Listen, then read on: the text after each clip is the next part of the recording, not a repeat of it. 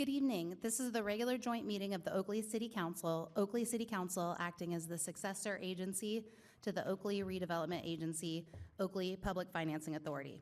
This meeting is called to order at 7:30 p.m. 6:30 p.m. Don't listen to me, my clock's wrong. All right, roll call. Councilmember Meadows. Here. Councilmember Henderson. Here. Councilmember Fuller. Here. Vice Mayor Shaw. Here. And I am the mayor, Mayor Williams. Can we please have the Pledge of Allegiance led by Jonah Sims? I'm going to tell you a little bit about Jonah while he walks up here. Jonah is an outstanding 7th grade student at O'Hara Park Middle School. He is well known on campus for his caring heart and huge smile. He works hard at school improving his academic skills. He is very friendly and adored by teachers and peers. Jonah truly is a gem in the school community at large. He optimizes what it means to be kind, caring, compassionate, resilient, and hardworking. Jonah greets everyone with a thoughtful smile and welcoming hello that warms the heart of all who are lucky enough to cross his path. Jonah serves the community in many ways, including participating in student leadership. Jonah also frequently volunteers in the community. This year, he has volunteered at the Contra Costa Foster Friends store, at OUISD Read to Grow program, district resource fairs, and around campus.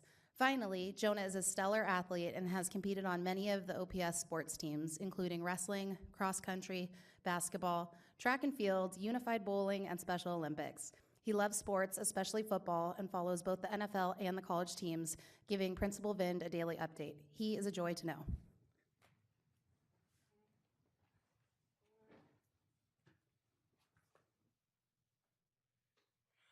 I pledge allegiance to this flag of the United States of America and to the republic to which it stands, one nation, under God, indivisible, with liberty and justice for all.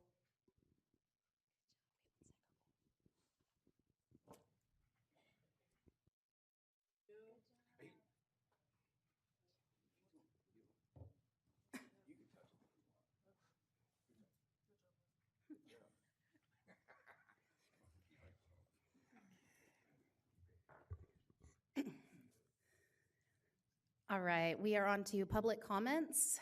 At this time, public comments will be heard for items not on the agenda. I do not have any just kidding, I think I might have a public speaker card coming. To submit a public comment, please submit a blue speaker card located in the lobby and submit to the city clerk. The time limit to speak is 3 minutes. The time limit is monitored by the timer located in front of my seat.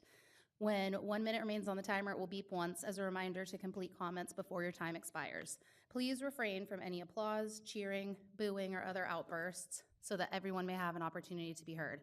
Note that due to provisions of state law, the council may not engage in dialogue regarding comments. Staff may be directed to respond to persons making public comments.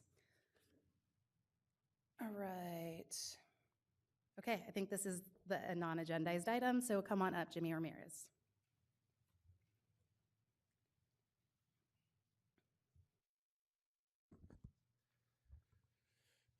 I want to start off by congratulating Mayor Williams and Vice Mayor Shaw for your new leadership positions, and thank you to Mayor Meadows for your leadership, and to Councilmember Fuller, Councilmember Henderson, for all the time that you put in for the residents of Oakley.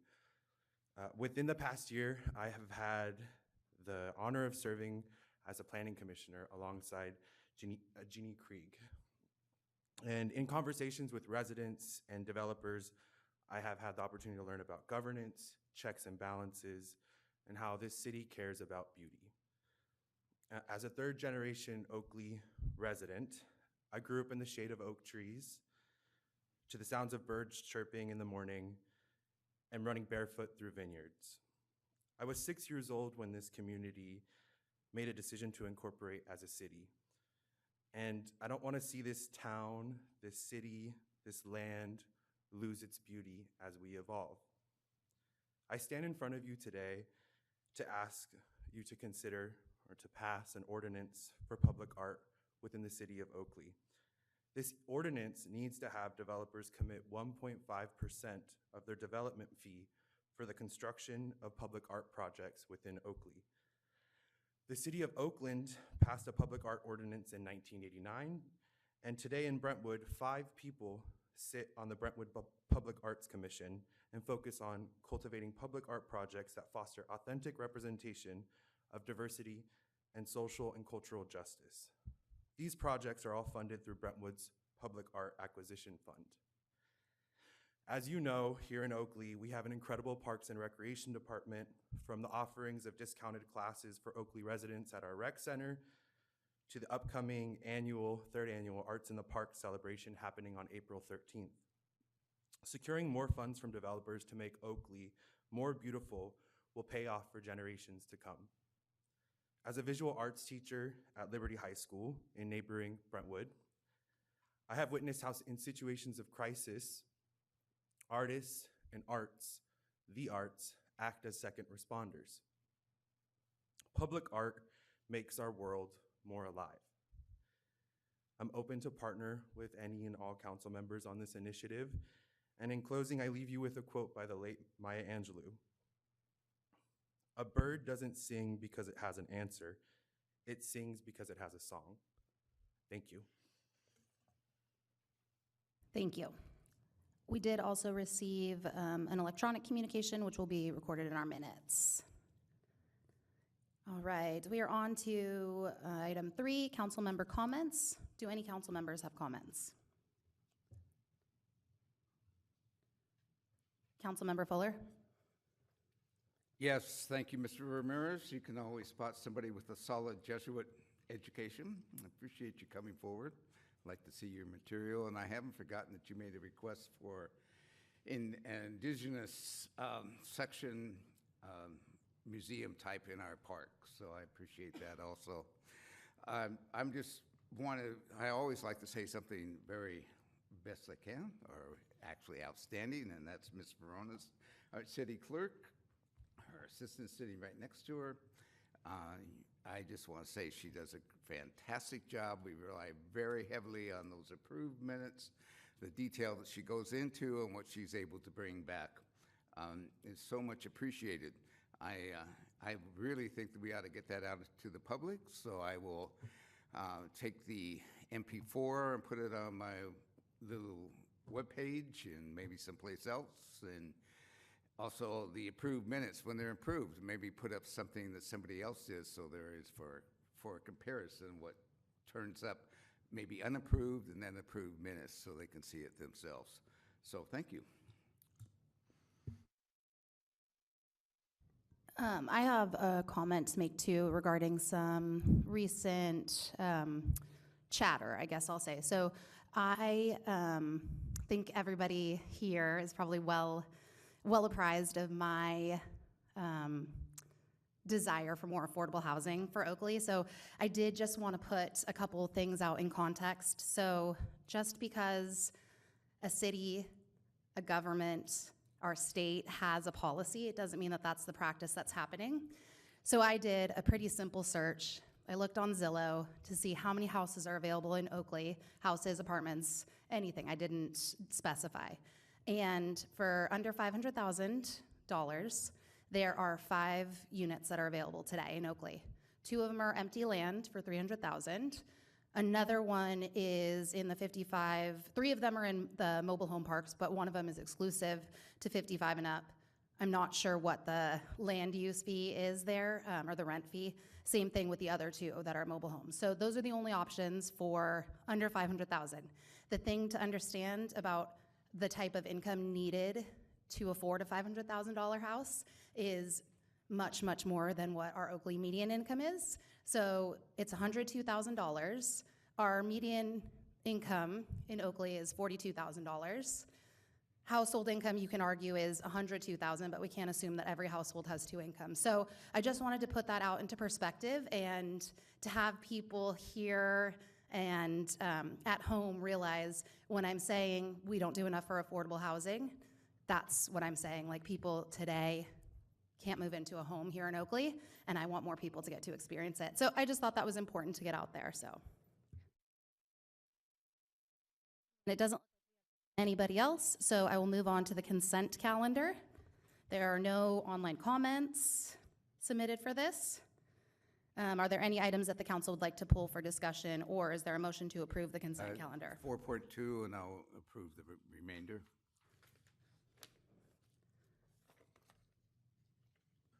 Second. Okay, so we have a first and a second to move everything except for 4.2. So can we get a vote? All in favor? Aye. Any opposed? Any abstentions? Seeing none, passes 5-0. Okay, 4.2, Councilmember Fuller. I have a comment for Mr. Rouhani. When I first was elected, it was a mess to see who was being taxed for what and where it was spent. We've made progress in this, and the report that you're giving here is, the reports are great. Each one of them broken down into fire and lighting and things of that nature, so that we have a clear, accurate picture of where money is going, and that's very much appreciated, at least on my part. So with that, I'll move it. Second. All in favor? Aye. Any opposed? No abstentions? It passes unanimously. All right, we are now moving on to public hearings. 5.1, Diamond Hill Sports Club and spa sign exception permit. It will be presented by Evan Gorman, our associate planner. We have not received any public comments on this item. Thank you so much. Good evening, Mayor, Vice Mayor, and council members. I'm Associate Planner Evan Gorman, and tonight I'm presenting the staff report for the Diamond Hill sign exception permit.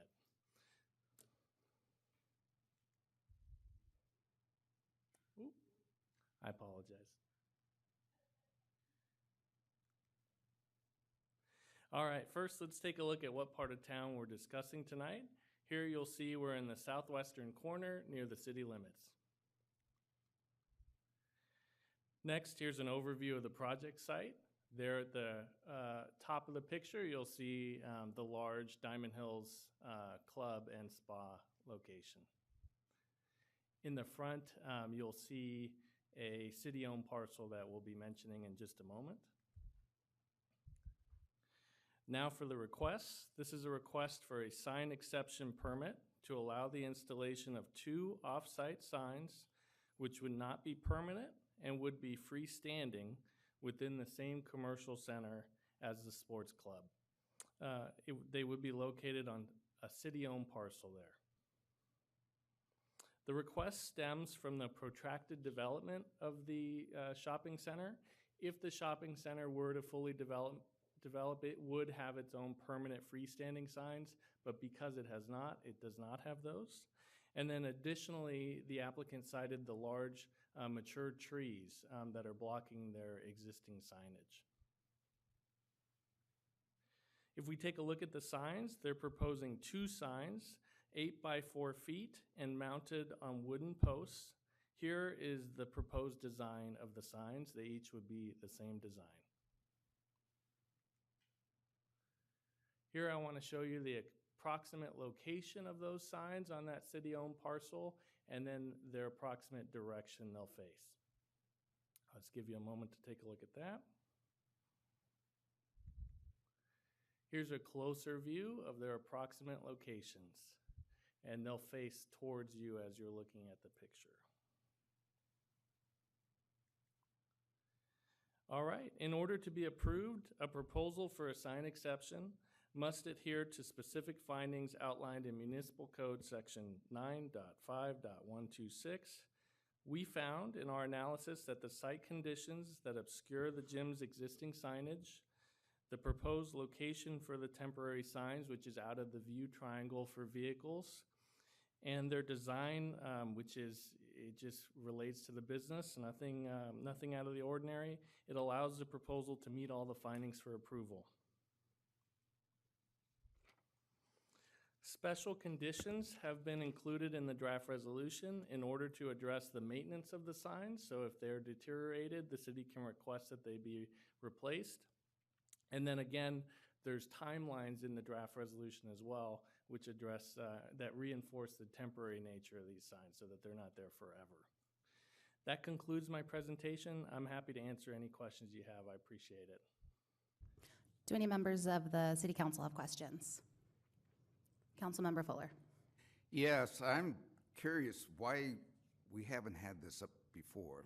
I having been a member many years ago, the price is a little bit out of my range right now, but I have never understood we have a solid business and even more solid business space back there, and we've never really put it out front. And I'm saying that because it's confusing to me why it wasn't done before. So for the residents, but if you don't have the answer, that's fine. I don't, I'm sorry, but that is a good point. All right, thank you.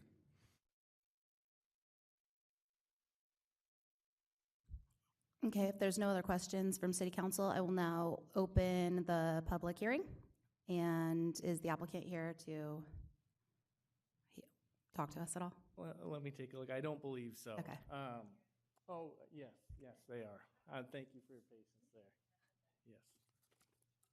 If the council pleases, they are available to answer questions. Perfect. No questions for the applicant? I don't know if you're off the hook yet. I might have a question still. Perfect. Actually, I do have a question just on sort of what you feel like this will do for the business. So if you could step up just so we can hear your answer, that'd be great. I know you have, I know this one is not your only under this same like umbrella, right? Diamond Hills here isn't the only location that the brand at large kind of uses. Right, so Spare Time Sports Clubs Yes. is the umbrella, and Yeah. we do have 6 locations up in Sacramento, and we are the only one that this far Okay. south. Perfect. Okay, great. And do you use signage of this nature at any of them? Yes, we do. Okay, The perfect. locations, yes, we have yes. And then do you feel that this is what's going to drive more business? Do you think you guys just don't have enough visibility there? Correct. Yes, there's a lot of people that have come into the club and they just say, we didn't know you existed, or Okay. we thought you were a church or a school, or, yeah. Okay. Anybody else have any questions for the applicant? Vice Mayor Shaw? This is the first time, though, you've asked for these temporary signs, correct? Yes, with the city of Oakley, Okay. yes. So I have would been ask asking you for signs why it hadn't happened forever. before. I guess it would have been on the business owner Yes. to ask us to do it. Correct. So I Yes. just wanted to clarify that. Okay, great. I don't have any public comments, but are there any members of the audience who wish to speak on this item? Okay, I guess we can close the public hearing and the council will deliberate now. Is there any deliberation? Vice Mayor Shaw? I'm looking forward to, as a city, seeing what we can do to help businesses all the time. So I think this is a great opportunity for us to loan some, or utilize some of our land to promote your business. So I'm looking forward to seeing if this helps bring more customers in. Any other deliberation? Okay, would anyone like to make a motion then? I'll move approval as presented. Okay, we have a first by Councilmember Fuller. Do I have a second? Second? Second by Vice Mayor Shaw. All those in favor? Aye. Any opposed? None. Any abstentions? Seeing none, it passes 5-0. All right, we are now on to the regular calendar, 6.1. Appeal of City Manager's decision regarding 3930 Marshway, Oakley, California, APN 034-270-037, being presented by Kim Snodgrass, our Deputy City Clerk. Thank you. Good evening, Mayor and members of the City Council. Before I present the staff report, I just want to confirm if the appellant is the representative is present. Is anybody here for the hearing? Okay, thank you. So if it pleases the council, I'll present the staff report, and the council can consider the written report and any oral arguments at its discretion. This appeal was brought forth by the property owner to appeal a notice of intent to record a violation on the property.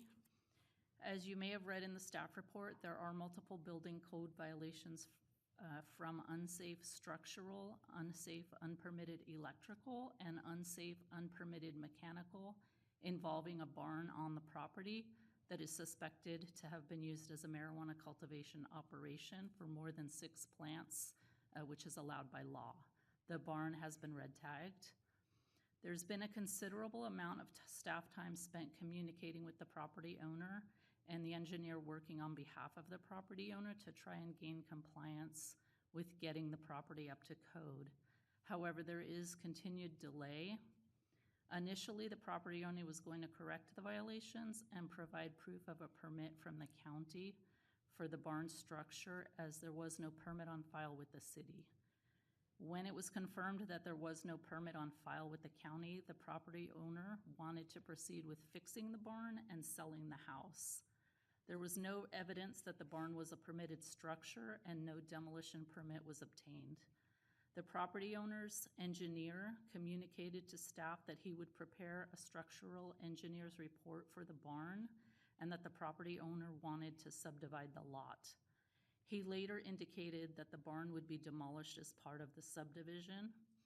At this point, about 9 months had passed since the violations were discovered and no action had been taken to remedy the violations, although the hazards still exist.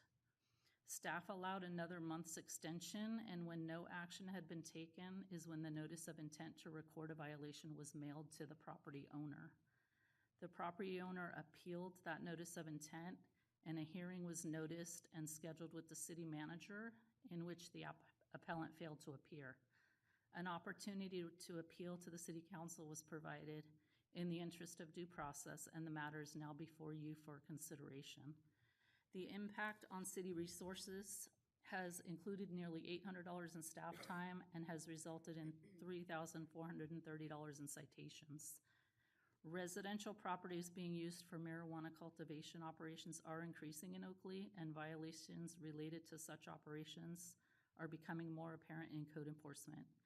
The interest of code enforcement is to maintain the health, safety, and welfare of our neighborhoods. The notice of intent to record a violation is to provide notice that such violations exist on the property should the property attempt to be sold. Staff recommends council consider the written records and any oral argument, affirm or deny the city manager's decision, and announces its decision on record tonight or at any future meeting to which this item may be continued.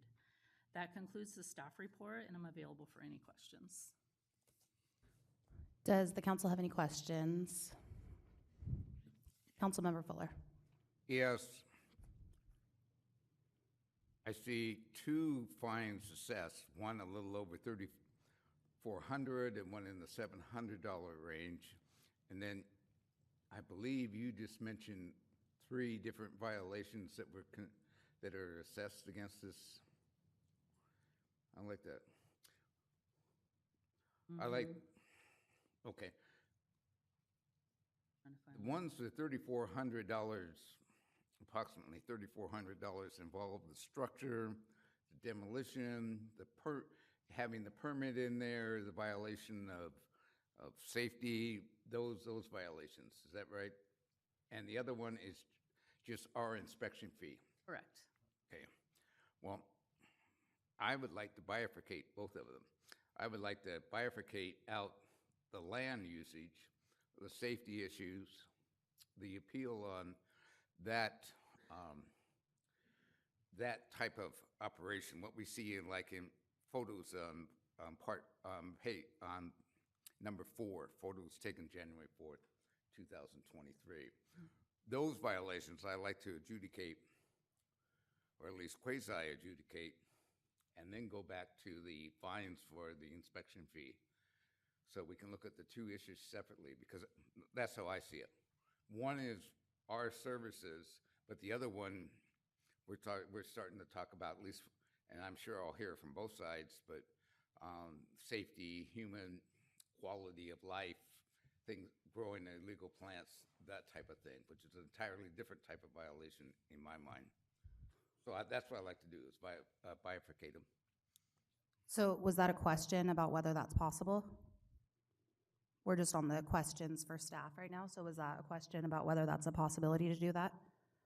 Yeah. If I could interject, so I understand that the question was posed to Ms. Snodgrass, but I want to procedurally just let the council know what actually had occurred here, that first with the issuance of the administrative citations, which had the substance of the violations within them, the appellant who's here today did not appeal those, and so they expired. And then the fees actually start to snowball, and that's what resulted in the notice of intent to file a lien against the property. That was then appealed to our city manager, who rendered a decision. Then now before council is an appeal of the decision by the city manager, whether the intent to record the lien was proper. So the substance of the violations is not within the jurisdiction of the council today to look at. It's really whether procedurally, if recording a lien against the property is permitted. I need to ask, I'm not quite sure I'm understanding what you're saying. You're saying that we have all these items in front of us, but we're only adjudicating a couple of items? Or? No, what is before you, Councilmember Fuller, is whether it's proper to, whether you agree with the city manager's decision to find it proper to file a notice of intent or a lien against the property based on the underlying violations that had occurred. And that's been substantiated or sustained by both areas have been sustained by the city manager. So we're still correct. So actions that could be taken tonight would be to affirm the decision of the city manager or to modify that decision. Okay, and if we combine them, I mean, we can. I'm just asking if we can consider each differently, but if not, if it's easier, it's one adjudication is okay. It just seems like we're dealing with apples and oranges. The fees associated with the property are combined when you record a lien. Correct. Thank you. Of course. All right. Does the appellant or their representative wish to speak?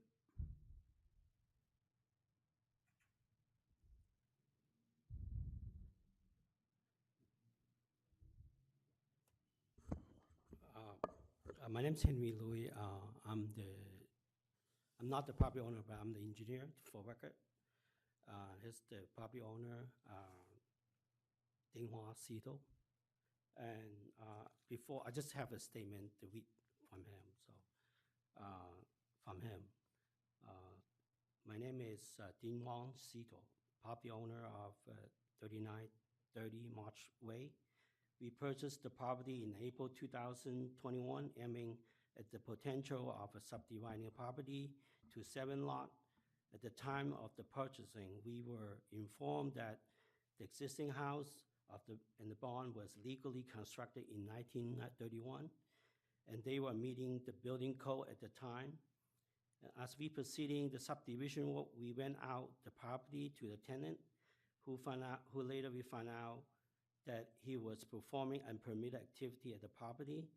Then we received a letter from the city to disconnect the electrical service, which we have complied with the city code enforcement, and evict the tenant out immediately. Since then, we were not able to rent out the property and have a struggle with the mortgage payment.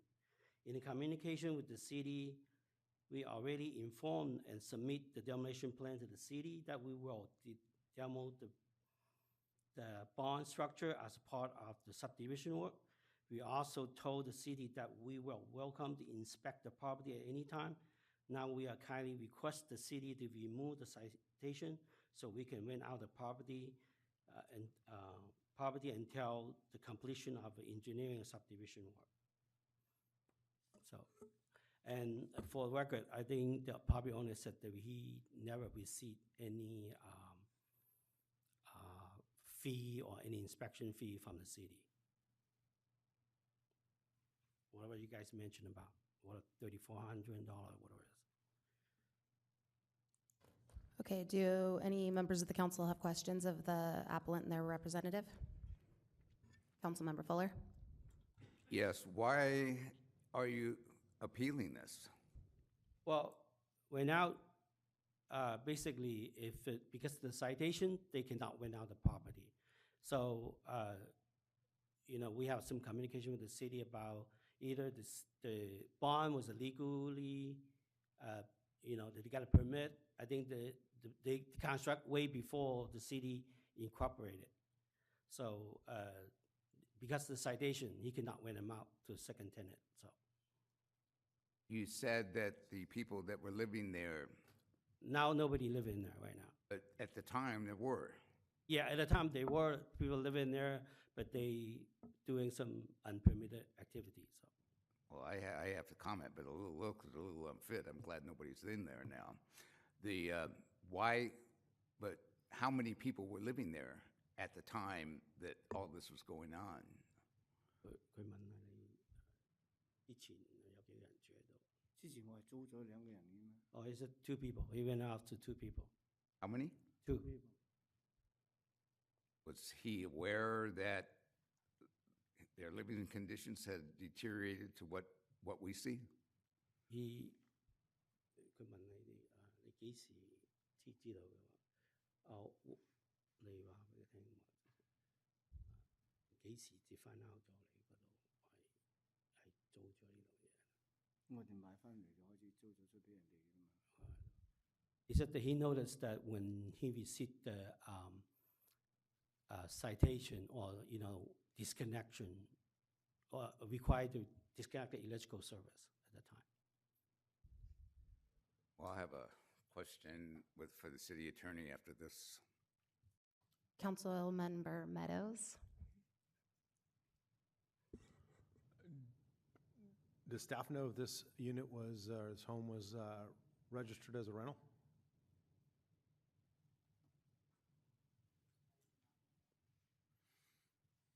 Okay, thank you. For a point of clarification, I don't know if this is for them or for you guys, we didn't see any pictures of the house. We were seeing pictures of the barn where they weren't inhabiting the same structure. And what part of it was rented out? The whole thing, the house, like? They rent out the whole thing. Okay, but the pictures we see, that's not the house, that's the barn, correct? Correct. The barn is the structure that we're talking about, and that is the structure that was red tagged. Okay, so would this citation, would this prevent them from renting the house? I'm not aware why the barn would prevent them from renting out the house. Vice Mayor Shaw. Can I ask, you had originally appealed for a meeting with the city manager and didn't show up. He was not able to find somebody. I was out of town. He was not finding anybody helping him to translate. Okay, and then you said that you have submitted information to the city about demo of the barn, but have you guys pulled an actual demolition permit to date? The city, I was communicating with the code enforcement at the time. I did submit the draft plan, the demo plan, as part of the subdivision work. And the owner wants to demo the barn while, when everything, all the paperwork or the council approved the subdivision, then he will do that at the same time. Right now, he just does not have the money to remove the barn because the involved with some electrical, you need to put the poles in there for holding the service line, and it costs like maybe $60,000. So you're potentially going to rent out the property with a red tagged unsafe barn on it? No, he cannot, because he cannot rent them out right now because. But you're saying if this violation was cleared, you would be able to rent out the property, but you're not planning on demoing the barn until you subdivide. They are intend to do it. So, they hire me to subdivide the lands right now. So But has permits or have application been put in for the subdivision? And now it's on hold because the whole things, they need to clear them out. So Okay, and he then. need to find some money to pay me to do it too. So Okay, and then I have I'm just additional courtesy to do it. questions for the city attorney after this. Councilmember Fuller. Just for my edification, when I read the staff report, it seems like in my memory, when the inspection was done of the barn, at least at some time, there was a division within the barn that appeared to be habitated, that people were actually living in the barn. did I misread that, or was there a time when during all these inspections that the code enforcement found evidence of people living inside the barn?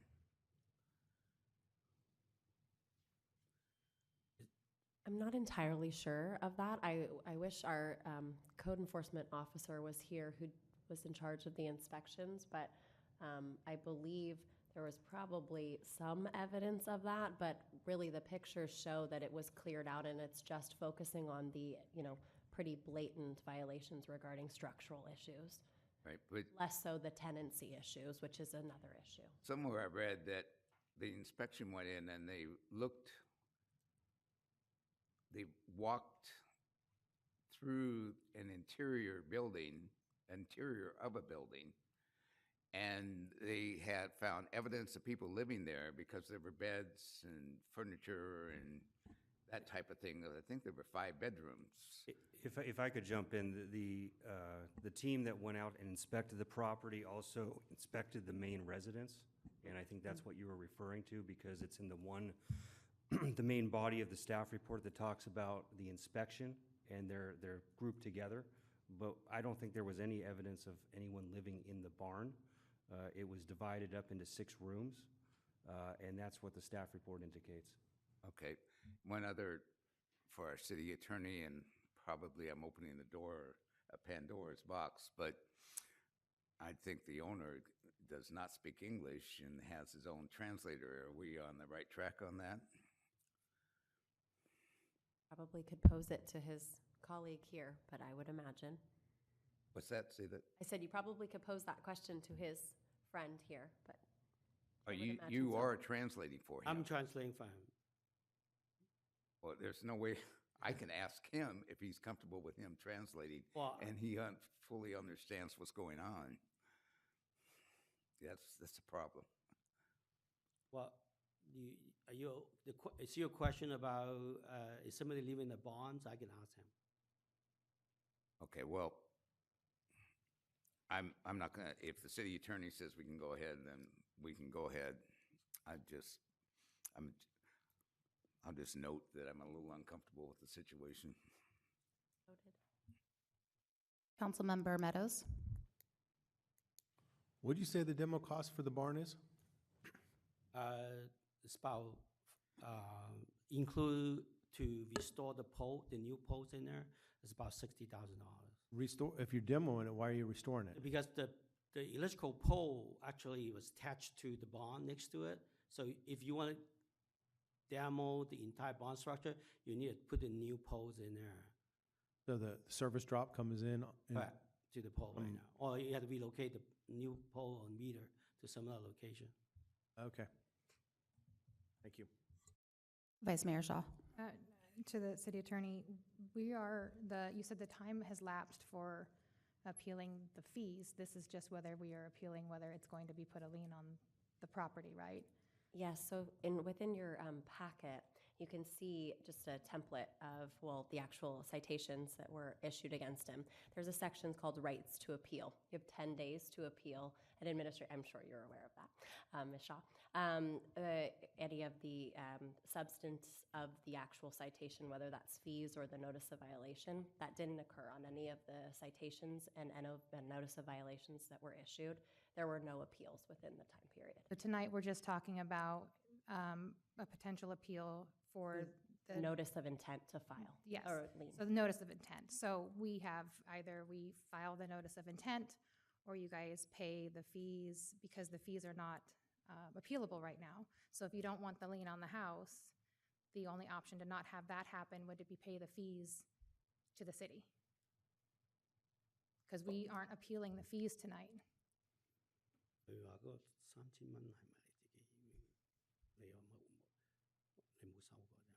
Well, he said he never received the bill of 3,400. Yeah, so we're not here to appeal the fee. The fee. But Even he's struggle right now. But anyway, but he is not appealing the fee. But he was frustrated because the bond was that, when now the city said we have no record of the bond is legally billed. So, and then when he bought the time, if you go to Google Map, look up when the bond was exists, probably a long time ago before Google exists, Google Map exists, right? So he was questioning why the city said that because there's no record, because, you know, it used to be a county unincorporated area, and because there's no record, he said my bond was illegally built. Right, and, That's- and you, it was told to you by the city that it was your responsibility to get that information Yeah, from the it's- county. It's really difficult for us. I Mhm. mean, he found, it was not me, but he actually hired someone to search the record of the county at the time.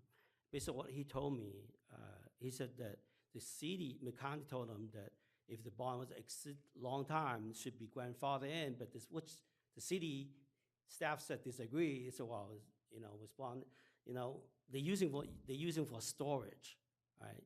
You know, Yeah, I saw that. that's a problem right here. You know, there is a big storage. Used to be, I'm pretty sure the owner used to be own the entire lands in that area for agricultural use. Mhm. So he was frustrated when he bought a bond. When he bought a bond like 3 years ago, not too long ago, 3 years ago. And I absolutely understand the frustration, but again, Yeah. tonight isn't about reversing the fees. Tonight is about one of two options. It's a lien on the property or pay the city the fees that are due, because that's not appealable anymore. So, Yeah, he is not against the fee. I mean, he's Okay. willing to pay the fee, but I think his understanding is the city is recording the violation. right, and if you don't want it recorded on the land, then the option would be to pay that fee to the He's city. willing to pay the fee. It's not really, and then he said, why? That's great. And he never received the fee from the city. Okay, so, He has never seen the $3,400, whatever the fees are. so. He will find a way to pay the fee, that's what he told me. Can we put in, potentially, if it's agreed upon, vote on this, and if it's not paid within a certain time frame, then move ahead? Would that be something we could do? So you would like to modify the decision of the city manager to include a time frame for compliance? Just if he's saying he's willing to pay the fee, then that's great. That's less work and everything else. And then if it's not paid within a certain very short period of time, because this has been dragged on for a long time, in my opinion, then we wouldn't have to come back to council. We would say it wasn't paid by this date, 10 days, 15 days, whatever it is, then we're gonna file. Certainly. Councilmember Fuller. Yes, thank you. I want him to understand what I'm asking, because I don't think he's going to like what I'm asking. But can we increase the fees in terms of this?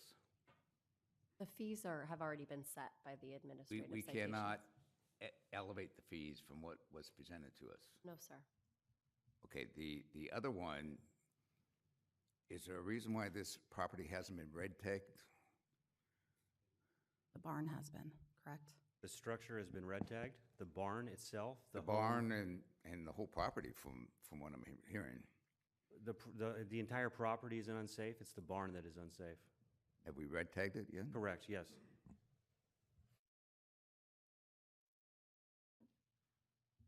Okay, well, I'll have my comments during discussion.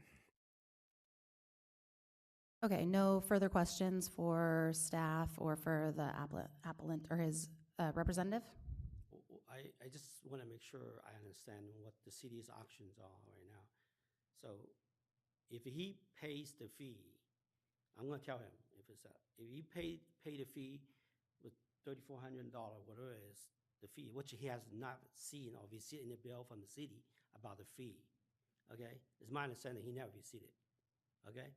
If he paid the fee, would everything clear that he can rent out the property?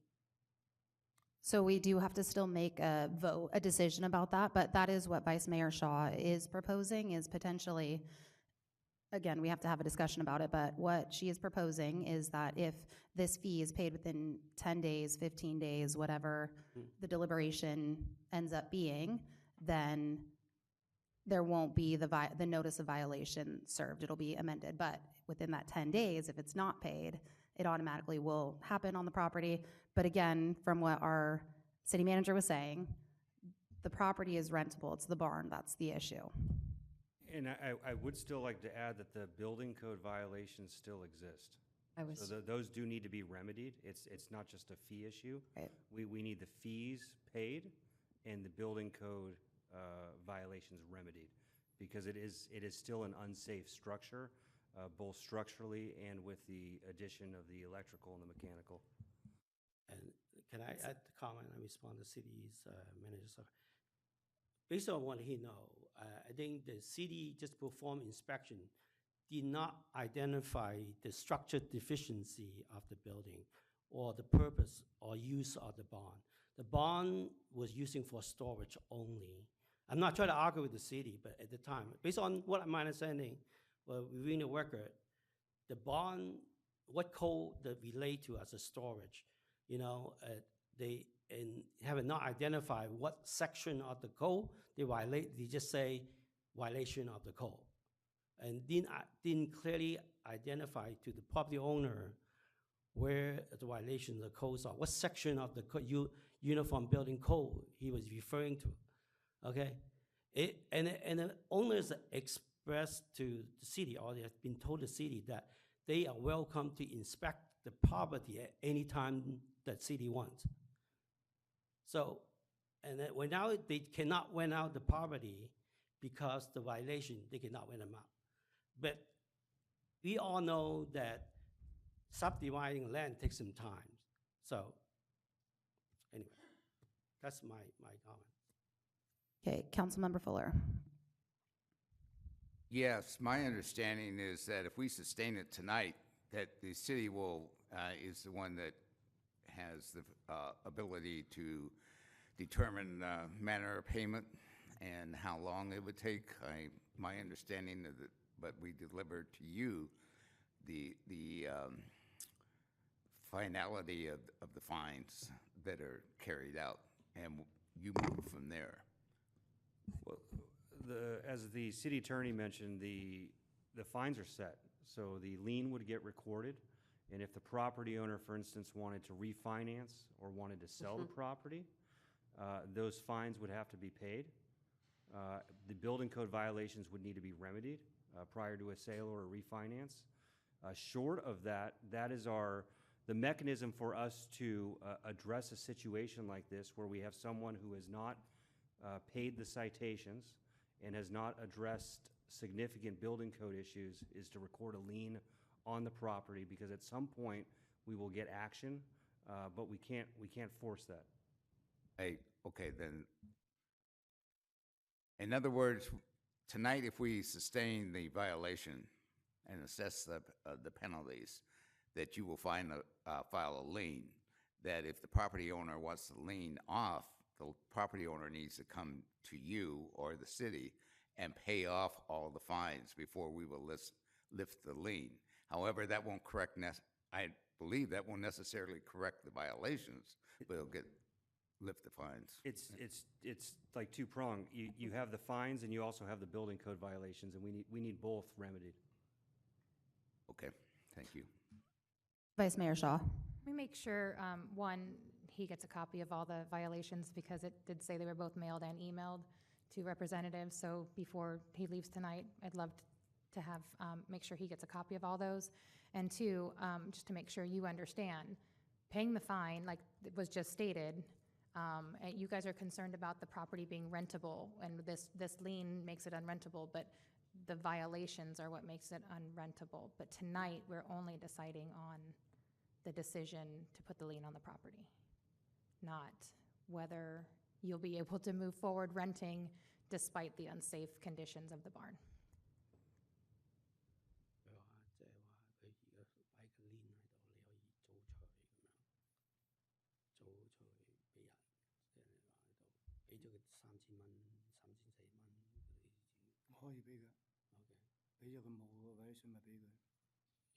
He want to know if he pay the fee and that he can rent them out, or the violation is not on the record, or the violation. Well, now I think he was, I think the letter from the city says, notice of intent to record a violation. That's what the appeal is for, not the fee, right? Notice of intent would be, sorry. Recording a violation. I'm going to let the smarter person in the room answer that. So, What that means, sir, just to answer your question, the notice of intent to record a violation would be inclusive of not only the building code violations, which is the violation, but also the fees attached to the violation. So just as our city manager had explained, there's really two issues at play. And just as our council member Shaw had explained, the rentability of the property is associated with the issues of the property, the violations, not the fees. So let me clarify on this statement right here and said the violation, okay, in general nature, I'm just quote on the violation. The general nature of the violation is California Building Code 105-1, failure to obtain a building permit prior to construction. So this the violation they are referring to it. So this is, like I said before, or the owner said before, this building structure was built a long time ago, and now you say this building did not get the building permit. That's what he is confused for. So, and that's the violation the city manager referring to.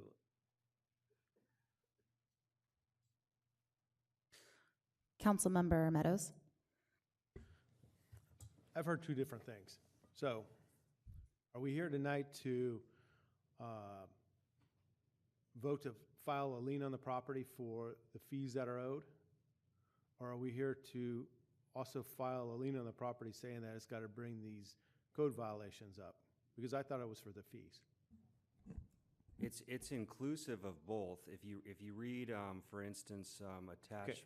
Okay, so if it's inclusive of both, sorry, but that's all I needed. If it's inclusive of both, then they need to make the repairs to the barn, correct? They either need to make the repairs to the barn or demolish the barn. Okay, so the repairs that are needed to the barn then, based on my thoughts and looking at the violations, is that the electrical and the HVAC need to be removed from the barn. They need to pull a permit to remove those items from the barn, correct? That is correct.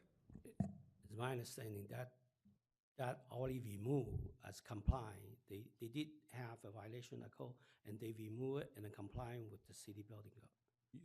Please state that again. The violation you mentioned about, they already, all the items that you mentioned, the electrical, and HVAC is already removed and complying with the city's code. And then the code enforcement already inspected, they said they was complying, everything is complying. So that is not exist, that's already complying. There are also structural issues, and we're dealing with this is not a unique scenario, but I mean, this is one where, we were asked, to look at a property.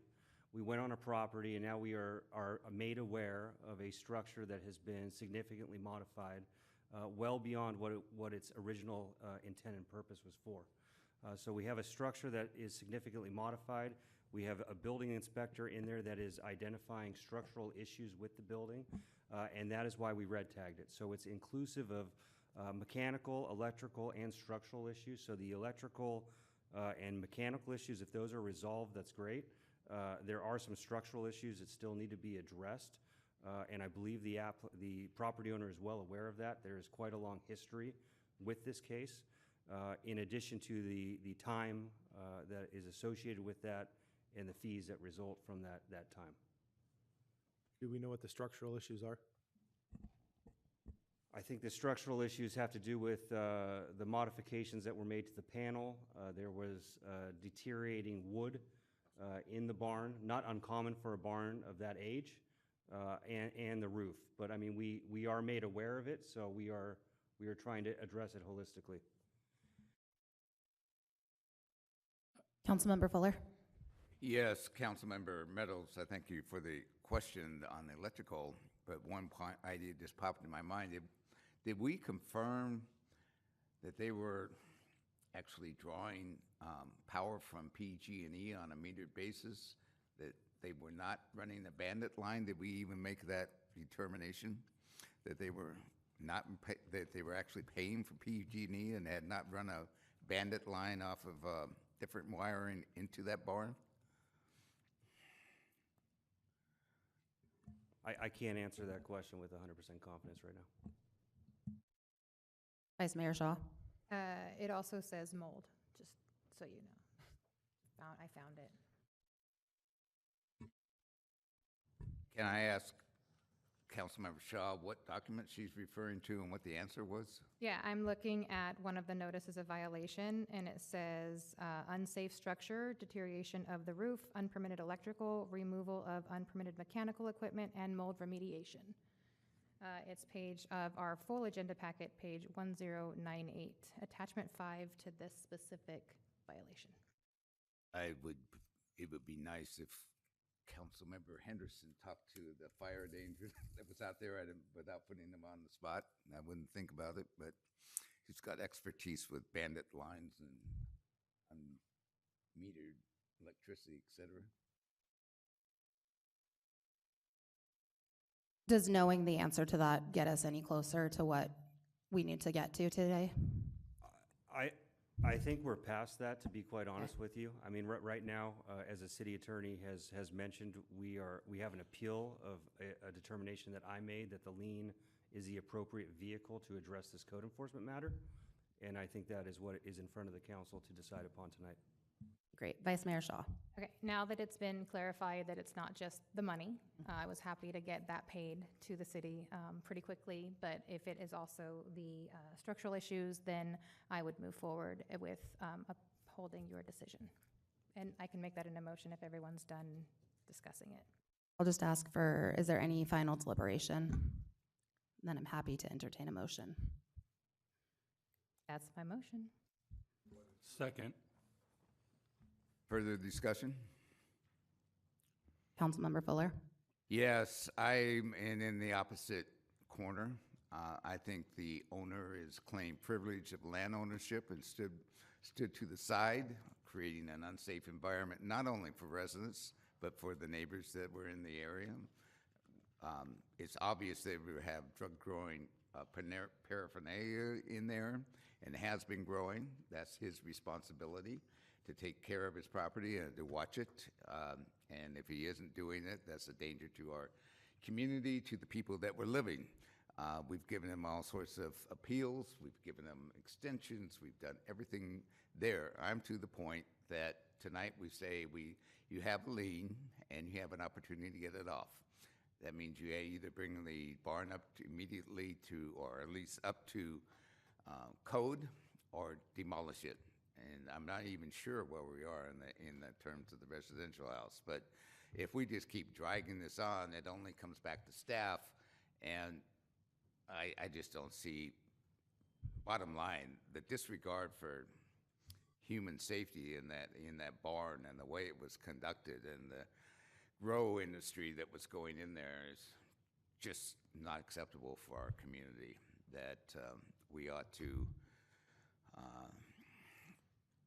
to hold the line on that, turn it over to staff with the lien, and move forward with that, rather than turning it back to staff and see if he does make it 10 days and then impose it, something along that line. So the motion on the floor was to uphold as it's written, no amendments.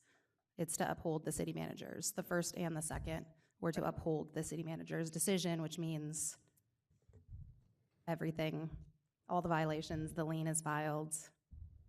There was no more discussion about the days. Vice Mayor Shaw clarified, knowing that the barn had to be brought up to standards. She mentioned that there was no way that that could happen in a reasonable amount of time, so she wanted to uphold the decision. So that is the first and the second that's on the floor right now. So in other words, if we vote aye, that tonight the city manager will walk away with a verdict of collecting it and place a lien on the property.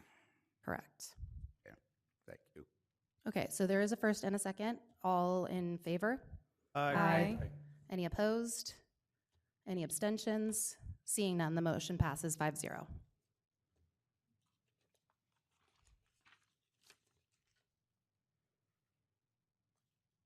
Okay, are we still good? Does anybody need a break? Okay. Nobody said they needed one, so we're going to go on. Can you please turn off your speaker? We are moving on to item 6.3, East Cypress Corridor Specific Plan, Subsequent Environmental Impact Report, a resolution approving an agreement with Rainey Planning and Management, the consultant, in an amount not to exceed $392,518, authorizing the city manager to did I skip one? Maybe. Can I ask, did we pull 6.2? No, I missed 6.2. Okay, just kidding, we're going back. No. All right, still new at all of this, everybody, still new. All right, 6.2. My button got in the way. An ordinance of the City Council of the City of Oakley amending Section 2.1-006 of the Oakley Municipal Code, increasing the salaries of the members of the City Council following the November 24 general election. It will be presented by our stand-in city attorney. Thank you so much, Mayor.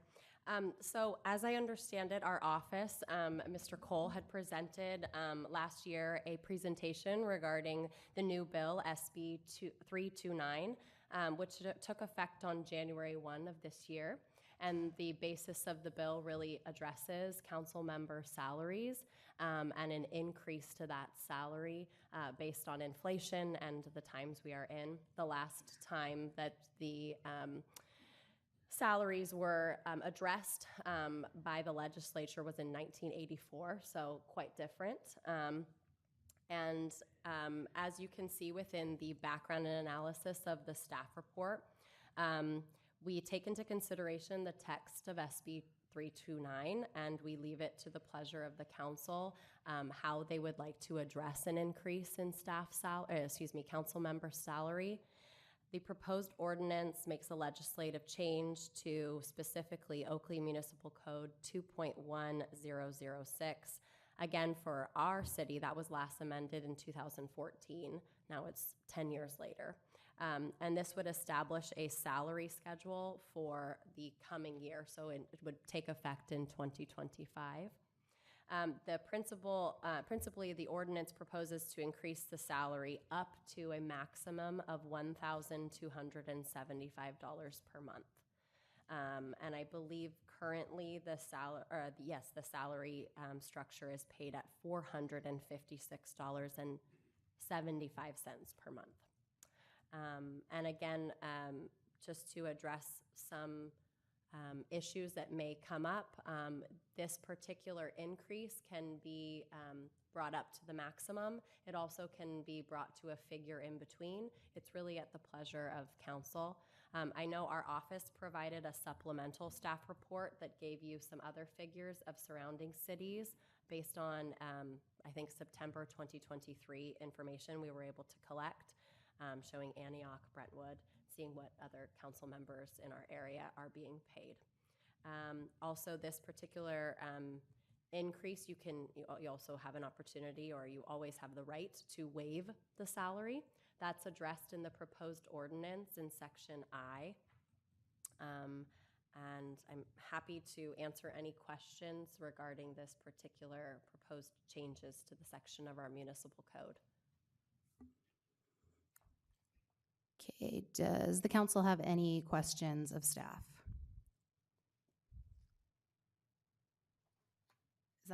Is your button new, Councilmember Fuller? It's still up. Your button, it's still up, so did you push it? Because you have staff questions? Questions of staff? Yeah, I didn't necessarily have questions. It's in the staff report, but there are 3 cities that have no increase or earning no salary at all. Of course, they're in Lafayette, Orinda, and Moraga, so they may look at more of it as a tax burden than good, nice stipend. But the rest of them is what I've seen. We would go up to approximately $563, I think you mentioned, And I know there's other cities, Martinez, in Pinole, in that range, that we're approximately the same size, that they're earning about approximately $563. I have no objection to going down to zero, but I do have an objection going beyond $560, so, or 500, whatever, it would be 500, based on inflation, 560, cost of living, $563, or $456.75 is the current. that's what we have now. But if we had a cost of living increase since that time go up, I read something about 500. 88. What? 588. 588. Thank you. Understood. I wouldn't want to go beyond 588. Luckily, as the attorney pointed out, which I think is still in our ordinance right now, anybody can waive, anybody could have been waiving it this whole time, correct? Correct. Great. Vice Mayor Shaw. Yeah, so the 588.60 was just a reference. Had we done the CPI, had we done a compound of the 5% every year, which we could have done, I know the increase went up, but that would have been about 744.02. I did find something that says it's not supposed to be compounded, so 5% at 10 years would be 685.13. So there's a lot of numbers that we can go on. But there's also other considerations. Cities pay cell phones, either provide them or pay an allowance.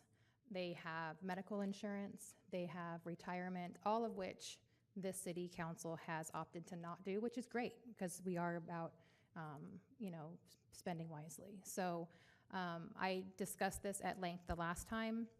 I went into this whole daycare conversation and tried to do analysis of $15 to $20 an hour for daycare, how many hours we spend. Tonight's going to be a great example of how late we're going to be here.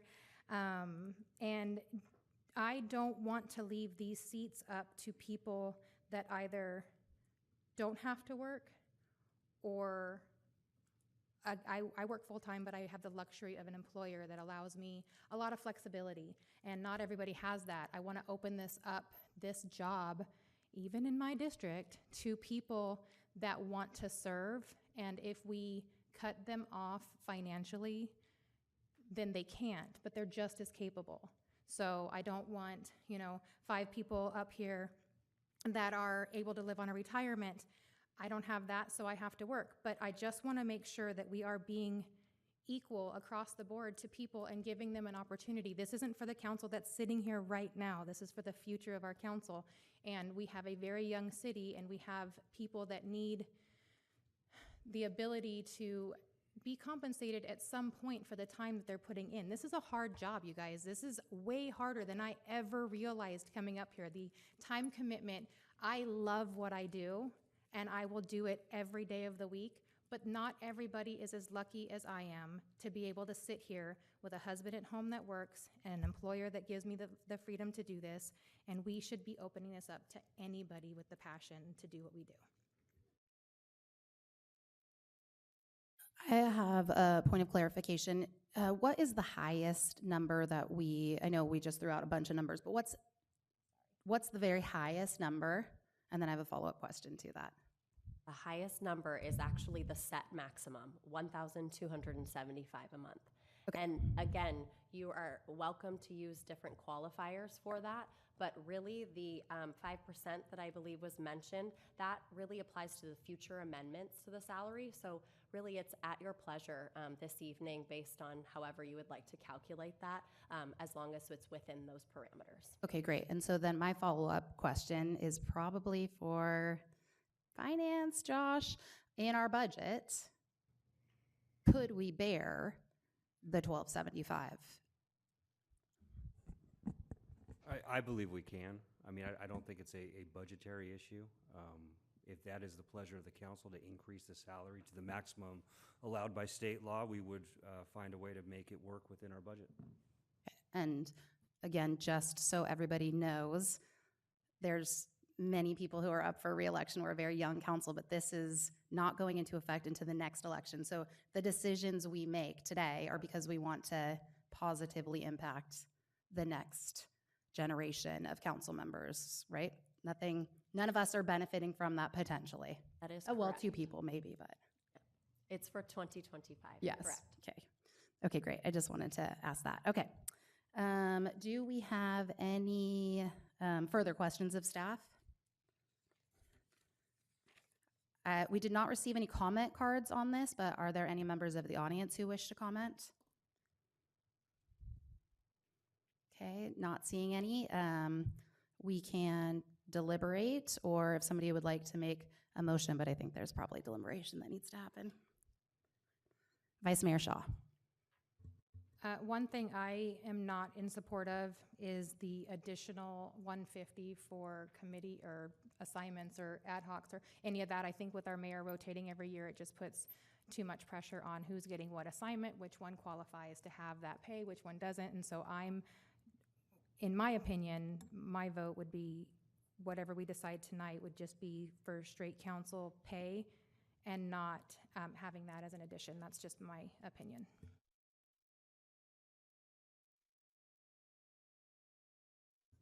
Any other deliberation?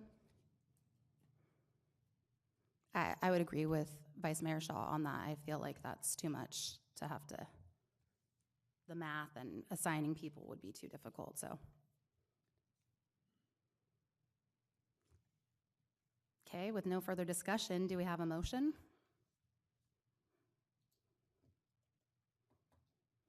All right, so if nobody else is going to put it out there, I will shoot for the stars and make a motion for the 1275 with no additional compensation for additional assignments, and we'll see where we go. While the motion is on the table, Councilmember Shaw, may I just clarify your amendment to Section E? It does state if the statute authorizing payment specifies an amount, so if the actual board already has a compensation statute, you want the committee member to waive that? I think that anything, Or if it's silent, we pay 150. That's what that section. If it's silent as to the amount paid, but will allow for payment, 150 is the default. Otherwise, they are paid the amount specified by the statute of their committee. So I think, just for some clarification, I believe there's not very many things that we participate in that are a paid position. I think what Vice Mayor Shaw is saying is it doesn't matter if it's paid, not paid, any of those committee assignments the Oakley City Council should not be responsible for paying, or the city should not be responsible for paying any of those positions. Okay. Does that make sense? And was that actually what you were saying? yeah, I just don't want to add any more council responsibility, city responsibility on assignments.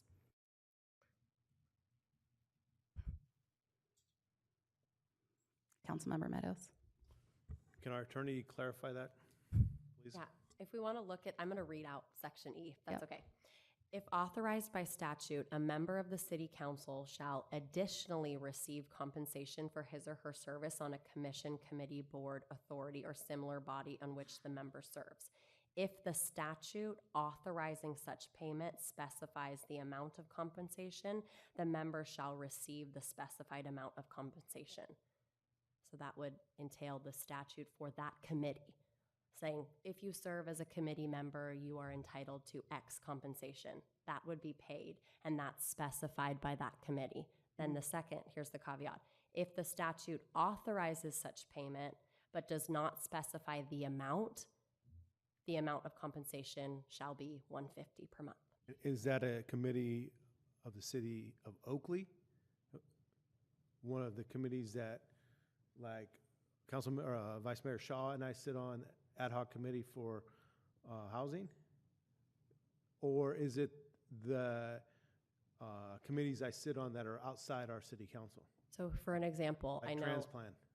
Mayor Williams sits on Tri-Delta, I believe. So within their governing board, there may be rules, but regarding compensation for sitting on that particular board, that would be paid, whatever is specified. If it doesn't specify an amount, but it does authorize payment or permit payment, 150 would be the default.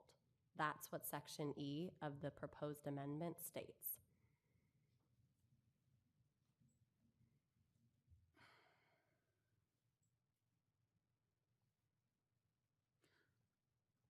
I just want to make sure we're not offering $150 or any amount for any committees that we are sitting on at the pleasure of the city council. You are not. Then that's, Sorry, then that's where getting I'm at. confusing. It's only abiding by the terms of the committee, independent of us. Okay, thanks. So I can't reach in and tell them what to do, right? So But Oakley will not be issuing a Incentivizing. separate, okay. correct. Okay, so then, maybe can you restate your motion? I made the motion to approve the 1275 council compensation. The end. Okay, so we have a first. Do we have a second? I'll second. All in favor? Aye. Aye. Opposed? No. No. Okay. All right, so no abstentions, obviously. So motion dies. Does that mean the whole item dies, or can we have more further discussion?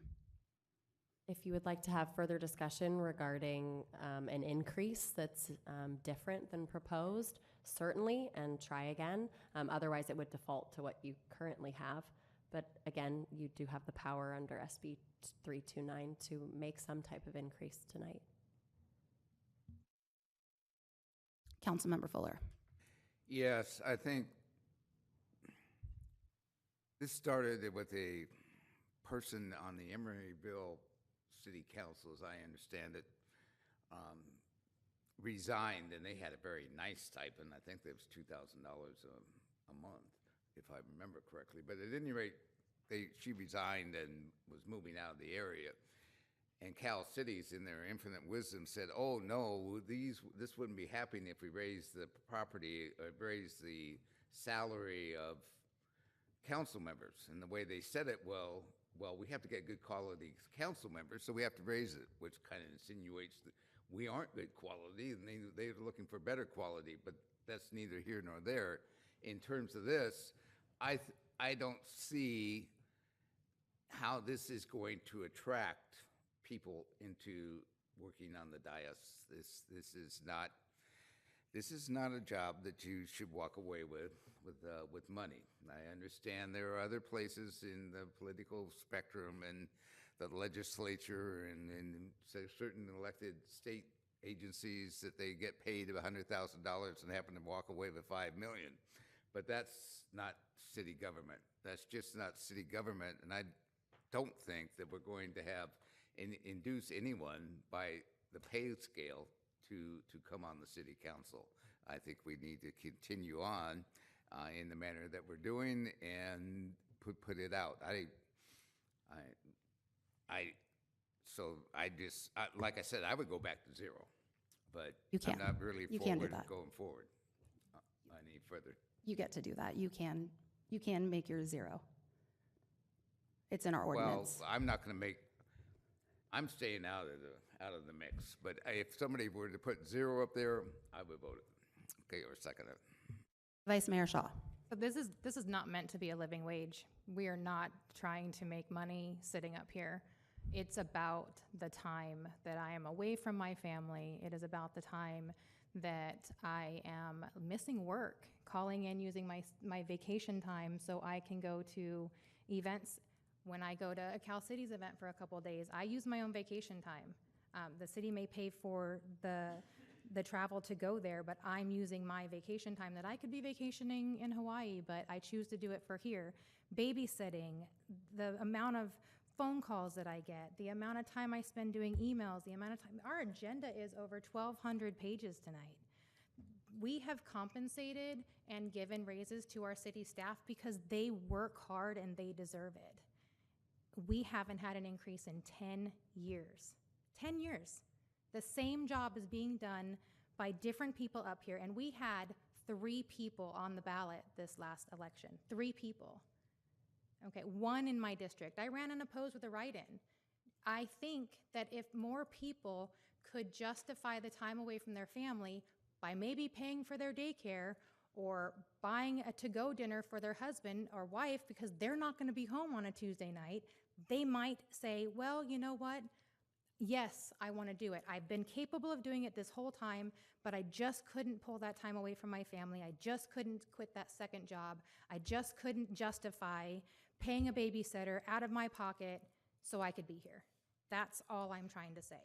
Pay for the quality of work that you're getting. We make huge decisions for this city, huge, and you guys expect it.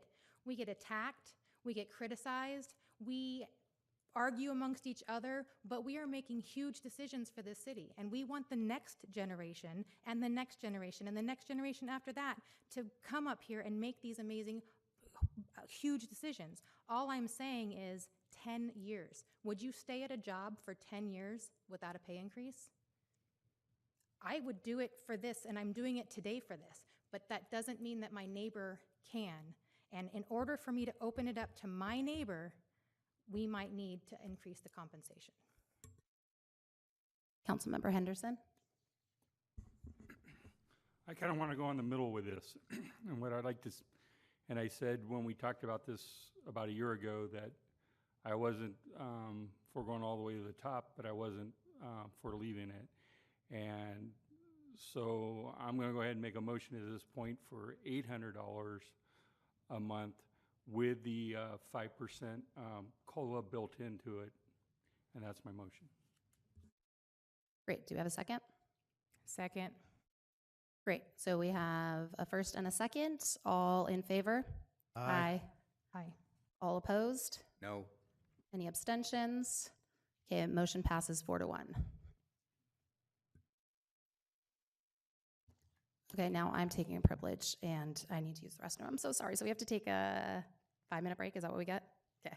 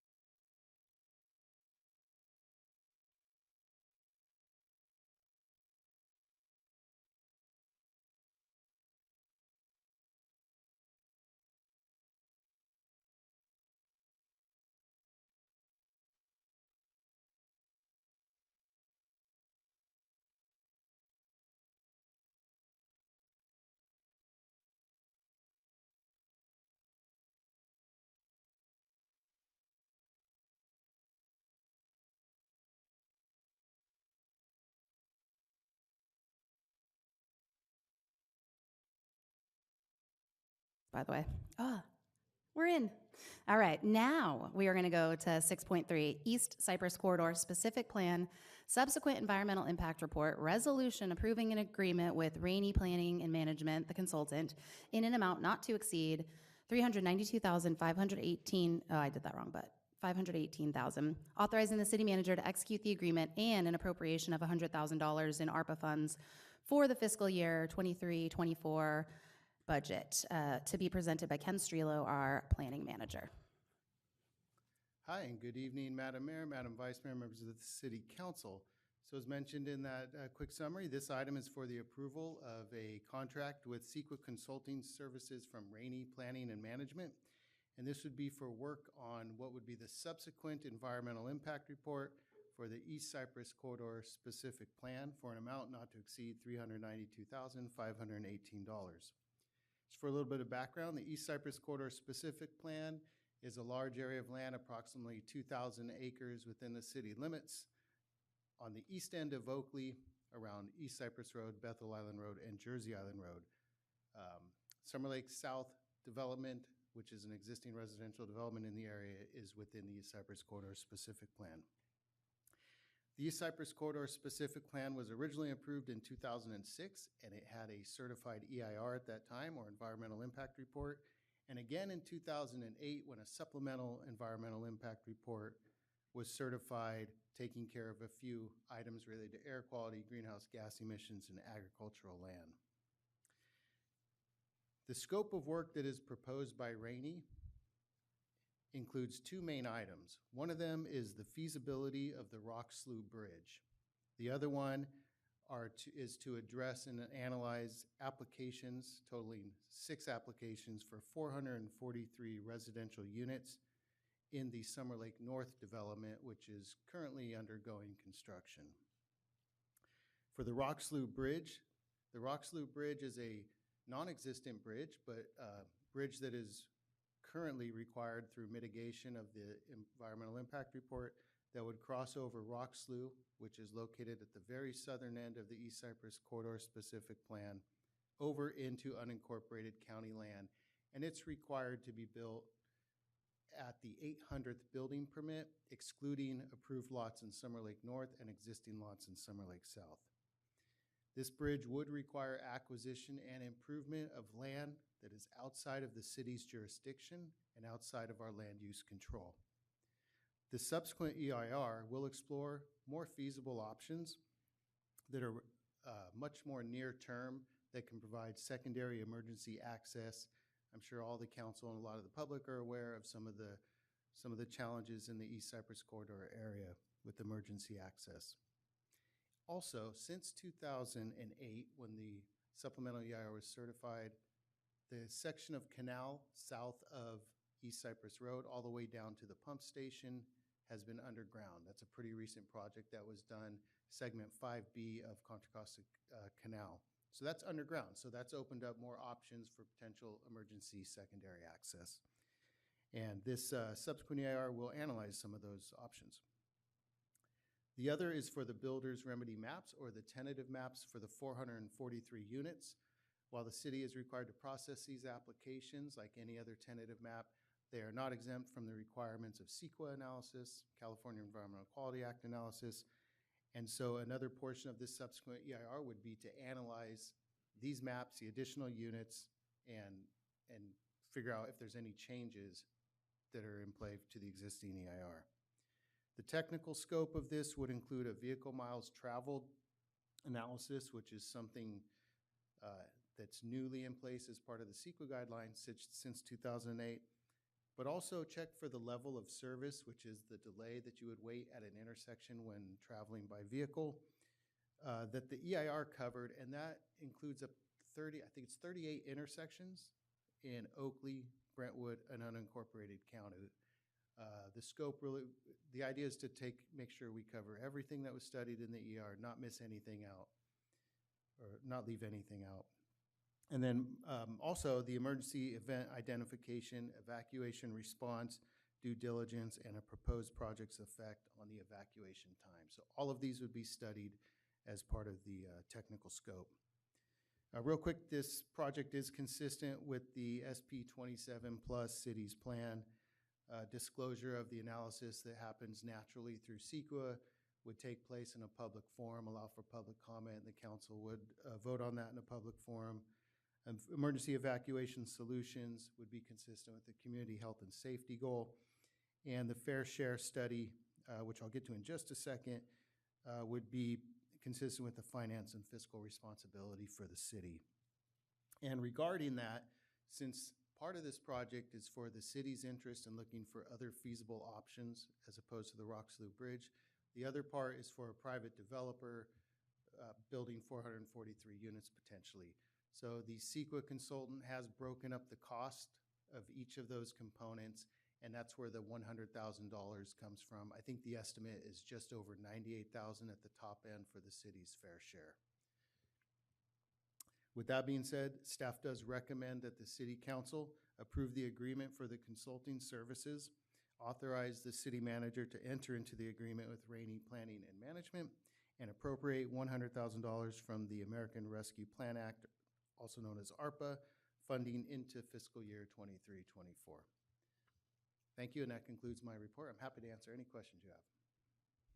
Okay, does the council have any questions of staff? Vice Mayor Shaw, real quick on your button tonight. All right, so this is my district, super important to me. So I just want to make sure, this is going to look at our 4-lane expansion so we're doing that, that's already in the plan. So this is going to be looking at that as well as whether the bridge is the best evacuation route, but it's going to give us other evacuation options potentially, right? And then just to clarify, the developer is paying their share for their portion, just to put that on the record, right? Yes. I got all that correct. That is correct. Okay. And the bridge itself, if we do find a more near-term solution, that doesn't necessarily mean the bridge will never happen. The idea is to leave the spinal infrastructure in place so at sometime in the future, maybe it's feasible again. Because we did get an online comment also about this, a potential other bypass to Bixler from Cypress. So it just kind of got my wheels spinning on a lot of the other potentials that we can do. But I want the citizens to know, like, we're doing the 4 lanes. That's going to help a lot. And we've, 5 of us have committed to doing that, but this will potentially show us whether that's really the only feasible option or if there's other options, or if this 4 lanes will be enough. But I want to make sure we are exploring all of it. So I just wanted to make sure I heard it all correctly and repeated it for the residents. Any other council questions? When do we anticipate this scope of work to kick off? So staff is committed to getting this, if approved, to getting this started as soon as possible. The estimated time is approximately 12 months from the date we start to a date where we may come back to council for potential certification of the subsequent EIR. And just to further clarify, that does not prohibit any of the work we're already committed to doing beginning, right? We're not pushing back a timeline.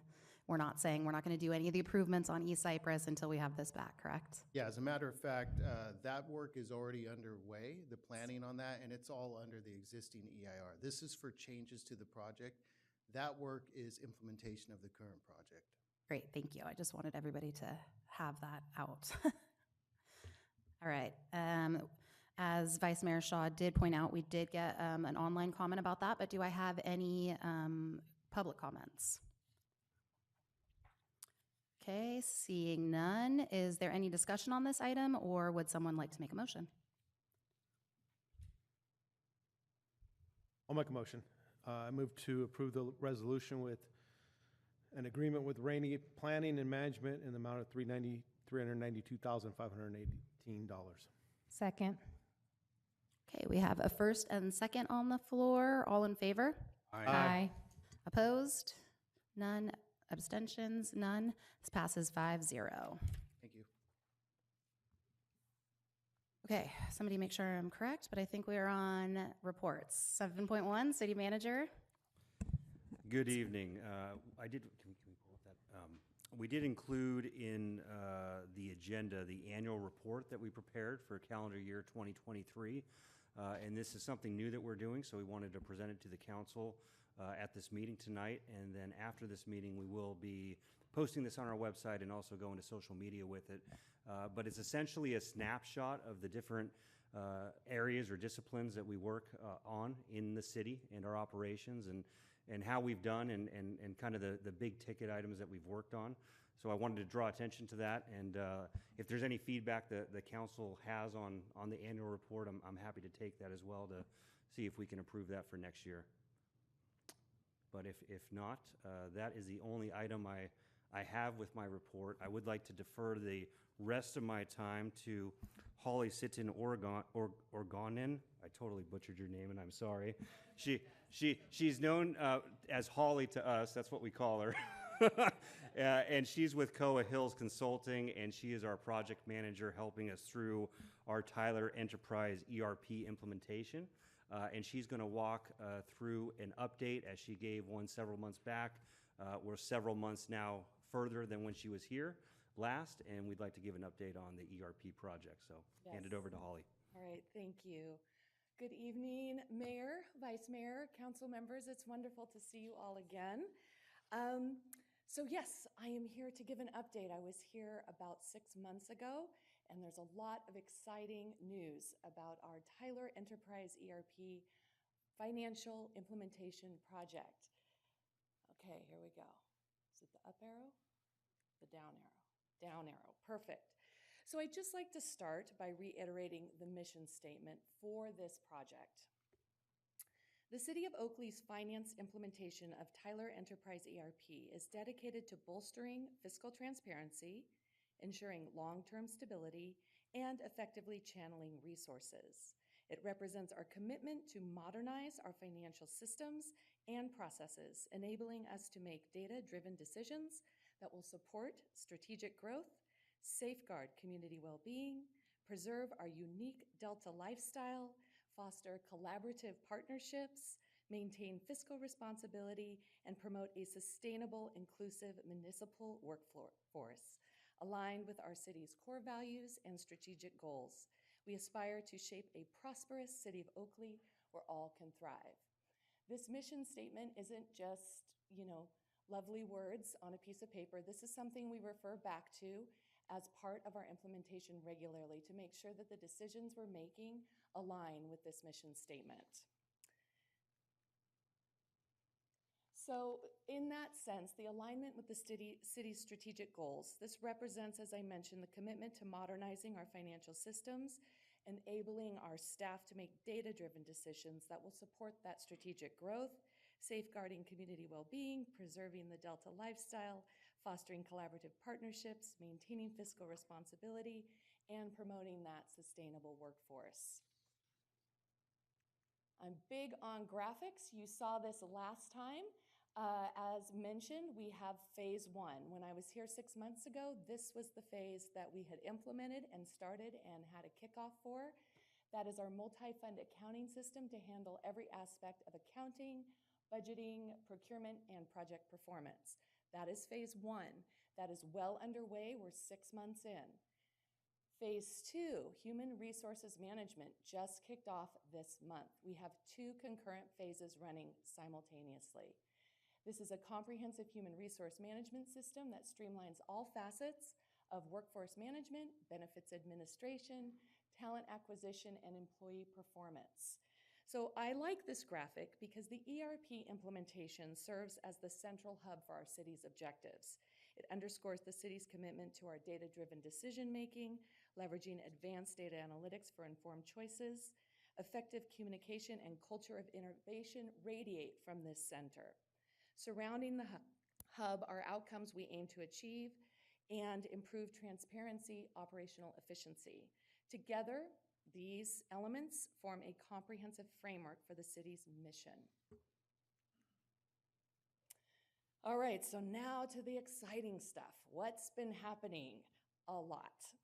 So since the last time I was here on July 11th, speaking with you, a lot has happened. Since then, we're just talking about phase 1 finance right now. This is the dashboard that we keep that provides up-to-the-minute statistics and information about the progress of the project. We are up 341 tasks, so 341 individual tasks have been completed. Our initiate and plan is up 36% since I was last here, and we have completed that phase of the finance implementation. Our assess and define, we're about halfway through with that phase. And assess and define is really configuring the entire finance system. Preparing solution, that means we're getting ready to start really diving in and testing, which will lead to end user training. So a lot has happened. The team, I'm going to speak more to the team in just a moment, but right now we are ahead of schedule for the finance implementation. I can tell you that is not always the case in my business. So some of the major milestones that have been completed since I was last here.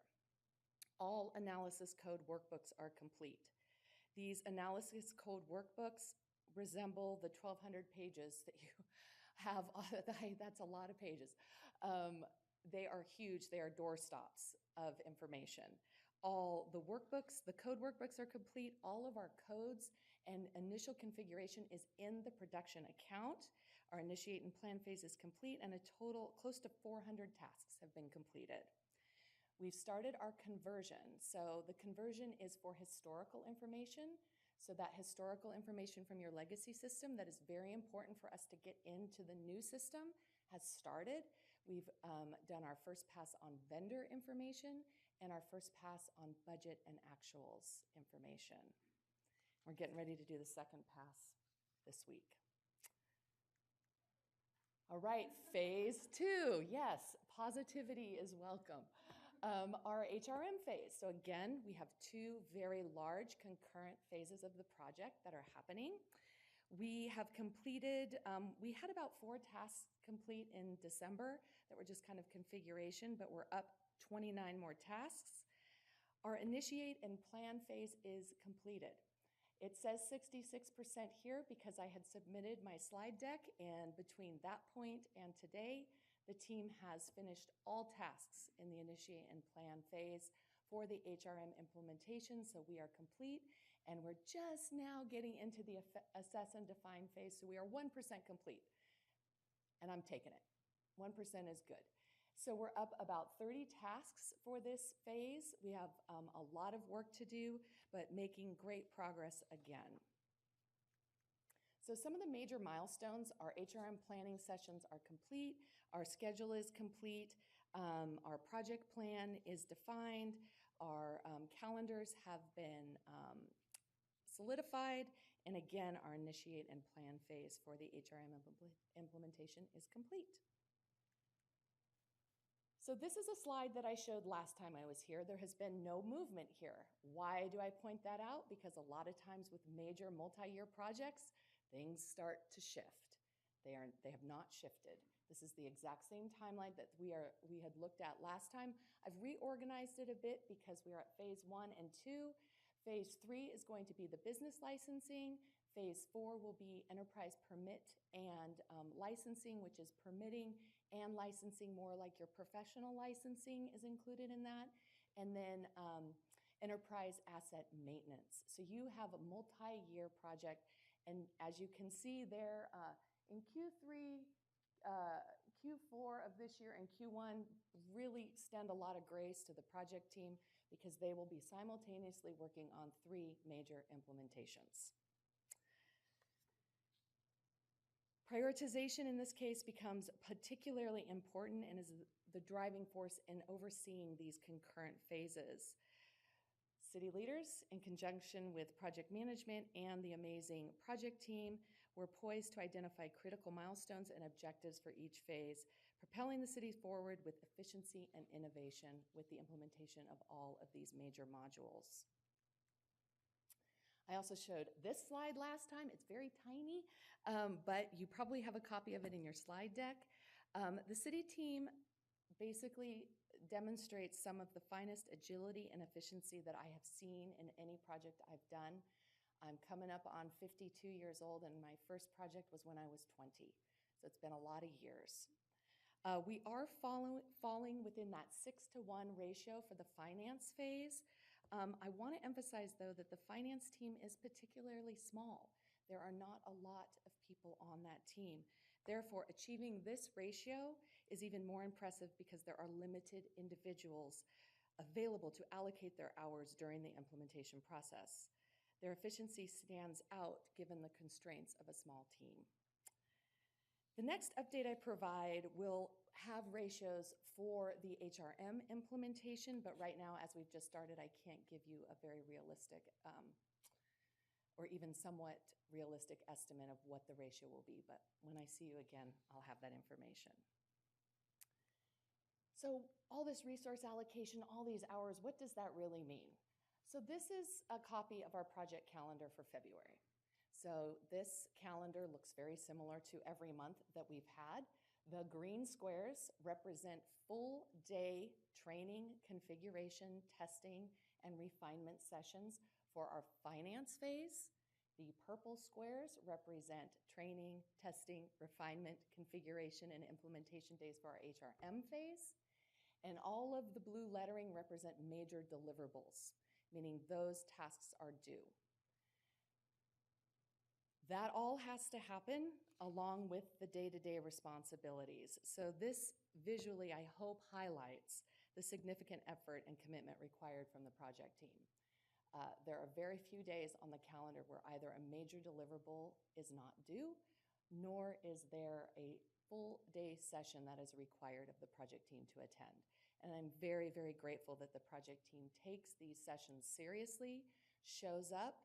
They co-locate for these sessions. This is something I always recommend, and it's very rarely done. People like to sit at their desks for remote sessions. So the Tyler Technology implementation consultant does their training virtually. Most of these are remote. There are on-site trainings as well, but for these remote trainings, people like to sit at their desks because they can turn off their camera and multitask. And this group typically will join together in a single room, talk to each other, and troubleshoot. So I love that. So as I wrap this up, I just want to express my sincere gratitude to the council for their unwavering support of this project. We've reached this point in the implementation because of your invaluable backing of the project and confidence in the project team. I'd like to ask that the council continue to support the project through policy endorsement, resource commitment, and being champions for change. Continuing the support of the project in these ways will ensure a successful on-time and on-budget implementation. We are currently a little ahead of time on finance, on time on HRM, and we are on budget. In addition, I just want to take a moment to express my gratitude for the opportunity to serve as the city's project manager. It really brings me immense joy to be part of this journey, attending sessions with the incredible project team, witnessing their dedication, and ability to just troubleshoot, their seamless collaboration, and even joyous moments of laughter and creativity.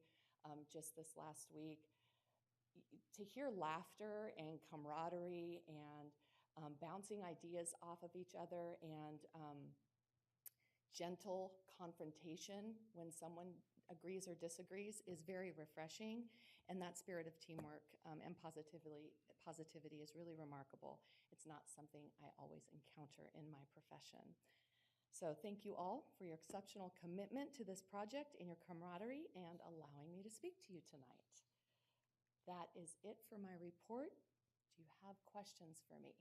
Vice Mayor Shaw was really, really quick on her Boy, button again, all so here you right. go. Get ready. Vice Mayor Shaw, Okay, yes. so I was thinking about this the whole time. You were talking and a little bit when I was reading the agenda prior to the meeting. And I remember the last time you were here and you kind of like low-key asked us to go easy on the staff because this was going to be a lot.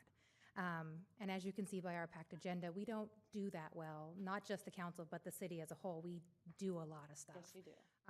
So I don't want to forget what has to happen behind the scenes. And I just want to thank the staff, kind of apologize for all the things that we put on you, know that we all have really good intentions, but just know that what you do and what they are doing is so seen and it's so appreciated. And even if we forget to see the behind the scenes, I remember that you said that the last time, and maybe not until right now, but I may have forgotten over the course of the last 6 months, but it did hit me right now realizing how much has to go into this and how much has been accomplished. Yes. So I want you and I want the staff to know that this is great work, and we really appreciate it. And we'll try to remember it going forward.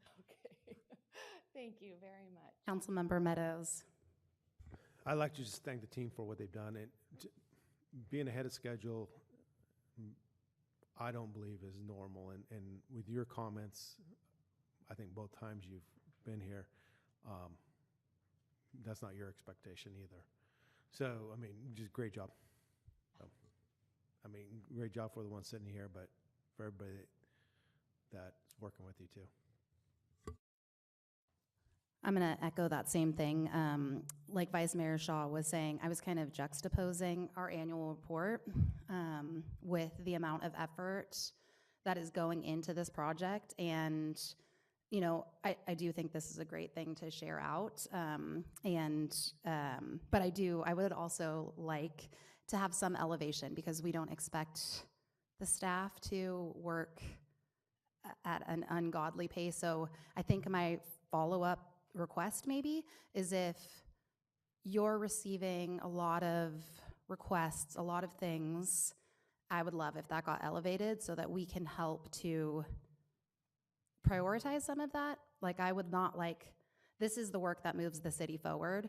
All of the stuff that's on the annual report, that's the stuff that moves the city forward. And so I guess my comment, my ask is that if there's things that is not moving the work of the city forward, I would love if that could just be elevated so that we can have a discussion about whether that's actually a priority that you should be focusing on, because I don't feel like I want to take away from any of this good work. So don't know if that's something that's possible, but I would like to have some discussion about that, because I don't want the team burnt out on both ends. Like, we are so very lucky to have the team that we have here, and I don't want that to go without notice, and I also don't want that to be an expectation we set where we want to burn everybody out, because we want to have happy, enthusiastic, joyful, laughing staff as they're accomplishing things. So that's just my request. Thank you so much. Have a good evening and Happy New Year. It's still January, I can say that. Thank you. Okay, great. We are on item 7.2, Oakley City Council. Oakley City Council acting as the successor agency to the Oakley Redevelopment Agency. It is time for our reports from council liaisons. Ooh, Councilmember Meadows beat you. I'll start off with the ad hoc committee in housing that I sit on with Vice Mayor Shaw, and she can jump in if I leave anything out or give her opinion. I mean, I think we're probably going to need to request another month. I mean, the first two meetings, I felt we were making progress. And the meeting we held last Thursday, I feel that we didn't just go backwards. I mean, we went past where back behind where we even started. It was pretty disgraceful on the part of the Wind Management's part. I would, if I was that person sitting actually right here in the seat when he was here, I would be pretty embarrassed.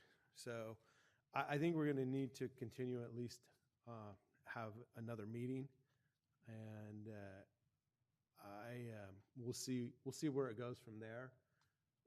But if not, maybe it's time that the residents over there seek a little different course of action, and we can talk about that later. Do you want to add anything before I go on, or? I can just add the chamber we had to move it to the chamber. We had a lot of people in attendance, and we heard from residents regarding a lot of issues. The trash service, which I told you guys at the last meeting, was getting ready to start. And guess what? When we went to the meeting, it's getting ready to start, which is the third month we've been told that. It was a contract issue or whatever. Supposedly it was going to be starting that day. They're fully staffed, but they're not fully staffed. We were told they were going to bring in a team to get their vacant units turned over, so that way they could get that occupancy rate higher, so they can give the level of services to the current tenants that are paying the rent the service that they deserve. One of their solutions that I just do want to bring up is their solutions for the trash issues and for the lock issues is just completely unrealistic in my opinion, and I told the management I'm not here to tell him how to do his job, but I do see it's going to cause a lot more problems with code enforcement and trash and a lot of other issues. I do agree that we're going to need to extend it. I was just disappointed as a whole. I'm not ready to close this committee, and I was really hoping that that was going to be the meeting that we were going to be able to close it. Again, it's another thing we're spending staff time on. And we have spent staff time on that, on those apartments really from day one. Yeah, but we're also now adding this committee, having staff to be there and pull away from their day-to-day operations. So I think that was what I had. I mean, mainly, I brought up a lot of questions that I wanted followed up from last meeting, and his answer was, I don't have the specifics for that. I didn't think to pull that, and I don't know what the purpose of the last meeting was because it felt like an absolute waste of my time. But I'll have more, not about this, but other stuff. And we have another committee member sitting out in the audience, Barbara. So I assume she feels the same. Since the last meeting, I attended CCTA meeting where we had a presentation on AUITA, which is ferry service. And even though I'm not mayor, I attended the mayor's conference. That's all. Vice Mayor Shaw.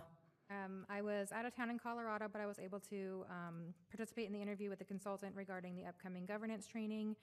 It was actually a pretty good conversation, and I'm looking forward to that training. Hopefully we can really kind of get an idea of, you know, what governance should look like here and some clarification on some things. I did attend the chamber mixer.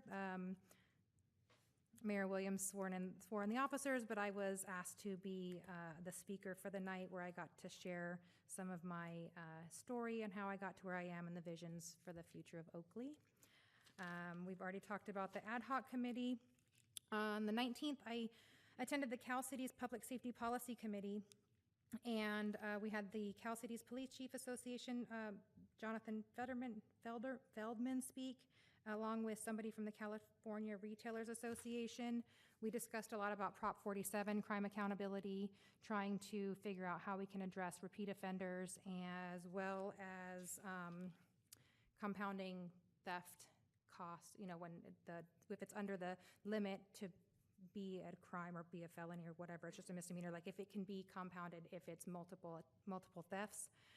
We did make our top 3 priorities for our committee: addressing crime, retail theft, organized retail theft, and shoplifting, as well as fentanyl, methamphetamine, and substance abuse. We voted to recommend for Cal Cities. We vote as a policy committee to recommend it to all of the Cal Cities board to oppose AB 797, which is about police review boards being mandatory for all cities. I think potentially it's thought, the committee thinks that could be a financial burden on the cities. We also voted on AB 1725 to oppose that. It's about law enforcement settlements and judgments. There was kind of a mixed discussion on there. I had to get off the meeting at the very end, so I don't know where they ended on that. They did also talk about AB 742, police canines. Cal Cities did oppose that. And then this morning, yeah, I had a Zoom meeting with the East Bay Division for Cal Cities because I apparently was selected to be the person for public safety to report out to the entire committee. So I didn't know that. Glad I took good notes. And we will be having 3 other meetings throughout the year where we will be following a lot of other legislative stuff coming up. And I think that's it. Councilmember Fuller. Yes, the Department of DWD, Diablo Water District, is working very diligently on their strategic planning. I must say they're an agency that continues to work on their strategic planning quite often. There'll be some things coming down. I think the biggest thing is we've heard, well, at least I haven't gotten a telephone call, but a survey of how we, of what the concept is in our minds about purifying or taking sludge and purifying it all the way back into potable water. And they're not the only ones. I hear chatter throughout the state now that that's getting much more attention than it has in the past, that the processing will be to the extent that they'll go to potable water. In fact, even Iowa State, it was just because I went there and I got a little blurb on it, but they're growing, they have a hybrid algae that can go into it and eat up a lot of the sludge before it even gets processed. So there's money coming up behind it. So it's just something to keep in mind. As far as ABAG, I can't say for sure that it was exactly, but I am pleased to hear that there's lots of news coming out of Berkeley where they're starting to build not only the dorm that's going in there, but other low-cost housing. And I think we need to keep the pressure on in the city of Berkeley and others out on the west side that they have a responsibility, the affordable housing that, throughout the state. So that's it. Okay, you guys got a light week from me the last time, light reporting, but I've got so many notes. I'm going to try and go fast. Okay, so as Vice Mayor Shaw mentioned earlier, we attend a lot of things. That steps up incrementally when you become mayor. Thanks for the heads up on that, Councilmember Meadows. So I attended the mayor's conference. We had a really interesting presentation from East Bay Regional Parks District. They are celebrating their 90th anniversary. They talked a lot about the budget shortfall in the California budget. It's $38 billion. But they did mention that the governor committed to climate action initiatives, which is obviously a big area of concern for East Bay Regional Parks, as it should be for many of us. California is leading the nation in protecting the environment, and the Bay Area is leading California in climate resiliency, so that was nice to see. They talked a lot about the pathways to 30 by 30, which means conserving 30% of our land, 30% of our water by 2030. The state of today, we're currently at 24% of land and 16.2 coastal waters, and this is defined by dedicated conservation areas, recreation lands, open spaces, working lands, marine protected areas. There was a, I attended my committee as well, and we talked about multiple things. So there was a panel on organized retail theft. Prop 47 is becoming an increasing area of issue. The district attorneys for both Contra Costa County and Alameda County, plus local law enforcement, agree that there is little impact today, and they want to have some power behind it. So hopefully on the next safety committee, we'll get some more around what can be done. They're talking about stacking, which I guess is not currently in Prop 47. You can't stack incrementally, so that seems to be what they thought would be helpful with that. I did get to attend our first opening across the street at the Mercantile. It was the ribbon cutting for Tortas Abogados El Tío in the Mercantile. It was an amazing, they put on an amazing, they really rose to the occasion. I think they've got a lot of pressure, everybody else who wants to do their grand opening over there. I got to attend the Oakley Chamber of Commerce. I am a member of that with both my business and my nonprofit, but I love watching this organization grow because as I ran on small business, I love having a small business pro chamber for us, and that's definitely what they were. So as Vice Mayor Shaw mentioned, I did get to swear in the board, first time issuing the oath. Libby, you're a star. I screwed it all up when I was doing it. I did attend the Community Services Policy meeting for Cal Cities. The goals are on emphasizing local control in regards to community service, as well as advocacy against unfunded mandates. So lots of times as a city, we have mandates handed down. They cost the city tons of money, and there's no money in the budget. And I just mentioned our $38 billion shortfall. So Cal Cities is really taking a strong stance that none of the cities are going to be in support of any more unfunded mandates. The really impactful thing that we received at our committee was a presentation on California's master plan for aging and building a California for all ages and abilities. So California has so far invested $9.5 billion for older adults, those with disabilities, and their caregivers. California became the 8th state to join AARP's Age-Friendly State and Community. There is an AARP Livability Index by zip code, where you can see how our city and county is doing. Oakley fares at 55 out of 100, with our lowest score being in affordability and access to housing. We only scored a 42. And Contra Costa County was the case study that's been used basically across the country, because we have some really powerful nonprofits, and our speakers were amazing. They're local celebrities that we get to interact with a lot during our elected women's lunches that we go to. And one of the most impactful things that they said was that all policy is an age policy. So if you make your cities designed from 3 to 83, you're gonna make your residents very happy. We also had an ad hoc parks and school committee. That's moving, it's okay, I got you. That is moving along pretty positively. So for those who don't know, we have an agreement, a joint use agreement with the schools about parks where we share. And so we're getting closer to figuring out the best way to handle that relationship and make sure that our community is being serviced the best way possible. And I think that is it for my reports. Do I have any requests for future agendas? Okay, I have one request then. I spoke about the ribbon cutting across the street. I've talked to several of the tenants in the Mercantile.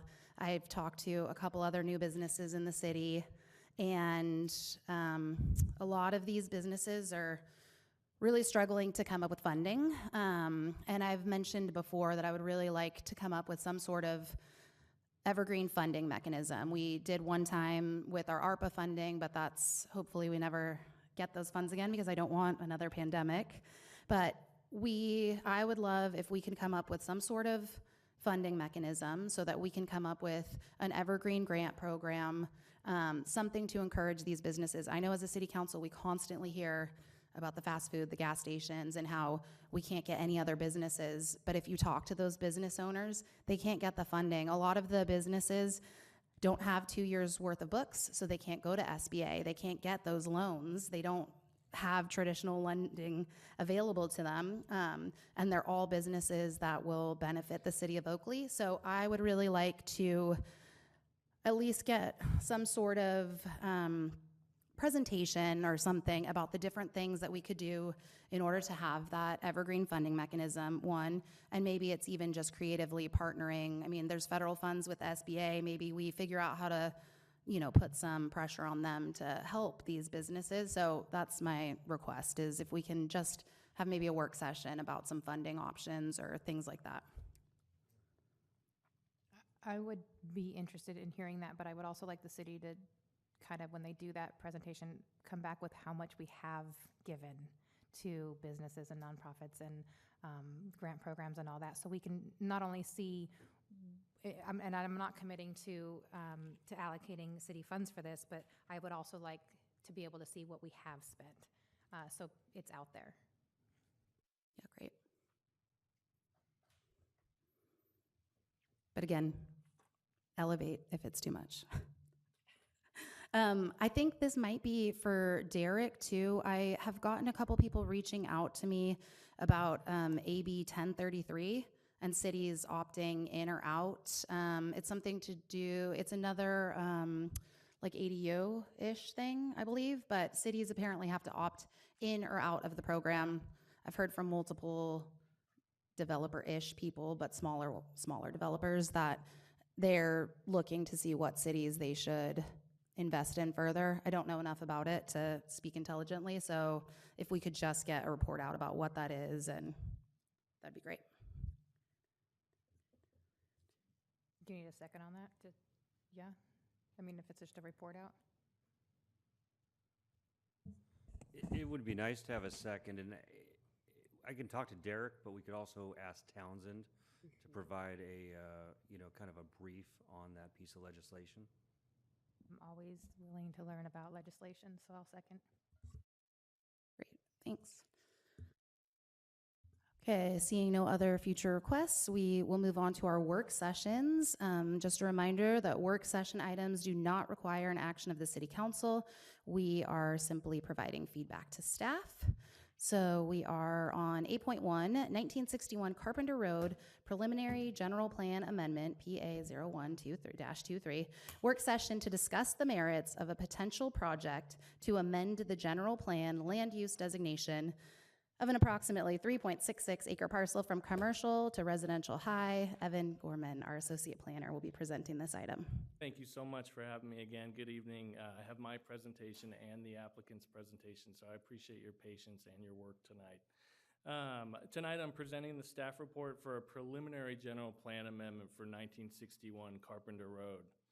Again, as always, we want to start with what part of town are we talking about. We're in a similar area to the last one. We're in the southwest corner near the city limits. Here is a closer view of 1961 Carpenter Road. You can see that we're at the southeast corner of Empire Avenue and Carpenter Road.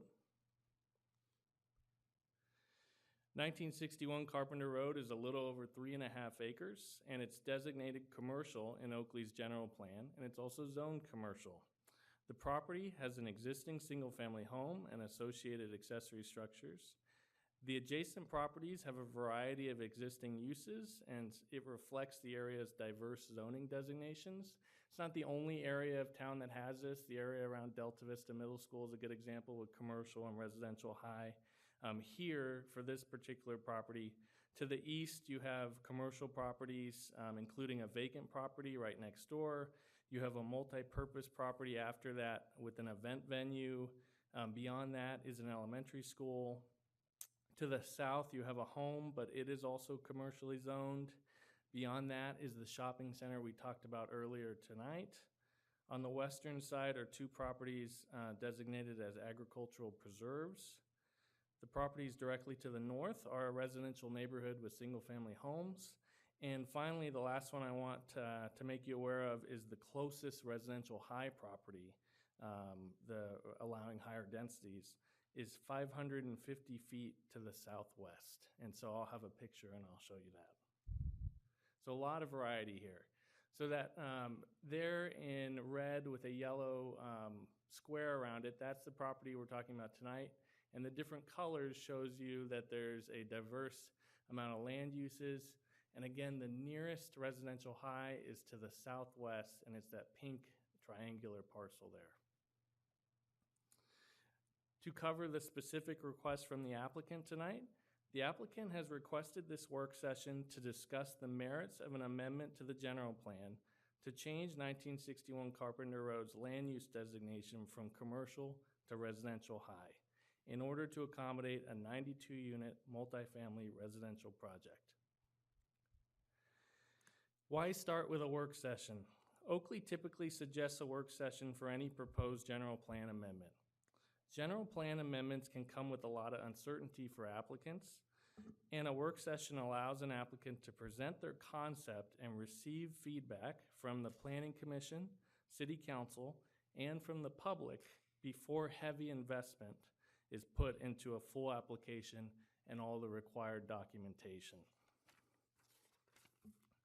I'd like to clarify something, and I apologize for the Planning Commission because I didn't get a chance to clarify this for them, and it caused some trouble. Our goal here is to daylight the change in land use with minimal cost to the applicant. This allows us to bring it to the council and get feedback, but this means that an extensive typical review has not taken place here. We're really trying to get feedback from the council on whether there's a favorability for the change in land use. We haven't looked at the circulation or the drainage, and so that'll come with a full application.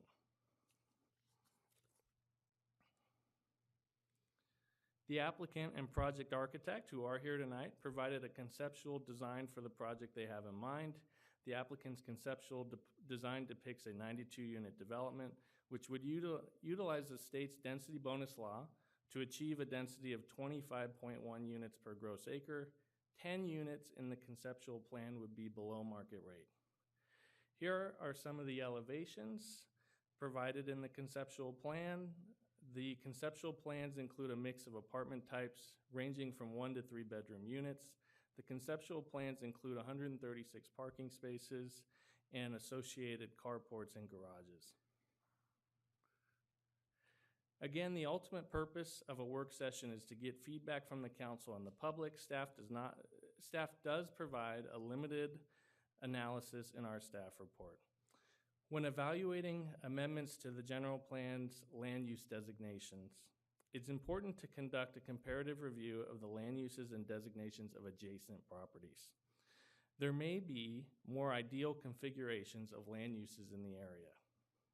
Staff did want to inform the council that should the applicant receive positive feedback tonight, there's not an overt concern that changing the designation of the subject property would result in too great a variety of land uses in this area. Here we have the subject property and the neighboring property side by side. They're both commercial right now. We did want to highlight that it may be more ideal to have the interior neighboring parcel designated as residential high, leaving the prominent corner we're discussing tonight for commercial development. It could also be considered more ideal for both parcels to be designated together as either residential high or their existing commercial designation. A commercial use developed on the neighboring property could feel distant from Empire Avenue and out of place with the surrounding land uses. With that said, any collaboration between the two property owners would have to be between those property owners, and we would not initiate that. This is an advisory hearing only. There is no process to approve a project because of this work session. The City Council may act in an advisory role to the applicant on whether there is interest in considering an application for the requested project. If the council shows favorable interest in the preliminary application, it may advise the applicant to submit and direct staff to process a general plan amendment application. Directing staff to process a general plan amendment application would not guarantee staff support or City Council approval of the project. I'm happy to answer any questions you may have. Project architect would like to present a few slides, and they're available for questions as well. Thank you very much.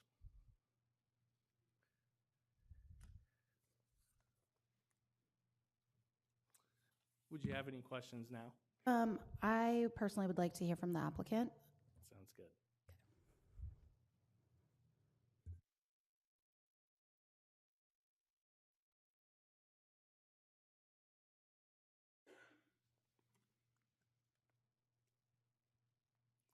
Good evening, Madam Mayor, Madam Vice Mayor, and council members. Thank you for this opportunity to share this proposal, and we look forward to your feedback and hope to work together with you and staff to develop a project that would be an asset to the city. Thank you, Evan, for your presentation. Just like in December, did a great job, and I'll be able to go through this quickly. We can get to discussion. Here's another map similar to what Evan showed, just showing the proximity of the site. There are a variety of resources in this area with the elementary school, parks within a half-mile radius. That makes it walkable and make this, we see this as a positive to this as a residential high multifamily site. Just an aerial photograph showing the area looking down towards Diamond Hill Sports Club and the Empire Shopping Center beyond. And this is the street views. In the meeting with Planning Commission, one of the commissioners brought up about goals of complete streets, and just wanted to highlight some of the resources that would be available to a project along this corridor. Empire Avenue is existing, has been developed with a nice sidewalk and a Class 2 bike lane. There's There's conversation, perhaps future, with other modes of transportation that would be running along this corridor as well. So here's our site, just like Evan showed. We've proposed 92 units. There's 2 existing curb cuts shown that have been created on Empire Avenue. We utilize those in the development of the plan. There's some conversation that went on with the Planning Commission about egress and ingress into the site. That would be an ongoing discussion. We'd want to talk with traffic staff, Public Works about to develop the best circulation in and out of the property. There's some talk about, is it possible to do a cut in the median of Empire Avenue to facilitate left turns out of the site or left turns in. That'll all be studied as the project progresses. There's also some thought just with the elementary school down Carpenter Road that perhaps having the project exit out and enter from Empire Avenue is preferred to not cross those circulations with the school.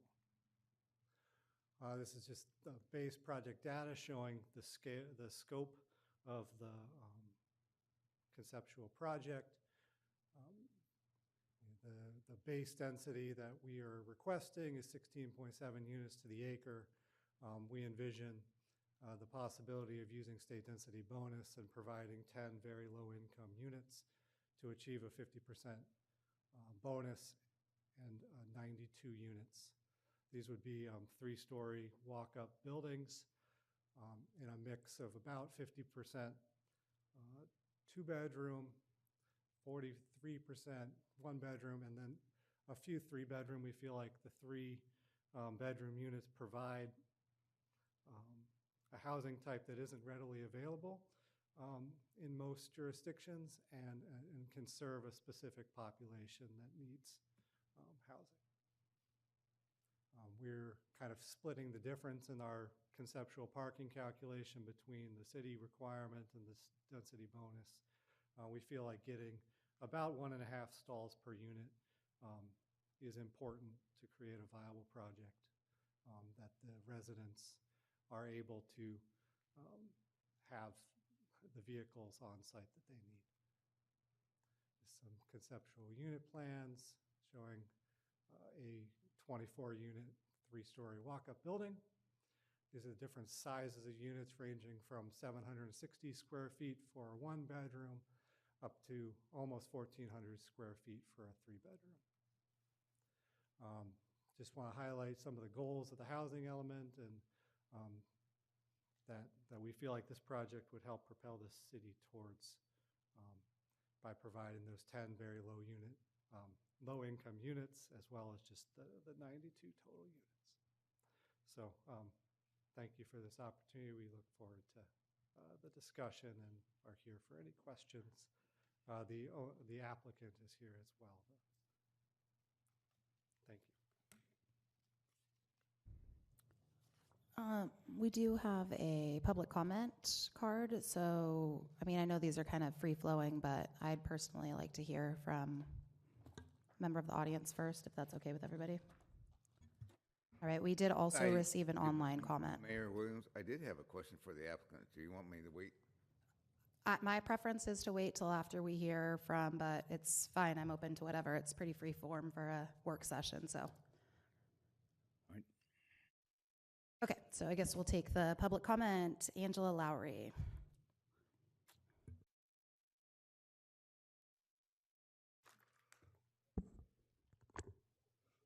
Good evening, Mayor Williams, City Council members. I'm here tonight in my position as a resident homeowner. I just wanted to touch base and talk about a couple of quick things. First of all, in my opinion, Oakley is long overdue for rental and homeowner occupied rental units, so it's great to see this option being put on the table. This location was examined in 2015, I recall, 4 units as part of the city mandated overlay. I think about 40 residents attended. It did not pass, obviously, and the location went somewhere else. The house at Neroli and Empire, I think was mandated for a car wash. Is car wash still coming? I don't know the status of the development. It's been a while since we've talked to that property owner. Okay, so it has been changed, that section of that. That location is one of the main entrances into our city, so it's really important that we pick something that when people come in, they're either A, very proud to say, this is my home, or they're like, wow, this is really cool to come and visit here. I will say there's a lot of open land in that area, so of course we've got to start somewhere putting something in. I understand it's a gated access from Empire with a call box for visitors, which tells me it's going to be an entire gated community. I will tell you that when I look at the traffic, there's going to be one entry in and one entry out onto Empire. I find I'm concerned about that with regards to, again, I'm not a traffic expert, but I'd like to hear from somebody in the police department what happens in the event of like an active shooter with regards to what's the best exiting, et cetera, for residents, and also what do our safety officers need to be able to get into a gated community in the event of an emergency. Carpenter turning right from Empire is only one lane. It's 2 lanes going out, but it's only 1 lane coming in. Looking at that, they look very nice homes, but that's a lot of homes for that size of unit. I don't want to get too into the weeds. I'm not going to be the owner, but I think if we do have that, we're going to need an on-site manager required. I'd be curious to hear from the police chief how many FTE police would be needed to be increased for services for a development like this, how much staffing would be needed for a 92-unit rental. Is there enough parking? I've read that it's 1 carport space per unit, plus there will be parking for visitors, et cetera. But if you've got 3-bedroom homes there and you're offering, if I've just heard correctly, 1.5 up to 1.5, there's going to be much more than that. And we know that. We've seen that in our cities here already with generational home living, et cetera. I'm very happy to see that there's 10 very low-income units being offered. Thank you for that. The trash receptacle looks like it'll be visible from Carpenter as it presently stands. And I can see 1 trash receptacle at the top, but it looks like another one on the bottom that's not mandated, so indicated. I'd like to see input from the local schools on possible impact to enrollments. I need to also understand if there's going to be some kind of, my terminology, community impact fees. For example, if you live in the housing development next door to that, you're currently paying a P6 police of $1,282 a year per home. So if we multiplied that by 92, that's at least $118,000. And as they've said, they're walkable to 2 parks. Well, that's because they're in communities that are paying for parks and street lighting and land and et cetera. So what does it mean when we build 92 units? And the other thing, there's a lot of unused land, as we've already identified. Is this really the best use? So I agree with the planning residents. I'd like to see a lot more outreach. I'd like to see a lot more people here. I personally have not discussed this publicly. I haven't gone on Nextdoor or anything, but just those questions jumped out at me that I'd like answered or at least addressed, and I'd like to see much more input on that before any possible changes to the general plan. Thank you very much, and thank you to the Planning Commission's work. Thank you.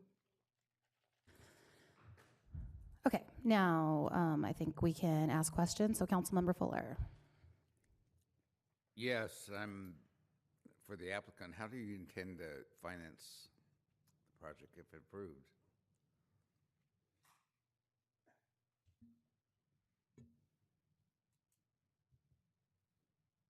Councilman Fuller, my name is Bharat.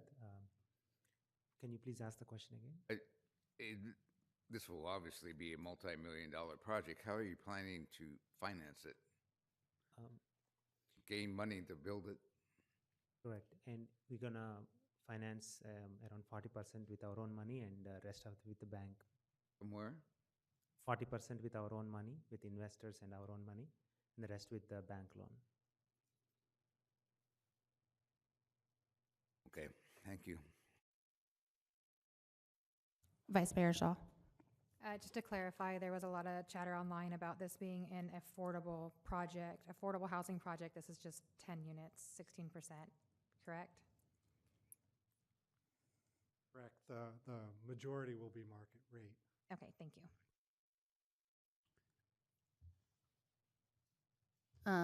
I have some questions about market rate versus below market rate.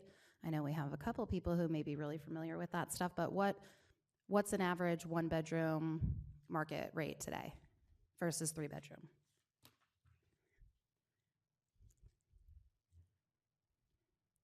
I don't have those numbers in front of me right now. Mr. Meadows, do you know that? No, I don't know. I mean, I know what rents are, but not their rents. Right, so in my housing is it's based on market rate, and so while I'm a few cities away in Pittsburgh, it's $1,400 to $1,700 a month for a one-bedroom. Okay. You said 1470? For one 14 bedroom? to 17, just kind of. Okay. Councilmember Meadows, you had a. So I believe what we're here for is to talk about general plan amendment and not the specific project. So, and I don't know why we were kind of showing all the architectural layouts. I'm going to tell you, I'm not for the project. I'm not for changing the zoning in this area from commercial to high-density residential. Empire Corridor is a major business corridor running from south of south of Lone Tree, and this would be the north end of that commercial corridor. This project's on a hard corner, which is ideal for commercial. If we approve a general plan amendment here, it pretty much eliminates the other properties being able to develop commercially. This is really, to me, the opening for those other properties. And I know the property to the south had a separate plan. But I'd expressed this to somebody that called me from this project probably 4 to 6 months ago, but I'm not for it. And I know we have a lot of retail in Oakley that we don't necessarily need, but I don't want to lose this site. I think this is still positive for Oakley and retail, and we need the sales tax dollars. This doesn't generate the sales tax this doesn't generate the taxes we need. We need the sales tax dollars coming off this. So, in my opinion. Vice Mayor Shaw. I'm also in agreement that this location, well, I am for varied housing throughout the city, and I think we need it, whether it be affordability or just apartments. I have kids in their 20s, and they have to look outside of Oakley to get something when they want to move out.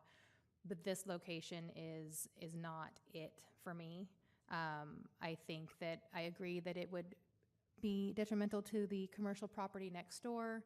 The hard corner also being right there in line with Antioch, they're going to be building some additional commercial. We just can't take something to get a quick buck today and risk what would be a great site for commercial in the future. And so I am not for this. I'm going to echo the sentiment of both my colleagues. I want a varied housing product in Oakley. We have a need for this. I just don't want to give away such a prime commercial spot. This is definitely a location that I feel like, for all those reasons that you said it's great for housing, it's also great for commercial. I can envision all those neighborhoods with that walkability going to a cafe or to any other number of things that could be there. And I have to say, I judged a Shark Tank at our local high school, and this property was identified by almost every single one of those students as a prime place where they would put their business. So, I mean, if those students can see that this is a prime place for business, I hope us as the adults can also see that this is a prime place for business. I understand the want to develop right now, but as Vice Mayor Shaw pointed out, I don't think we can give away tomorrow just for a quick, and we do need the sales taxes, and we often have businesses who can't find a place, and I feel like this is a prime location that I'm not for. If it was in a different location of the city, even a different commercial, I would probably have a different view, but this is, I mean, it's right on that corridor. It's a busy section. I'm not quite sure if you put your button on again. I just had a question, but since everybody's discussing that, I will be happy to do so. I concur that, no, that is too valuable of a piece of property for the development of the city and for the development of sales tax revenue. To go into, to draw that out of the economy and take that out would be sacrificial. I'm also worried, and I'll go further. I have, it says in there, for the future, I am strongly resistant to this type of commercial switching to residential, high-density residential, but I am fearful that the state, and along with the regional ABAG and other entities, are working very hard to take this commercial land and flip it over. We went back when we were arguing McDonald's. Matt Benke, who owns O'Hara property at O'Hara and Laurel, came in and said, well, if you don't allow me to build my McDonald's, I'll build I build high-density housing across the street. And we said, fine. But the thing is he could do that. Despite it being a commercial lot, he could switch it over to high density. So I don't like the way it's going. And in addition, our area wants to take, and the state wants to take $10 billion, become the bank, set down what's needed in the areas, set down the parameters, and lend the money out to developers and come back. And that's not so good with us, and these projects scare us. It's something about the central bank and determining the demand and filling it. I think there's an economic system called that, isn't there? Council member members, I think it starts with a C. The state owns all the property and allocation and tells you where it's going to go. So I am resistant to the idea of taking out commercial property. Sioux City is in turmoil because they have expanded all to residential. They're afraid that ABAG is going to come in and others and take over that commercial. The problem is they don't have any commercial. So if they take out the commercial, the state will have to come in and finance their place because they will have no ongoing businesses there. So when we say that, when I say that, I want to say the attitude for me is I'm resistant. I'm resistant to the point, and somebody has a press article, but what Brentwood did in January 16th, when they said they were being mandated to change their housing element, and they said, no, we're not going to approve it. Do the state do what it is? Because of it is not good for the city. And I'm there. I've said we ought to get our own separate regional area to be able to deal with this. So for future taking over the commercial ones in high density areas, in fact, just high density, because we have met our areas, I am resistant myself. Councilmember Henderson. I'm in agreement with you all. This isn't the right location for this project, and I do not want to see the commercial designation leave because I think it has future for us. But I would say that in the right location that this project could work within the city. Councilmember Meadows. That's a good point. Do you guys own the property now? You don't own it, right? You just have an option. Okay, perfect. Thank you. Okay, did we give staff and everybody enough direction on this item, I think? You did, and if I could just ask for a short break, the city attorney has to get in her vehicle, but she's going to call us on her drive. I have motherly duties. Thank you all. Thanks.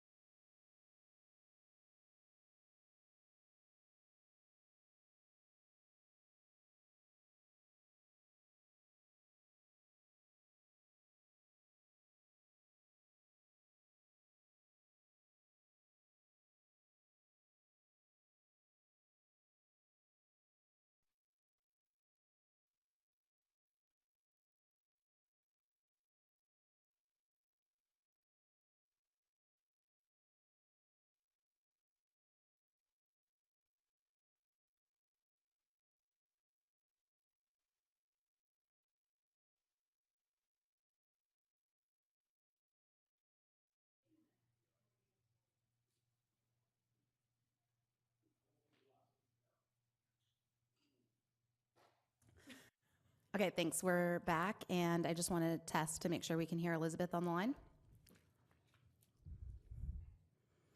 Can you hear us? Yes, I can hear you, and I hope you can hear me. Yep. Okay, great. We are moving on to 8.2, another work session, Oakley Downtown Specific Plan. Work session, Ken Strelo, Planning Manager, is going to present this item. If I could just preface the item real quick, the topic of the downtown specific plan has been brought up several times, I think dating back to our development of the current strategic plan, as well as several projects that have come before the council involving downtown properties. And we put together a work session to really go over what the downtown specific plan is, some of the background, the history, and where the document sits today.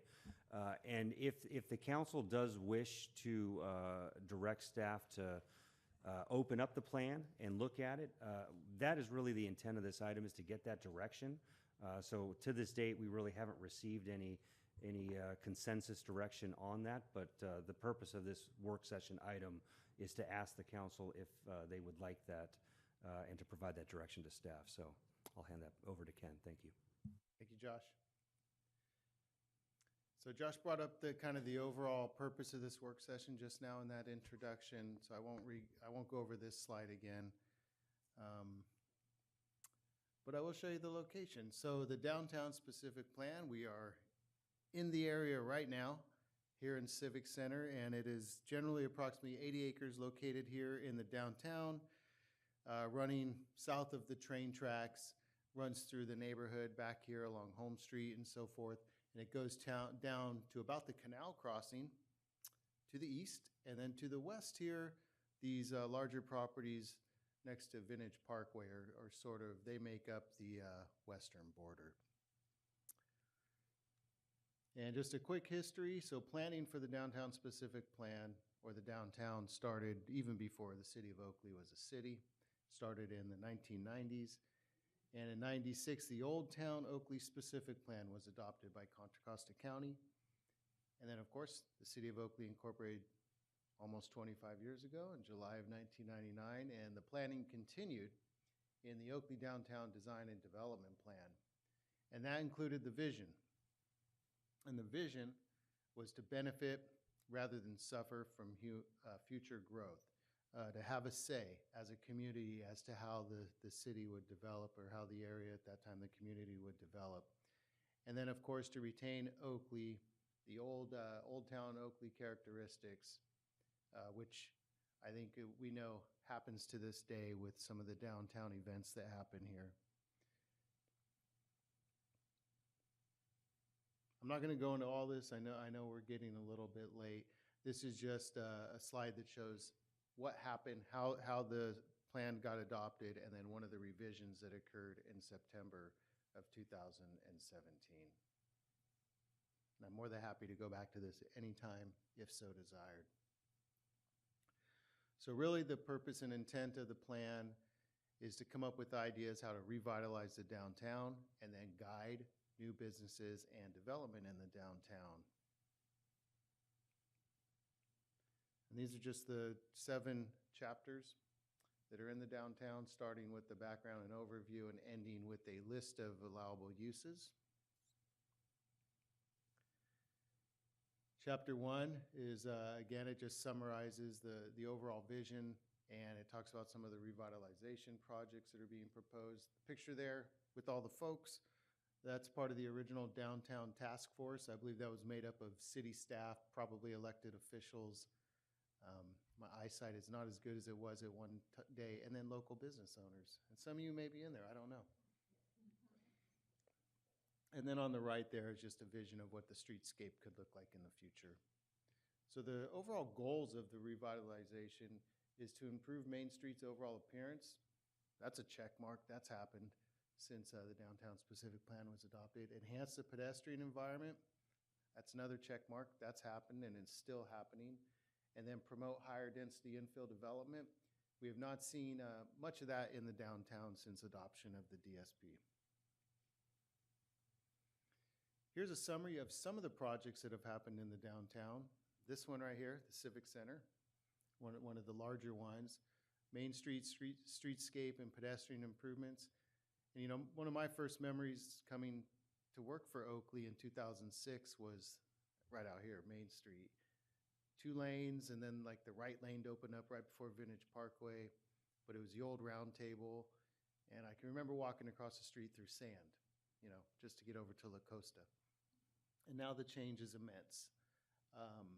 Public parking, and then a retail and light industrial improvement grant program, which is the evolution of the old facade improvement program here in the downtown and other areas of Main Street. So the land use and the revitalization strategy looks at the pattern land use developments and the challenges, and then looks for certain opportunities as well as private investment. There are 3 sub-areas in the downtown specific plan. There is the downtown core, and that is, again, we are in the downtown core in the Civic Center. The properties across the street are in the core, and most of the properties that line Main Street are in the core. The downtown support area is adjacent to the core, and it consists of some of the properties south of the core and in other areas. And I think there's a map in this presentation I can show real quick. And then there's a residential commercial conversion opportunity area, which makes up most of the existing residential, more in the southern portion and eastern portion of the downtown specific plan. And the idea there is to have a mix of residential and then, you know, light commercial, a tack shop, maybe a coffee shop, something like that. That may be in the future still, but it's in there, it's in the plan, and it's ready to go. And here is that map. So the middle section is the core, the kind of medium orange, I guess, is the support area, and then the yellowish area is that residential commercial area. And as you can see, that yellow and orange area cuts off right about at, what would that be, Star Street? I'm sorry, Ruby Way. The capital improvement projects are listed in Chapter 3, and this talks about some of the improvements here we show in the future train platform and some pedestrian enhancements that could occur in the downtown. And those include the Gateway Plaza and infrastructure improvement project, the downtown parking lot, and then one of our crown jewels of the downtown, the Civic Center Park renovation right here in the Civic Center. And this is an example from concept to existence. I'm sure all of you recognize that metal sculpture there, or that metal piece of artwork just down the street at the bend in Main Street, and of course an aerial view of how that looks. The downtown specific plan gets into pretty good detail with facade improvements or existing storefront buildings and ideas for renovation for those buildings. And those are all laid out in the specific plan. If you haven't happened to flip through that chapter, it's a pretty interesting chapter. It has pictures of some of the buildings and ideas for improvements to them. The chapter 4 is for infrastructure and public services. It's a pretty short chapter, just talks about some of the other districts involved in development and improvements. And then, of course, chapter 5 is for implementation of the plan. And this just kind of goes over how do we enact the plan? What do we do with it? What do you do to change it? Things like that. Then the meat of the plan, I would say, is the development standards and design guidelines. This goes over all of the 3 core sub-areas, and it goes through different things like what are the parking requirements? What are the setbacks, if applicable? Height restrictions, floor area ratios, things like that. It does get into details on parking lots, for instance, for a new development, or signs. The downtown specific plan doesn't really have sign design. It has sign design guidelines, but not so much sign size guidelines. So it's trying to encourage fresh, new, different sort of artistic signs in the downtown. And then 7, the appendix, and this has the use downtown core, downtown support, and the residential conversion opportunity area. And these are just these are like mini zoning use indexes, right? They have different uses for each one or similar uses for each one. CUP is a conditional use permit, P is a permitted use, and so forth. And then this is one of the projects that could be a potential future project. So this is the O'Hara residential project located at O'Hara and Acme and it's approximately 1.24 total acres. This is where the old sheriff building was, and where the current senior center that's in the old fire station is located. And I believe it's been the topic of conversation on some of the library discussions. So this is within the downtown support area, so it's sort of in the middle sub-area of the three areas when it comes to intensity, which allows for multifamily residential up to 24 dwelling units per acre, subject to approval of a conditional use permit. And then if, let's just say, a project were to come forward on this site, it would require a tentative map and design review. And if a tentative map were required, that project would go to the Planning Commission. They would act as an advisory role to the City Council, and those entitlements would eventually come to the City Council for final decision-making authority. That concludes my very quick, kind of quick, summary of the downtown specific. There's so much stuff in it. I'm trying to just give you little tidbits, but I'd like to open this up, the work session, however the council sees fit. Staff's here to answer questions, jot down notes, whatever it takes. Thank you. Okay, we did not receive any public comments on this, and I don't know if there's any members of the audience that have public comments. Looks good. Okay, Councilmember Meadows. Councilmember Meadows. So my comments, first off, back to the Old Town Specific Plan, or whatever we called it. It really wasn't, I mean, yes, the Board of Supervisors adopted it because they had to. It was really driven by OMAC at that time, which I was a part of. My comments, I mean, I think it's a good plan still. I don't think we need to necessarily go and open it up for revision today. I mean, we can wait. In my mind, we can wait a year, 2 years. My comments now that we probably need to look at addressing at that point, and these are thoughts I've had from really day one of this plan. I always thought the height restrictions were, or height limits were too low. I think we need to be able to go higher.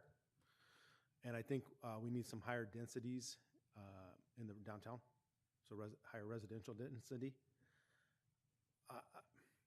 If you look at, I mean, basically the downtown specific plan, the geographic area is linear.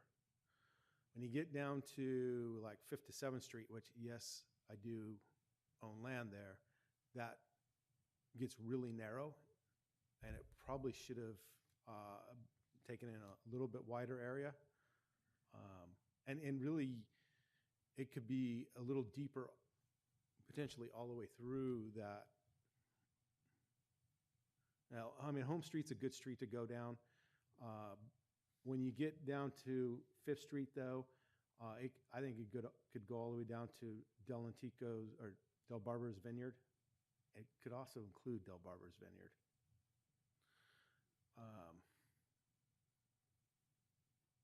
Out to Rose.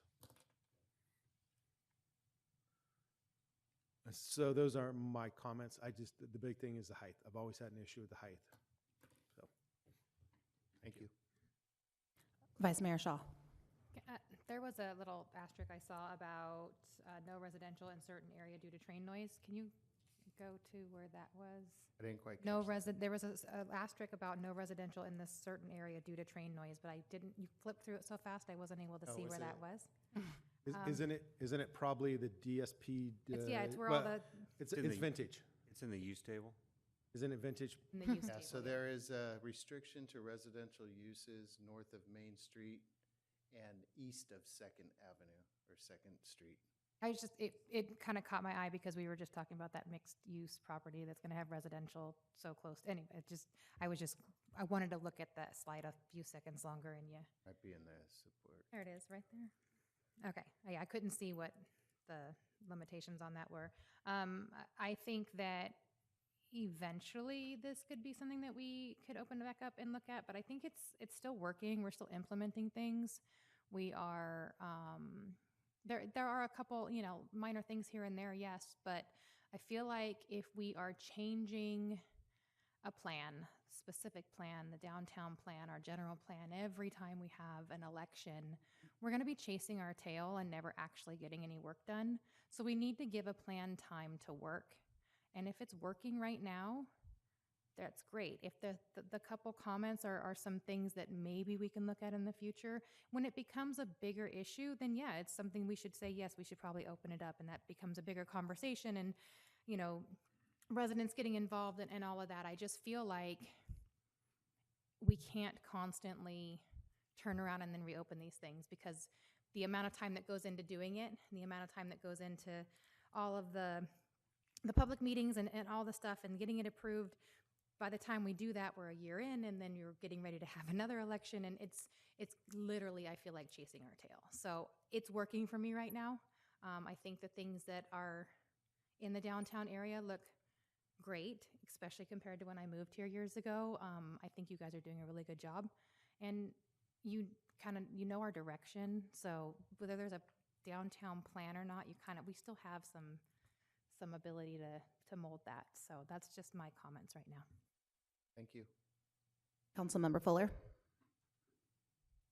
Yes, I've spent, 15 hours with Mr. Rouhani over in his office, or I pulled out all the maps and looked at all the diagrams and pulled the bids and looked at it all, and it was a good plan 15 years ago, I guess. I wasn't here. In fact, I think at least half the city wasn't living in here when they came in, but I appreciate their efforts. But I do have differences of what needs to go about. I have a different attitude as far as elections and people being involved. That's why we have them.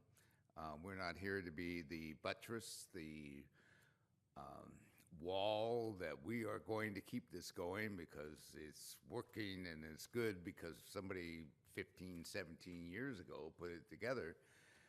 You're going to lose your downtown, and you're going to lose your residents. You're somewhat losing the residents already with the traffic congestion that goes on. Fortunately, Mr. Rouhani keeps it running through there fairly quickly, but I hear about that constantly.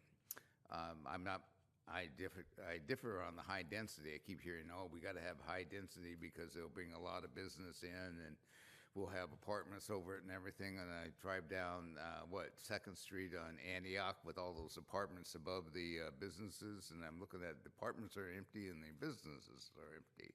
So I'm not sure of the success of that type of framework that goes into it. I think that if everybody wants to go on, I do believe people feel betrayed to a certain extent. They go and elect and say they want a downtown specific plan, and we just basically, we poured $14 million, $15 million over the concrete and hedges and things, but we can't get a library. And that's about the amount of money we need for the library. So it leads to a sense of betrayal because, we elected representatives, and you hear it all the time in this town, but they don't listen to us. They're just the same old thing. I think that's changing. I think that we're gaining trust. I think we need the feedback. So I'm for opening it back up, not only for the council, which I have changes after looking at all the diagrams that came out, but I think the community ought to have an opportunity too. If you want to sell it to the community and go for it, then sell it to the community. But I don't think it's good to just say, well, we designed this 17 years ago, so we're going to build it, and you better like it. And it isn't going to work. Livermore tried that, or is still trying it. They're still in a lawsuit, aren't they, over their high-density buildings downtown? Half the city is split, and they keep changing the city council, and they're still fighting each other down in that city. So I think it's important that listen to the citizens, give them a chance to come back. If they want changes, explain why those changes might not work, or listen to ways that they might. But we have to get everybody on board. And yes, after 15, 17 years, I think Vietnam was only 7, and we've gone twice that without any really giving it a chance for the citizens to have the new citizens, of which was doubled, a chance to look at it. So, Thank you. Okay, Councilmember Henderson. I think we need to continue on this plan the way it's written. I mean, if you think about what we've discussed tonight about what staff is working on and the projects that staff's trying to do, to open up another report and throw that extra workload on there concerns me. As we approach our 25th anniversary as a city, we still have projects out there that we've promised folks. We're still working on the East Cypress Corridor. We're working hard on trying to solve this library problem for a solution for the library. I just don't think this is the right time to open this up and dilute what staff's working on right now. Vice Mayor Shaw. The conversation keeps happening. It's 15 to 17-year-old plan, but it was revised in 2017, right? So that's not, and there was some revision to it. So could you repeat that again? I didn't hear it. You keep referring to it as a 15 to 17-year-old plan, but I just wanted to point out that it was revised in 2017. Yeah, it's 15 or 17. What is it, 17 years old now? No. Same plan? 2017. It was revised in 2017 was 7 years ago. It was revised. I don't know. I keep hearing 17 to year 2000. Yeah, 2017. 2003. It was adopted in 2010 originally, and it went through an amendment in 2017. Councilmember Meadows. So originally, it's just over 13 years old, and the revisions are 6.5 years. So Councilmember Fuller brought up two items. He brought up traffic, and I hear that. I hear that traffic's an issue in downtown Oakley. I've been in traffic.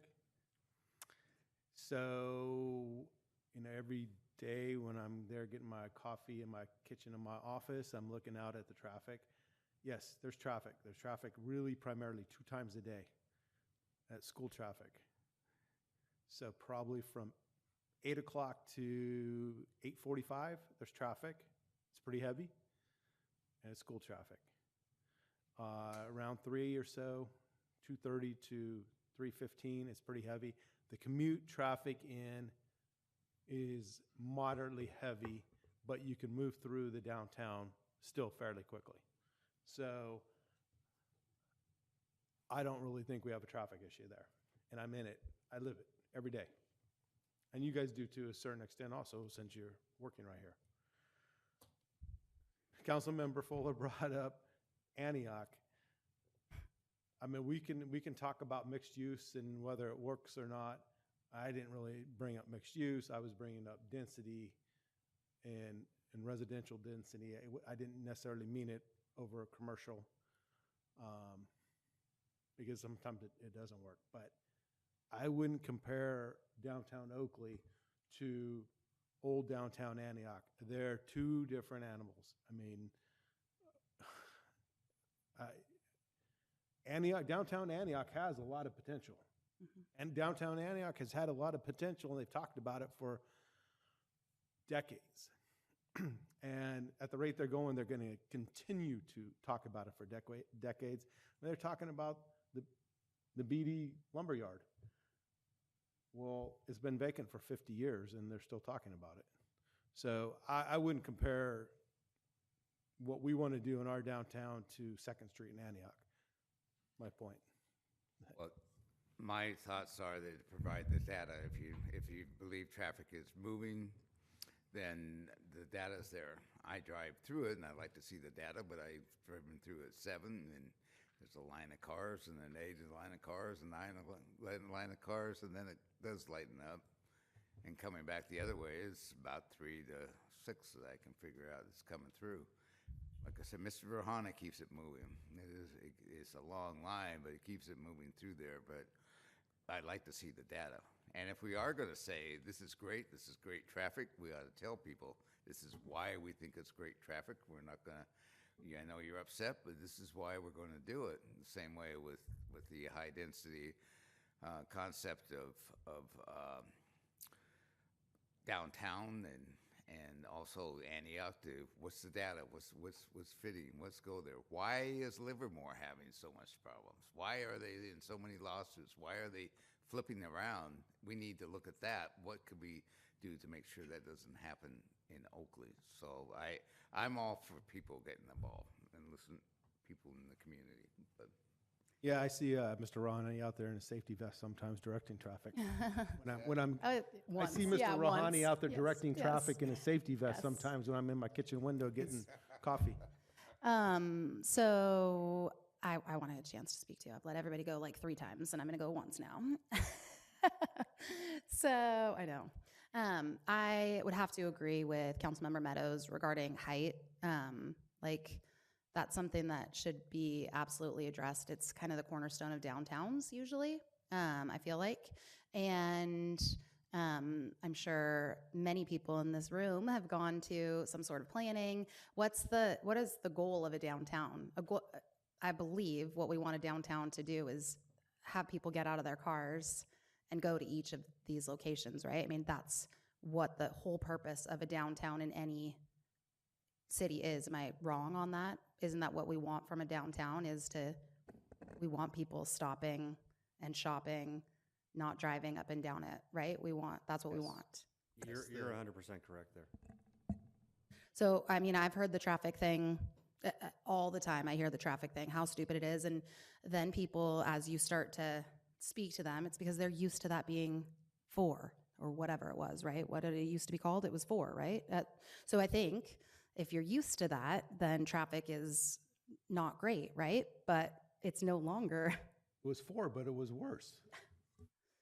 So I think that the whole point of it is to, I mean, like I say, throw some more pedestrian walkways in there, like stop it more, because we want people to actually go to those shops. We want people interacting with their community. We want it to be the center of the town where people are gathering.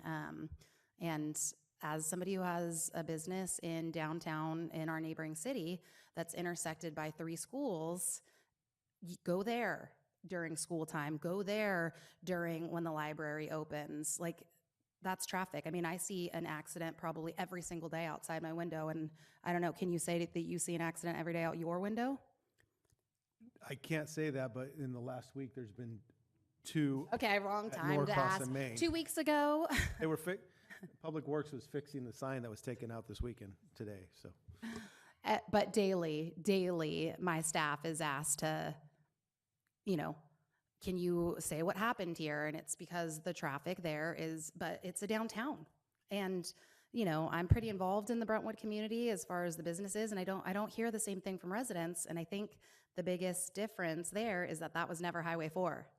They expect the downtown to be like that because that's what downtowns are. And I love downtown Livermore. My husband and I go there all the time. They set it up correctly. I love the way they set it up. And I feel like, I mean, there's some issues, but I feel like a downtown needs to be the gathering space, and we need to be encouraging people out of the cars. So to me, again, like we've talked about multiple times tonight, in respect for staff time, I don't think that there's any changes that need to happen to this plan. But that being said, so say somebody brings us an idea, right? Like, I think we just made a change when we were trying to do the library, right? We changed the density. So say somebody comes to us with something that they want to do that would be outside potentially one of these uses. We don't shut them down and say that absolutely can't happen because it's, right? I mean, it would be a discussion. We would talk about, right? There's no barrier that's happening because we have this basic framework in place. Correct. All plans are open to potential amendments. And just because the heights come up, the height for the downtown is 50 feet and 4 stories maximum. Hope I didn't open a can of worms, but I just wanted to get that. It's been brought up a couple times. I just wanted to throw it out there. I mean, to me, the main thing that we have to work on our downtown is how are we going to fill those spaces? How are we going to have people here So throw up a couple more pedestrian walkways so that people have to stop and go to the Tortes place and go to Guanato's and go to Scipolini's and frequent the businesses that are here so that we keep adding more and more and more. But I personally think that, you know, like we've mentioned Antioch a couple times and you said how they've been talking about it for 50 years. Like, I don't want us to be that.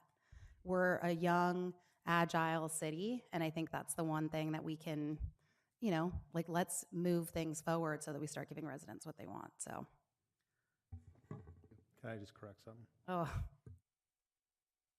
Way back before you came here, Highway 4 did go through downtown Brownwood, 2nd Street and Oak Street, before it went around by Safeway. well, maybe none of those residents have lived there that whole time, so they don't know. I understand Highway 4 was a little rough downtown. Thank you. Was that enough direction?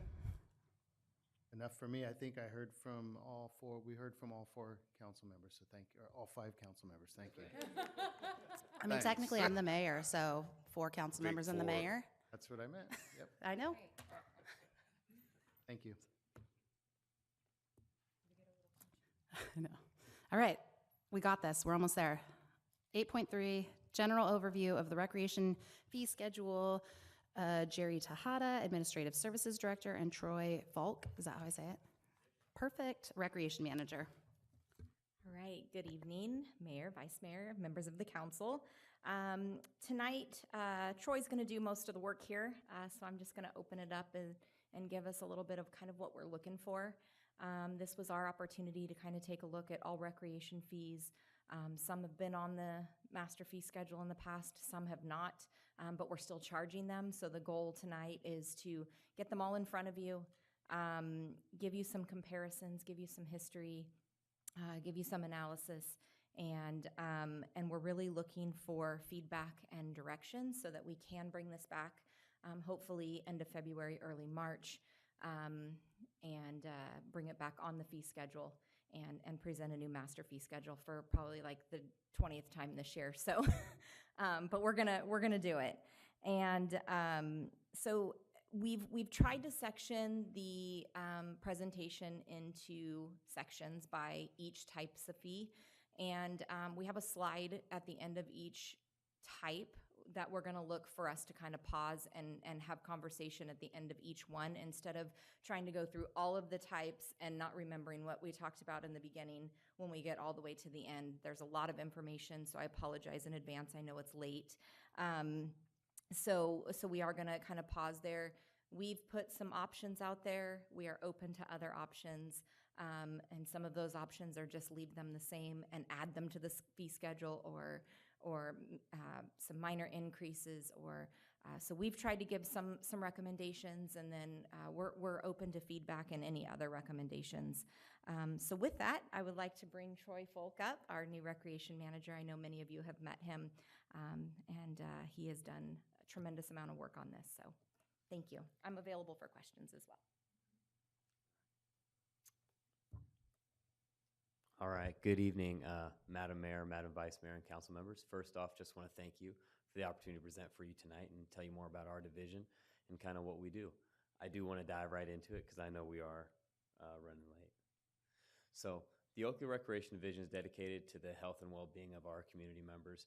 We want to provide opportunities for local residents to get active, engage for the programs. You know, we offer programs, classes, events, facility rentals, and more. And really, we're about bringing people together to create community. The purpose of this presentation, as Jerry said, is to study our current fees, provide comparisons, and give you some options of, you know, direction you can give to us. The first component that we're going to look at is our facility rental fees, and primarily what we're talking about here is the Oakley Recreation Center. So the center was built in 2019, and it's home to programs, classes, summer camps, and event rentals from our residents. The Great Room, it's a 4,000 square foot rentable space located in the heart of the facility. It features a stage, commercial kitchen, dressing and staging rooms for like a play or a concert or something like that. So before we dive into the fees, you should understand our 4 types, you know, how we designate our user groups. So the first one is Oakley residents. and Oakley-based nonprofits and Oakley-based businesses.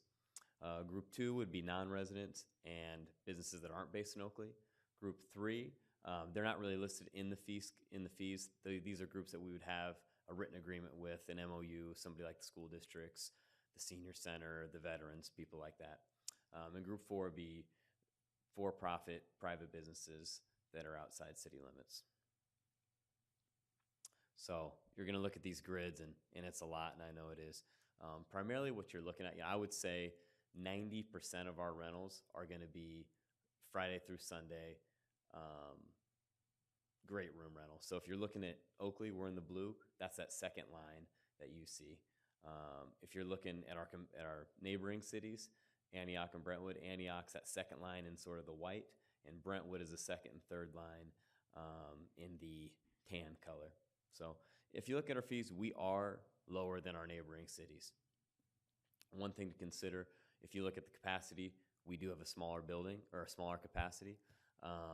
We are a newer building as well, so there's positives and negatives with us compared to the neighboring cities. I think that one thing that stands out to me is if you are someone who is looking for, we provide kind of that, if you have a 200-person event, you don't want to pay for a capacity of 350, 330. So we are kind of a sweet spot for a lot of people who don't have the largest of possible groups.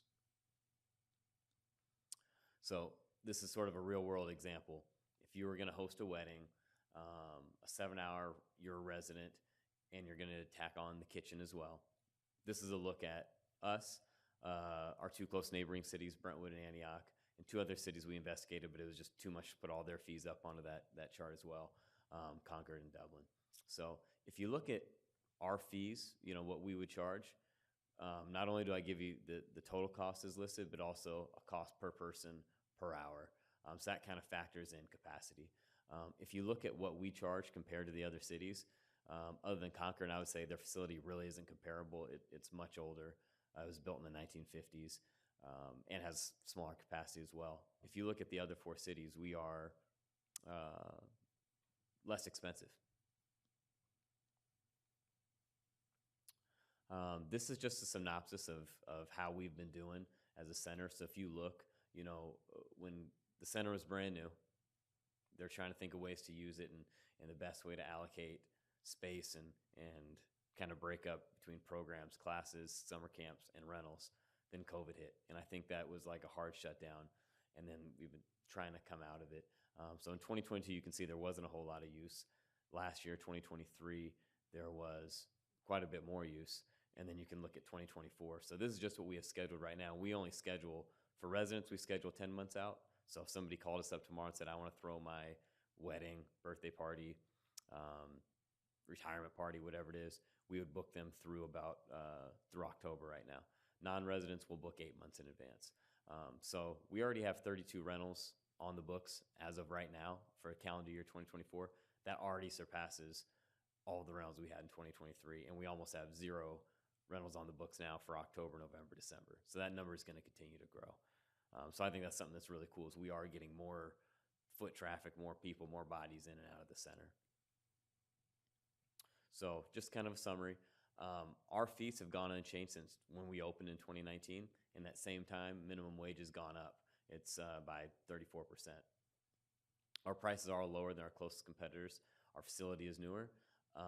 And the reason this kind of got brought on is in our master fee schedule, the fees are listed as per day and not per hour. So we needed to clean that up and change it anyways. And we thought this would be a good opportunity to look at it, look at our competitors, and get your feedback on keep fees the same, slightly increase, or kind of what you want to do. So we provided 3 options.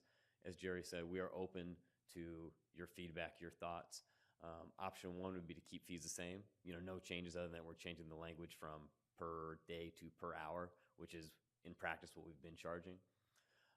Option number 2 would be raise every fee essentially for all groups by 5%. And then option 3 would be raising only groups 2 and 4. So that is our essentially non-residents and non-Oakley based businesses by 5%. By raising these fees by 5%, we would still be lower than our neighboring cities.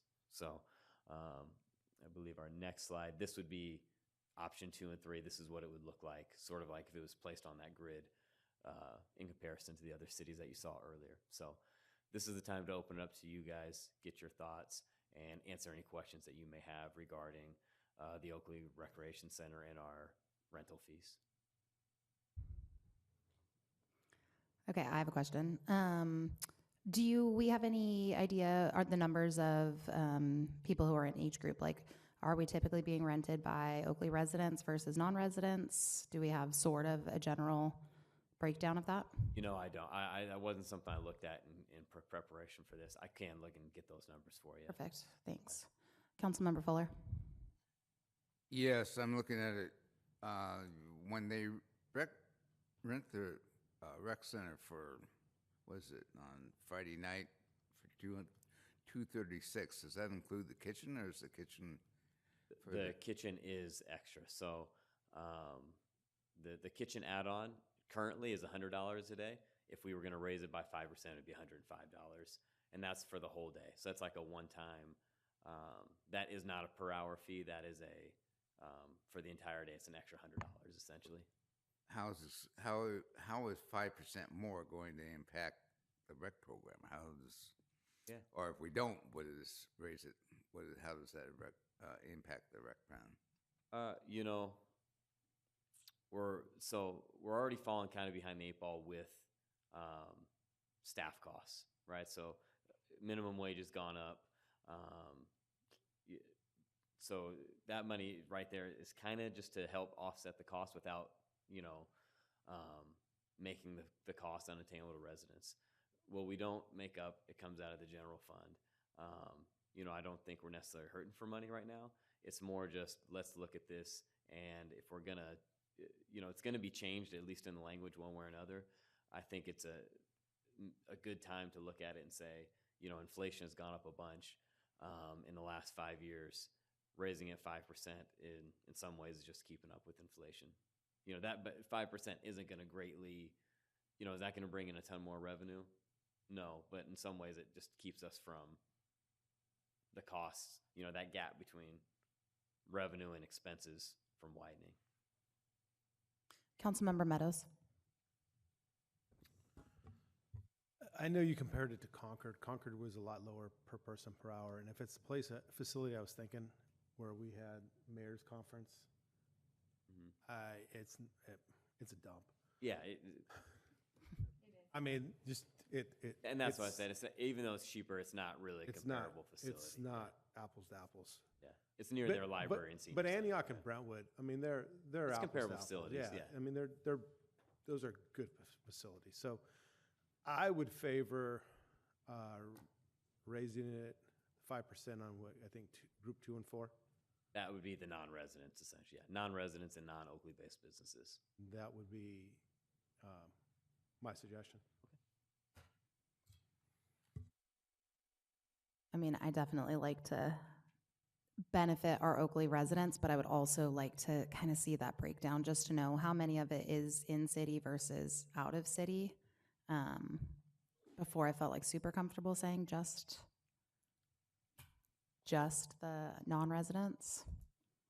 If it's more non-residents, then I feel like that would be, my direction is to do that because it becomes a benefit for our Oakley residents. I just don't feel comfortable without knowing, and my bad, I should have thought of that question before, but it was just coming to me as I was reading it again this time, so. Vice Mayor Shaw. We do already have, obviously a different rate for our Oakley-based businesses, Oakley residents, and the non. And I do agree that the cost of everything has gone up.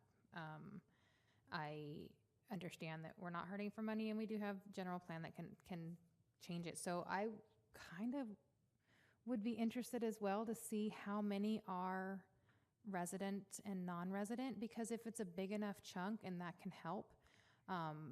But if it's not, then we're, if it's 1 to 10, then we're really not even helping with the fees. So I'm open to the 5% across the board, making sure we're still favoring our residents and our businesses. But if it's enough of a outside influence that can help cover costs, I would like to see those numbers as well. And then I just have a question because I feel like, and it's sort of outside of this discussion, but just kind of begs the question since we're talking about it. So, you know, I think the rec center is at quite a disadvantage because it opened during COVID or right before COVID, and it hasn't had its chance to have its full potential. But, you know, I'm attached to one of the rental spaces, and every weekend it's booked out, and it's smaller, because I'm next to the community room, which I think just holds like 35, 50 people, the one that's attached to the library, but it is rented out every weekend. It's rented out Friday, Saturday, Sunday. So I guess my question is there a way, I mean, I know we have this smaller option, which I think is great, but is there a way to like break stuff out? Is there a way to sort of like advertise that we have that feature? Because I mean, it's rented every single weekend, and I asked for the prices because I wanted to have a staff party there, and I said, never mind, they will have it at the park across the street because it was expensive just for what it was. So I guess I'm just wondering if there's a way to, while we're doing this, like, is there a way to push those rentals? Is there a way to break up any of these rooms so that we can create, because I think, I mean, so for instance, every Sunday, a church who lost their home church uses it. So they set it up for that. But how do we get to those people and say, hey, we have a better facility and it's cheaper? So, Mayor Williams, we've already made two, you know, I was just hired here in October. We've already made two changes. The first being just the way it worked before, we were in contract with a commercial cleaning, and they did our overnight cleaning. They could not work on weekends. So if we had a Saturday rental, we couldn't have a Sunday rental because there would be no one to clean it until Monday. That has changed. So now, working with our public works department, we will now pay a full-time staff member to come in on, if somebody, you know, so if we book it for Saturday, then someone calls for Sunday, we will book it. We'll let them know. We're sending them a month ahead of time. We're sending them a schedule. These are the dates that we're going to need an extra weekend cleaning. So that's already changed. You know, so if you looked at like the 2022 calendar or even the 2023 calendar, we call admin bookings. Admin bookings are like days that we would block out based on, because something else is already scheduled or we just couldn't fill it.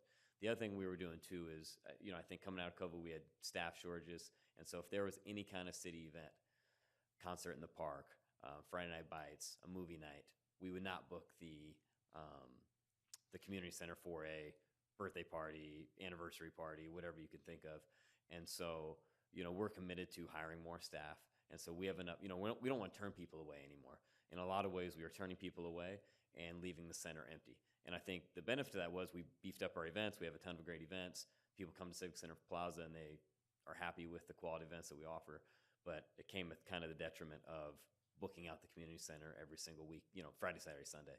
That's something we're changing. And I mean, you can see already this year, we're starting to get those bookings. And so I think those two changes already are gonna, you know, change things. I think like just something super simple. We started a Yelp page, and I get one or two people every single day send a request through Yelp just asking me for pricing. And we didn't even have a Yelp page before December 10th of 2023. And so it's little things like that, I think, opening it up so we're not just telling people no. Because I think we do get people, I mean, we're telling people no now. Like they're calling us and asking us for dates in April and May, and we're saying no. And they say, can we still schedule a tour anyways? And so I think just having more availability and trying to work with them will pay dividends down the road to where maybe we don't get them for the baby shower, but we'll get them for the first birthday party next year or something like that. Yeah. Councilmember Fuller. Yes, I think 5% across the board is good. When was the last time we raised the rates? So the rates were set in 2019. They've never been raised. You know, since the center was new. Yeah. It's 5%. Yeah. Yeah, I'm across the board is 5%. If we continue to need to raise the rates, I think we have to begin to look at non-residents carrying a little bit more than residents in terms of increase. But that's what I thought. 2019 and 5%. That's fair across the board for everybody, I believe. So. I got you, Councilmember Henderson. Button wasn't working. I'm good with the 5% also. Okay, so is that enough direction? I could have gone either way, so I feel like Consensus to move We forward. say 5% across the board, and then it's, I said groups 2 and 4, but I'm fine across the board too. we've outnumbered you, so. I'm going to move on to the next slide. Perfect. One more thing. So this would be a new fee that we want to charge, and this has to do with deposits and cleanup and things that go above and beyond just our typical staff cleaning. So when you rent, let's say you're having your wedding, you're going to pay a $500 deposit, and then you're going to pay another $500 deposit if you serve alcohol. Event ends, our staff looks at it, everything looks good, you get your deposits fully refunded. If for whatever reason you dirtied up the kitchen, or this is actually a great example, this past weekend we had a birthday party. We have a no helium balloon policy because you let them go and they get stuck up there and it's a pain to get them down. And so, what is the right amount of money to keep from that deposit? So what this is saying, if there's something above and beyond just the normal cleaning, taking out the trash, sweeping, mopping the floors, all that normal stuff. It's stuff like getting the balloons, or you mark the floors, something like that. You mark the walls, you chip the paint. We would charge $95 per hour of additional staff time that it costs to make those repairs or cleaning. Additionally, if you broke a window, it would be the cost of a window or whatever equipment. You broke our projector, you somehow broke our speakers, so on and so forth. It would be cost of replacement plus staff time. And the reason for this is just to formalize something so we're not being arbitrary and somebody can't say, well, my cousin rented it a year ago and you only took $100 of the deposit, but now you're taking all $500 of our deposit. So this is just a way to formalize it and, to be honest, be transparent and be fair with our renters. So does that make sense? Do you guys have any questions about this? No, it says not allowed per the contract, so I'm assuming it's all laid out in the contract, what they can and can't have, and yeah, okay, great. Vice Mayor Shaw. Very common to have like a schedule of charges, so I think that having a loaded rate, because people go, 95, that's someone's salary, but like it's a loaded rate. You have to figure all of that out. So I think it does make sense. And then when you bill it, you can say, whether you bill it at an hour increment, half hour increment, whatever it is that you guys do, I think it's going to be for the best. So totally support it. Well, if you include glitter, that's fine, because I do not like glitter. Glitter's not allowed. And you'd be surprised how many people still have glitter. They ought to come back and have to clean it up with a small brush. And and they'd probably say, take my $500 instead of having to come back themselves. So, all right, consensus to move on. Mm-hmm. All right, the next component we would talk about is our after-school program. So traditionally, the city of Oakley had offered an after-school program for middle school age students for 15 years. So it always been at the two middle school sites. In 2021, the program moved from the school sites to the Oakley Recreation Center. The school said they needed their space back. So this is the way how it had been running. Students could register by the session. Prices would vary. There wasn't a hard and fast way they set the sessions. They kind of broke them up by the school break. So session 1 would be like August and September up until the October break. Session 2 would be mid-October through December, so on and so forth. And it'd also be based on how many days they could offer based on staffing. So some sessions they would offer Monday through Thursday. Some sessions they'd offer Monday, Tuesday, and Thursday, no Wednesday, because they couldn't have the staff to fill it. So the price kind of fluctuated. You'd see big swings from session to session. On average, 12 students would register. However, on a typical day, only 2 students would be showing up. And I talked about that cost fluctuating. What it broke down to is we were charging people about $4 a day, and in many ways it was so inexpensive, which can be great, but people would sign their child up for it, and then they really wouldn't attend all that often, and they didn't see anything wrong with it because it was relatively inexpensive. The program was paused for this current school year, so it is not running right now. So this is a look at what was being charged before. This is like last school year, the 22 through 23 school year. So just revenue versus expenditures. You look at what we were paying our staff, and this doesn't include materials or snacks or anything like that. This is just straight staff costs. The materials fees broke down to about $8,000 for the year. So you spread it out over about 8 months, an extra $1,000 a year. Even with 12 participants paying $4 a day, we were still losing about $1,700 per month on this program, servicing two people that were actually attending the program. So no matter what we set the fee at, what we want to do changes to make to the program is we want to change it to 5 days a week. So before, it would never run on Fridays, and many weeks it would only run 3 out of the 4 days, and the days would kind of rotate.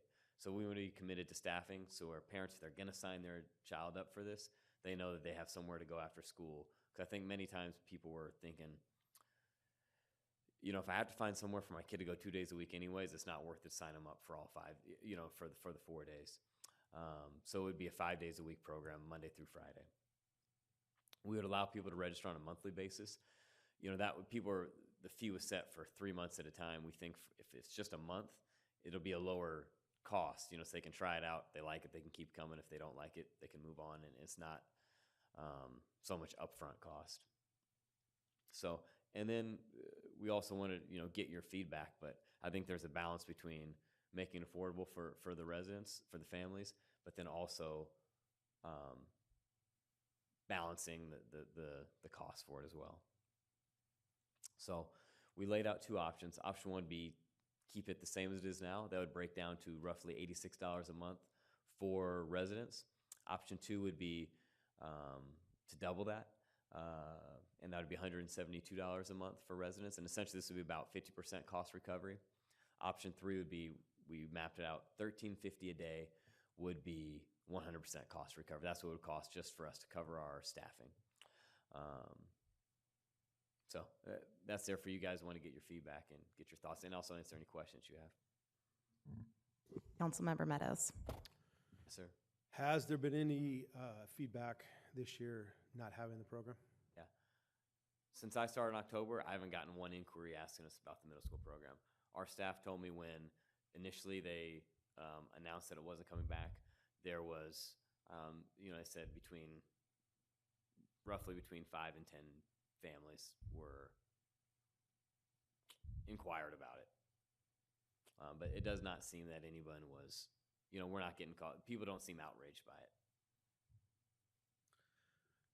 So in reading the staff report and thinking about it, I had $10 a day in mind. Mm-hmm. Thank you. Vice Mayor Shaw. I like that idea of 10 because it can, the 8, which would be some recovery, plus we do have snacks and all the other things that we're covering. But do you and the staff feel like revamping this to be more like a teen center opposed to a daycare is going to attract more people? Yeah. And do you guys already kind of have some ideas on what that looks like? Yeah, so teens are the hardest group to appeal to in any city, and you can ask anybody, it's the hardest nut to crack. I think the number one, if you look at the space right now, it's sort of just an empty room with some tables and chairs and bean bags. I think, getting more, customizing it to teens, getting more movie posters, band posters, whatever on the walls, getting more, I don't know, comfortable seatings aren't really, but seating that faces each other, communal seating, stuff like that. And I think that can, but I mean, there's no, you could spend money, buy more furniture, change the programming, and they could still not come, So I'm on a board in Pittsburgh that's an after-school program, but they also do a teen center, and they got a little foosball table and small, like yeah, it's absolutely that kind of stuff, foosball, and yeah. their participation has really increased. Yeah.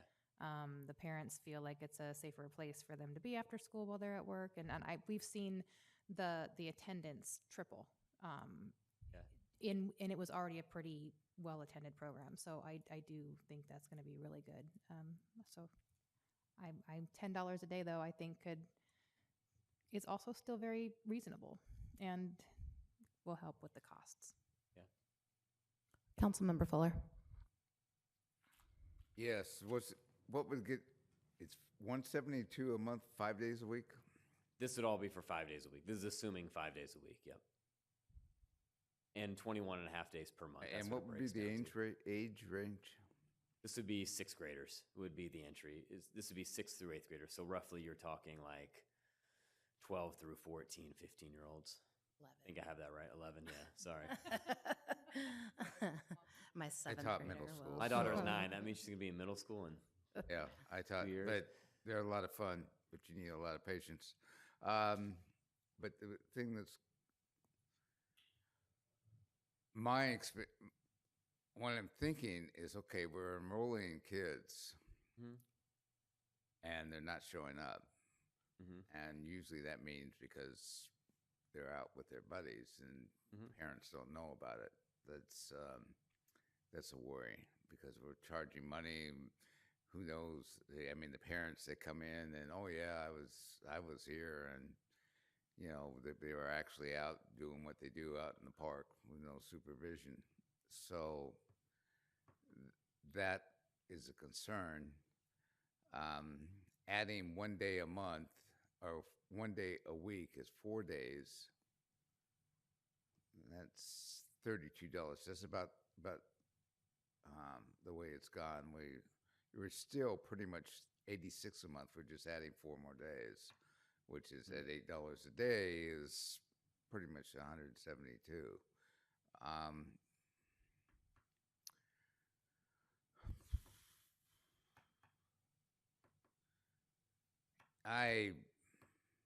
I'm okay with 172, but I think we have to monitor it. I think we have to come up with a solution too, that people are paying money, and do they know their kids are not showing up? That's a concern. If we're promising an after-school program and charging them $172 and then nobody's showing up, number one, I worry about that, just the fact that we're doing it. But number two, what do they think their kids are doing? Do they think they're in the rec center and they show up at the last minute to be picked up, or something is out of sync on that one? So I worry on that one. Yeah. Councilmember Henderson.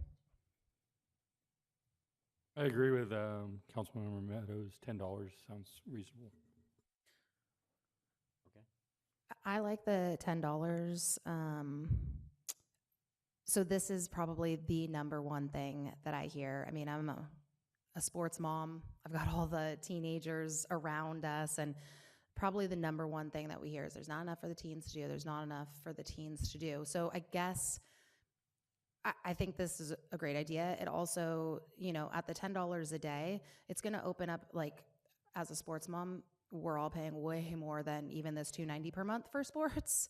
So I guess what I would love, if it's possible to do, is kind of be that that way for some of these kids to get some of that interaction, right? Like, just for instance, my niece, when she went to O'Hara, she didn't get to do sports. Her whole life, she didn't really do sports. She would drop in and out, do stuff, but couldn't really commit to a season, right? So 6th grade, O'Hara offers sports, and her friends told her, you can't try out for the team because you don't have any of the gear. You've never gone to practices. Like, what are you thinking trying out? And she's now in high school, and I had to call her up and, like, give her a pep talk to go to the sports teams, try them. But I would love if we're kind of able to give some of these kids a stepping stone who they get that same thing. Their friends saying, you can't do it. You haven't ever been in sports. But if there's some sort of, like, intersection that could happen where it's not just a big room where we're keeping people, again, this might be way beyond the scope of this, but it is probably the number one thing I hear is that there's not enough for the teens to do. And, if your kids can either participate in our sports that we have here or they can't. And it's a big cost constraint for a lot of people. So if there's some sort of anything that we could do where they can have some interaction with any of the sports, like, that would be amazing to me. And I think that would make it like an asset for a lot of families. So that would be my one, like, request, is that we're not just throwing chairs in and, like, and I know I've heard from some of the people at the Antioch, like, the interaction you had with the different sports teams coming in and the sports programs, and they were bummed to lose you. So clearly you were doing something there that, made them want to have you around and supporting them. So I feel like we have the right people in place to sort of implement something that would make it so that this is an asset for our community and for our city and for parents who, Nobody wants to, it's posted all over Facebook and next door, the picture of your kid who's riding their bike in the middle of the street, but we also don't give them anything to do. So like, you know, Yeah, regarding the sports, I think what we got to get a critical mass there, you know, because if we have 10 kids showing up and you got 2 from 6th grade, 2 from 7th grade, and 4 from 8th grade or whatever that is, it's tough to, you know, 2 of them want to play softball, 2 want to play soccer, and they're different ages. If we can get it to 25, 30 kids, absolutely you can break it down and say, hey, on, you know, Mondays we do soccer, on Tuesdays we do baseball, softball, on Wednesdays we do volleyball, so on and so forth. I do want to make the point is even in the past, you know, the program takes place at the Oakley Recreation Center in one of those portable classrooms. Right next to that, there is a field adjacent to it, and even before they would take them outside, you know, I would say the games they played were more games and less sports. You know, but they were doing kickball and they were doing capture the flag and they were playing tag and all these different games. So I think that's definitely a component of it and would be moving forward. You know, as far as organized sports go, I think it's a goal we can get to. But I think it would just be hard to, you need the people there first before you can go all out. But yeah. Sorry. So consensus, $10 a day and see where it goes and pursue? Well, if you go to 8, I'm fine. I guess I just have one more question. So say we do the $10 a day. Yep. What happens to the staff you've scheduled if you have 2 people signing up for it? Like at what point do you say, okay, we have to just reposition what the staff is doing? Yeah, for sure. You know, I think where we are at right now, we would have to implement it in the next school year. You know, so it'd be coming back in August is when we would implement this. We do our staff schedules by the month. You know, we'd have them scheduled, and if we had to, you know, we tried it and we only got 2 kids signing up, or we got, you know, only 2 kids showing up, and we decided to pivot away from it, you know, we would find other things for our staff to do. That's kind of what's happened this year. You know, we have high turnover anyways, from summer to fall to, you know, we have kids on the semester system, I say kids, young adults who are working for us who are on the quarter system, semester system. So they're all always kind of coming and going and transitioning. Anyways, I don't see it as a problem of having too many staff. You know, with some of them go from getting 25 hours a week to now getting 12, for sure, for a while. And then, but I think, you know, I think if we put our effort into it and it doesn't work out, then that just says we need to put our effort into the next thing. And I don't necessarily know what that next thing is now, but we would try it, and I think the staff would get hours pursuing whatever that next thing is. Vice Mayor Shaw? All right, that actually made me think about something. So this is going to be a monthly sign up, right? It would be, yeah. How early and what is the cutoff to sign up for that month so you can make sure you have the staffing? Yeah. Or Yeah. reduce it? So. For sure, yeah. I would probably, looking into this and getting down to the nuts and bolts, I would say if we're going to try this, let's make a commitment. So let's like offer it August through December. And no matter what we get, we're going to run it. You know, so even if we only got 5 that first month, we would say, you know what, I would schedule 3 staff and say our maximum is, you know, roughly have ratio 1 to 10. Say our maximum is 30. If we get 5, we'll reduce those. And, you know, I love our staff and I want to be open and honest with them, but it's like, hey, you may be getting, you know, we may have 2 of you working. So in that case, you're probably all getting only 15 hours a week.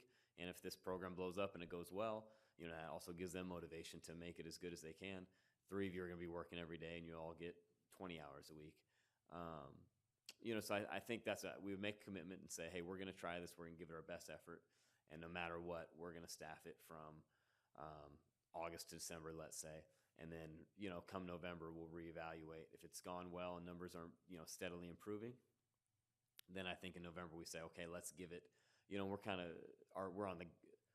we're sort of wedded to the rec guide schedule. So, you know, in November, the winter spring rec guide is essentially due. We turn to the Brentwood Press and they print it out. So I'd say like November 1st, we'd be monitoring numbers and say, do we want to give this a go for January, February, March, April? And then we'd make the call then. You know, if we're staying steady at 5 people, it's probably time to pull the plug. If it's growing, you know, we had 5, we had 10, we have 15, then hey, let's try it. Or, you know, even if we just have 12, but 12 are coming every day, hey, let's try it for the spring and see where it goes. And I know that this is beyond, this is great. You can see we're pretty invested in it, so Yeah. can we just kind of maybe get an update around that November time? Yeah. I'm sure we will, but just Yeah. food for thought. Just let us know how it's going. For sure. All right. We do have more to get to. No, you're good. I'm happy to answer all your questions. Do we have consensus to move on to the next item? We had consensus at 10, right? Yeah. All right, park rental fees. So we say park rental fees, this is mostly pertaining to sports field areas. So the city of Oakley offers residents ample outdoor space. That includes 37 parks, and 9 of those parks include rentable sports fields. That includes like ball fields with dirt diamonds, basketball courts, or grass space that could be used as like soccer / flag football fields, stuff like that. These fields are primarily rented by local soccer, baseball, and softball teams. So this is, again, a look at our fees compared to our 2 closest cities, our neighboring cities. You know, the thing that stands out for me, if you look at Antioch and you look at Brentwood, they have a lot of different fees. If you look at it for us, we have 3, and they're broken down by user. And so, you know, if you look at Brentwood, their neighborhood park fees, those are sort of the ungated parks that are in the neighborhoods. Same thing as Antioch. But then they also have their fees for the Sunset Athletic Complex.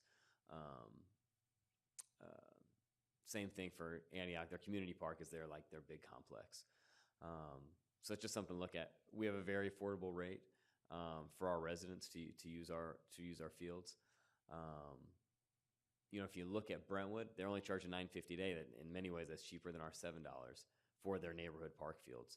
I think a thing to realize is we have some really nice fields, and the upkeep of those fields is expensive, and we're probably charging below market rate as a whole for our fields. So this is just a look at all of our picnic rentals and all of our sports field rentals the last 2 years. It should be noted, you're probably looking, why are rentals less in 2023? We did have a wet winter last year, and that led to, you have to cancel. And we pretty much the month of March got wiped out last year with all the rain. Also important to note, when it rains, especially on the ball diamonds, it can take 3 and 4 days before those are playable again. And a lot of times last year it was rain. It'd be sunny for 2 days, but they were still closed, and then it'd rain again. And it took a long time to catch up. The sports fields are used, especially the diamonds. I was looking at a lot of the parks, Laurel Fields, Nunn Wilson. It's like they were available to rent for 245 days, and they were rented for 245 days. So there is definitely demand for our sports fields. So looking at different options. So option 1, like the other ones, keep fees where they're at. Option 2 would be raise fees by 50%. That sounds like a lot. It's the difference between $7 and $11. And if you look at the Laurel ball fields, I would say they're equivalent to what the Sunset fields are in Brentwood. They're not individually, have an outfield fence, but the infield, we have a grass infield on one of those fields, which is, you really don't see that in a recreational setting anywhere. That's still half of what Brentwood's charging. It's still half of what Antioch's charging for that level of field. And Mayor Wilson, you were saying how you're a sports parent and you pay. If you look at this, they're paying us $7 an hour to rent our fields, and then they're going and traveling and playing in San Diego, Arizona on the weekends, and they're spending $2,000 in a weekend for tournament fees, travel, food, hotel, the whole bit. And again, before Councilmember Fuller asked, what is this going to do for our budget? What is this going to pay for? Cost of everything goes up. Our staff are prepping the fields, our landscapers that we're paying to mow the fields, the tractor that we use, the gas that powers the tractor, the shovels, the everything, it does add up. So option number 3, I didn't raise it, but is to look at, to kind of, instead of doing an across the board percentage increase, it would be to I think the Freedom Basin and the Laurel ball fields are what I would call premier facilities. So it would be just adjusting rates at those 2 locations and keeping the $7 fee at all the other locations. So here to answer questions, here to get your feedback. The groups, the group 1 users, group 2 users, group 4 users, same as what we have on the rest of the fee schedule? I'm sorry, I didn't go over that. No, That that's is okay. correct, I just yes. assumed it was. Yep. How, well, you might not, sorry. Laurel Ball Fields and Freedom Basin, those are probably the ones that are, like, you're probably having to turn people away from those, I would Absolutely. guess. Yes. Okay. I mean, as somebody who pays soccer fees and stuff, like, even this price is too little. And then I guess I have a follow-up question because I am a soccer mom, and I would often have to tell people, sorry, Councilmember Henderson, I just saw it. I'm falling asleep over here a little bit. I'm sorry. Last time I had to tell people, hey, Oakley said the fields were closed. So what kind of repercussions do we have in that group? Like similar to how we had the deposit for the cleaning fee, right? For that, do we have anything written in? Do we have anything suggested? Because I definitely had to tell people, like, no, we cannot practice. Yeah. They said that the fields are closed. People were like, Yeah. So we charge a deposit same way we do for our facility rental, $500 deposit. So if they were to, most of the groups that rent from us by the book are fine and they know to stay off it and they're invested because they know if they play on the field when it rains, it's going to mess it up and it's going to delay them, further down the line. The, for lack of a better term, like renegade groups who just go out there and we don't even know who they are, those ones are harder to police. We do have a park ranger who goes out and amongst other responsibilities does quote unquote police those fields and would handle any disputes if there's a paid group versus a non-paid group is just out there trying to use it for free. And then also if the fields are closed for maintenance, are there to move those groups off. Can that person be at every field every day at all times? Absolutely not. So we also, if it is a group we do know, we'll give them a warning that we just won't rent to them again. And I think in many ways that's actually more than a $500 deposit. If you lose the right to rent fields from us, that's going to hurt you. That's going to hurt your organization probably worse than any monetary thing because now you're having to go elsewhere. Your participants are angry at you. So that is our first sort of measure we can take is taking, keeping a deposit. And second is just saying, hey, we're not going to rent you anymore for breaking our, not following our regulations. okay, perfect. And to be clear, it wasn't the organization. They're really good at doing it because I was a coach, but it would be parent coaches who were like, no, we didn't get that. And the flip side is, the fields are closed, fields closed. If you're just a resident, the fields are open. If it's not rented by a paid group, any father, son, daughter can go out there and hit balls with them. And again, they're not going to know. You would hope in their signs posted, like, if the grass is wet, if it's puddling, stay off. So they're not necessarily going to know the fields are closed for the season. So you're always, and then what's a dad and his daughter going hitting balls, and then what's a dad, his daughter, and half the neighborhood hitting balls. So there's that fine line as well. Sure. Councilmember Henderson. I'm good with staff's recommendation of option 2. Councilmember Fuller.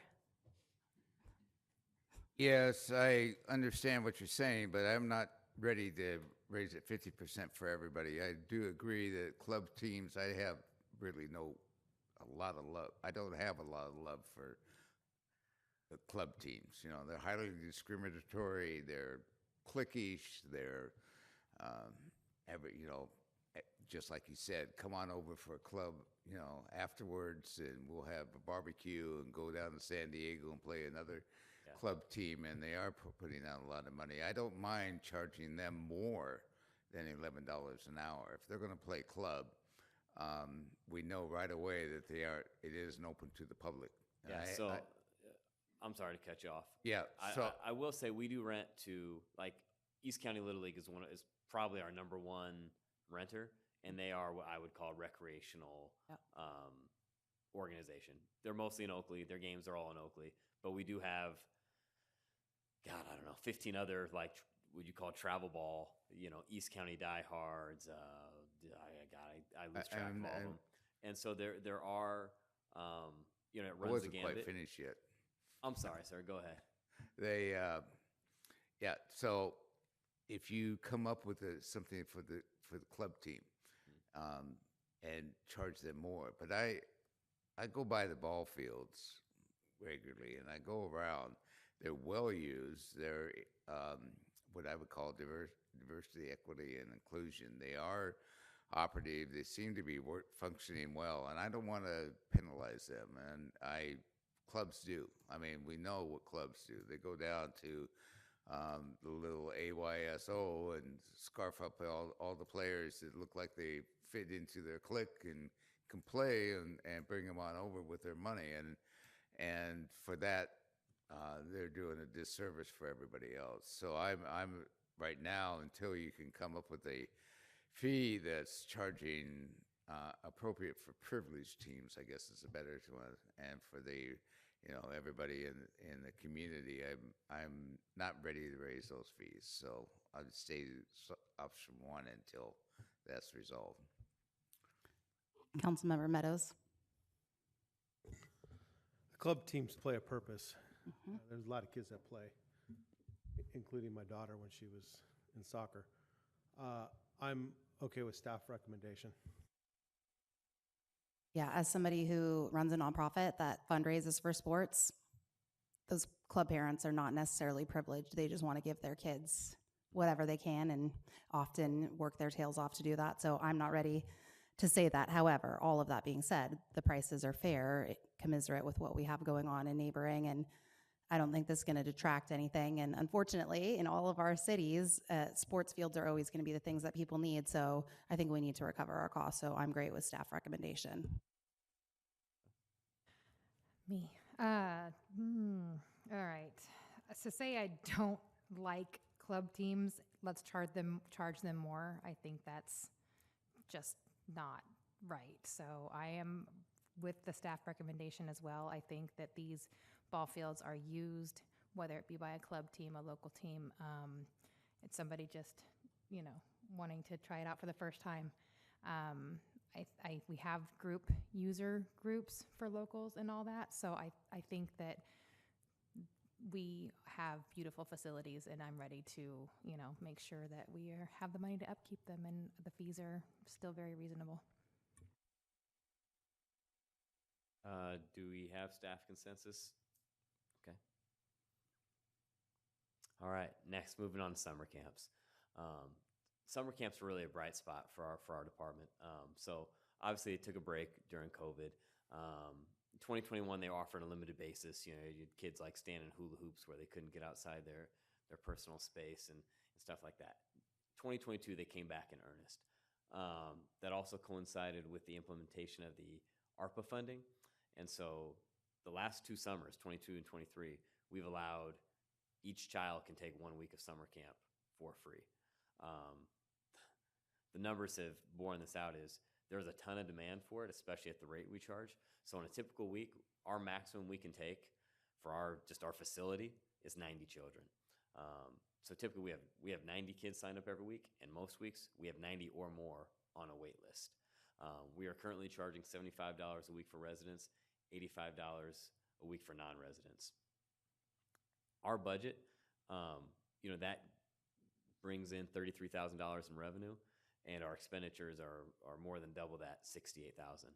And so it's a great program, and I think the community loves that low-cost option. But we're also probably charging half of what it costs us to run it. If you look at our closest cities again, they're charging 3 times what we are. So you can see it there.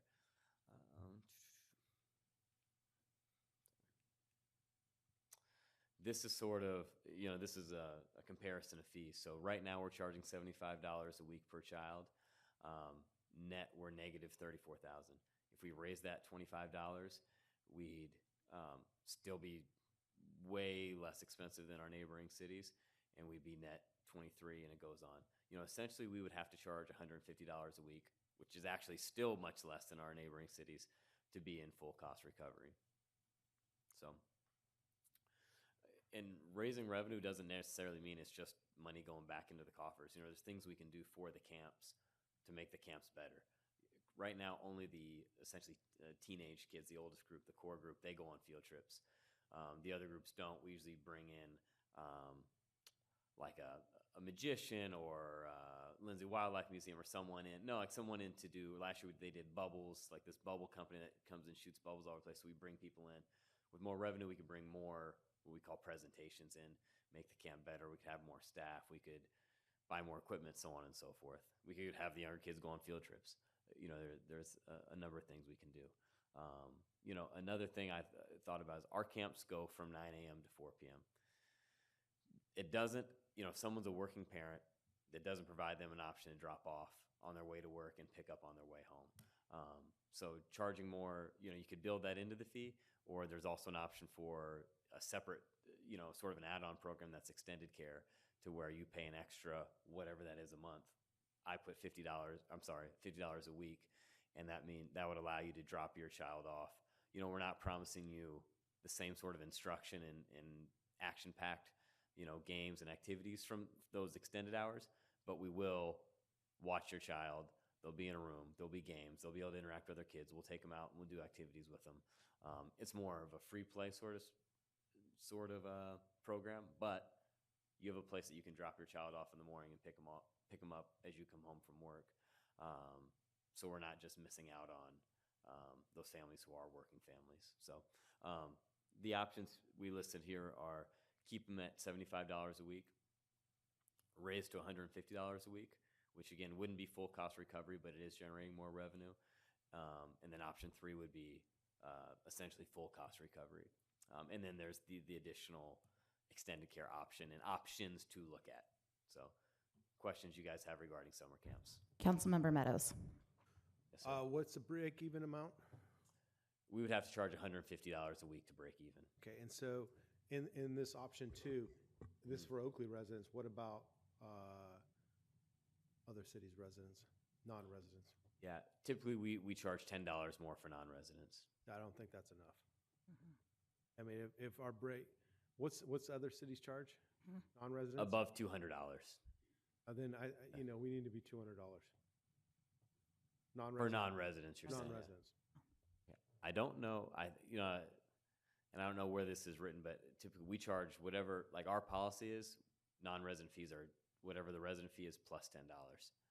Okay, And well, so, that's fine, that's the current policy, but oh yeah, I'm just telling you, I mean. Yeah, I'm not, it doesn't have to be, yeah. I'm not for it then. I mean, there's no reason that we're subsidizing residents in Brentwood or Antioch. So if, I mean, you want a recommendation, my recommendation, I can live with the 125. I think it's probably still a little low, but I mean, I can live with it. But we have to charge non-residents, you know, the $200. We cannot subsidize non-residents. Vice Mayor Shaw. I agree, the outside resident cost needs to increase. I like the additional $50 a week option. Let's see if it's something that parents will use. You may lose kids for the summer camp if, like you said, they can't drop them off before work, and so they're going to find somewhere else to put them. I would like to see how that plays out, and it would be an add-on, so it wouldn't be a mandatory fee. So I like that. I was going to say 125 for residents, 150 for non-residents, but I'm open to whatever you guys want to do for non-residents. But I like the 125. Let's not jump it up too much. It's already double, so.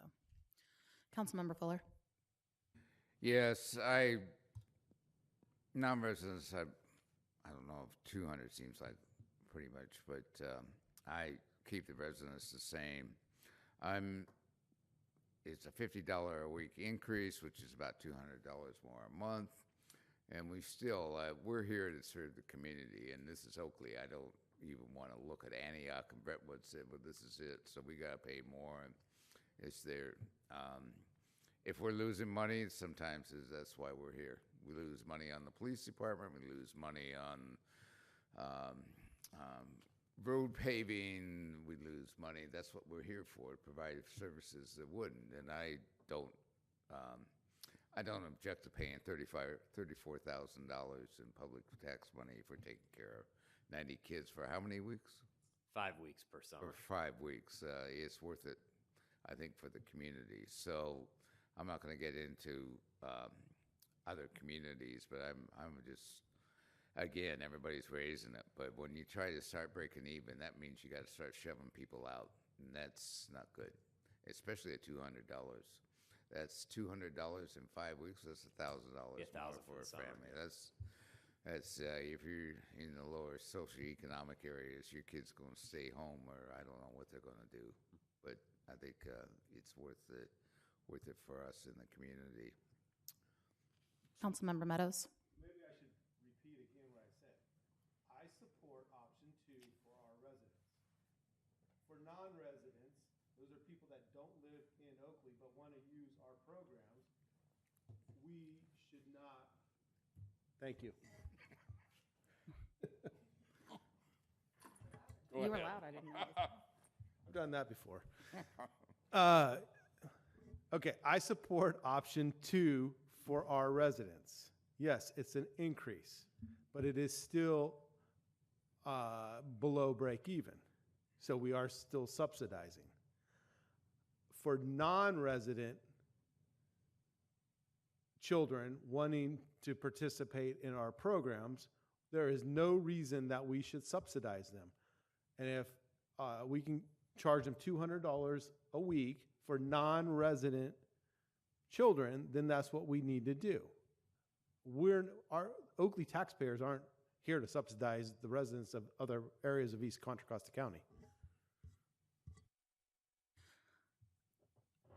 Do we have any, I do know that the complimentary camps that we were able to do, that's all, we can't do that anymore. That's out, or do we still have funding that can do that? Because I do know that made a big difference for a lot of people.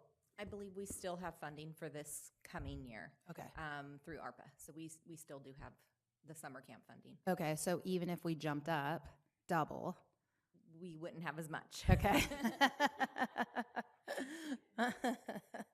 Great answer. I mean, I know how much all of this stuff costs, and still, if at this $125 a week, if you're saying this is your staff recommendation, you're saying that $125, we could potentially beef up like what we're doing too, right? Like as a parent of elementary school kids, my kids don't go on field trips during the school year, so I would happily pay $125 a week if that meant that they got to go on a field trip that wasn't just walking around the corner, because that's kind of what they get to do right now. So to me, that is worth the investment, and still $125 a week in comparison to any other summer camp price that they're paying. But I do know what a benefit it was to the community that we were able to do some of the free summer camp. And I'm sure, like, I don't know your numbers, but I'm sure that made it so that people who still had to pay for all 5 weeks only had to pay for 4 weeks and things like that. So that's, you know. I know last year, because people called and asked me, and I wasn't aware of it. We had a day that we opened up the community center, and it's literally just summer camp registration day, where they could come in. The free week is only for residents, so we'd have to verify.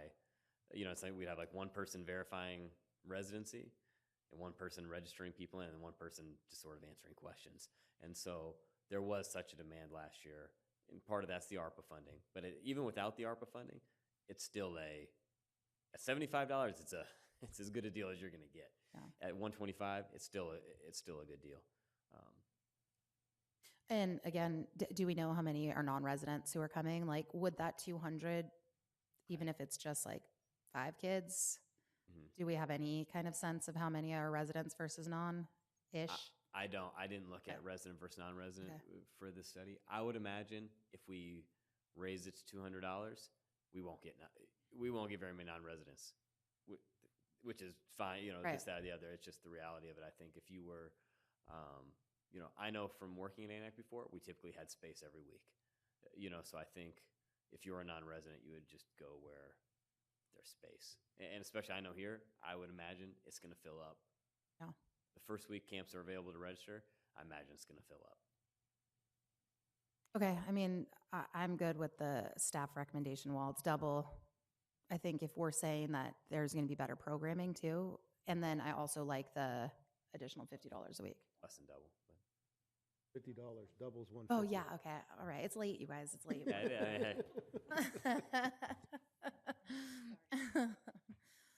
I'm not the math person. And then I do like the additional fee of $50 a week, because I think that would be a benefit for a lot of people too, because 9 to 4 is a tough time, but also we shouldn't have to eat all of that. Consensus Sen- on option 2 and look at non-resident fees. Okay. How many more do we have left? I can't even remember. All right. Okay. Contract classes.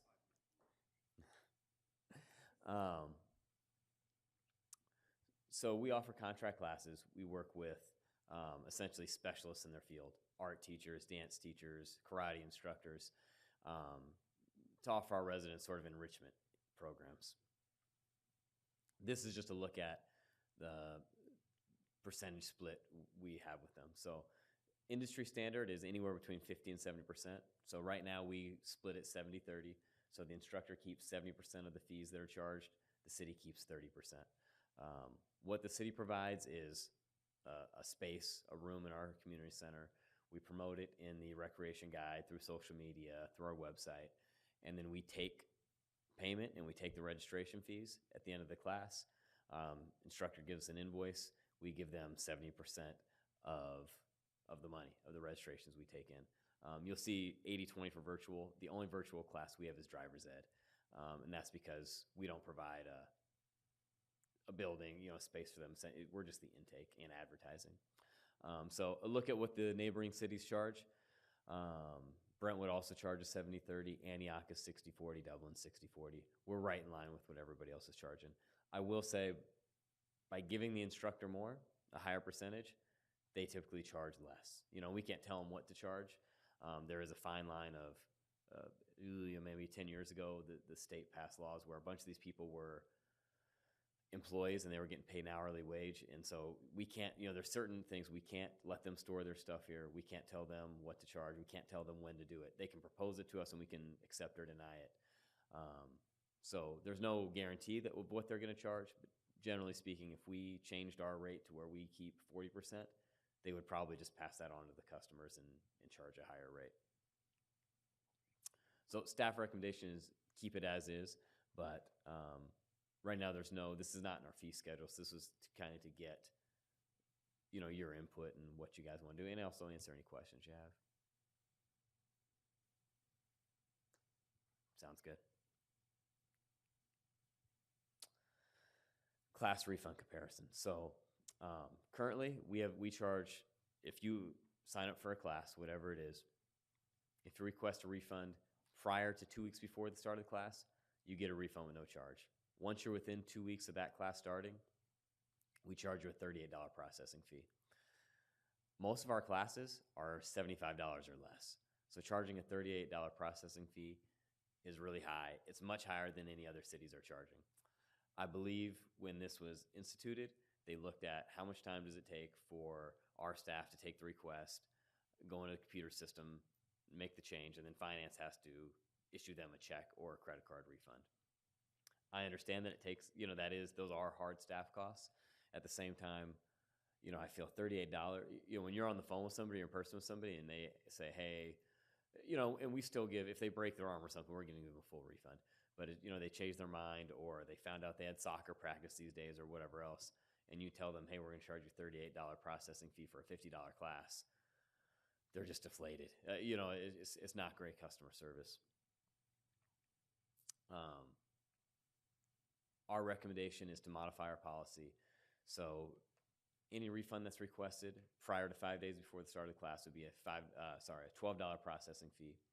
That is the highest out of all the other, if you look at the previous slide, that's what Walnut Creek charges, and that's still the highest, but it's also way less than we're charging now. And I feel like that still kind of recoups some of the cost for the staff time that goes into processing those refunds, but it's not sort of punitive to the customers for whatever reason change their mind. With that being said, if it's less than 5 days, and part of this goes with, the instructors have minimums, right? So they're not going to teach that karate class if only 5 kids sign up. So we have to give our instructors some security in knowing, hey, you have 5 kids, so they can run their class. We don't want to be telling the day ahead of time, hey, you had 7, 2 asked for a refund, now you only have 5, and then they cancel it, and then everybody else gets the class canceled for them. So recommendation is to change our refund policy to charge a $12 processing fee as long as the refund request is made 5 days or more prior to the start of class. Once it's within 5 days or after the class starts, it would be no refund. Unless, you know, you can always ask for an exception, broken arm, caught COVID, whatever. Questions? Fine. Okay. That's it.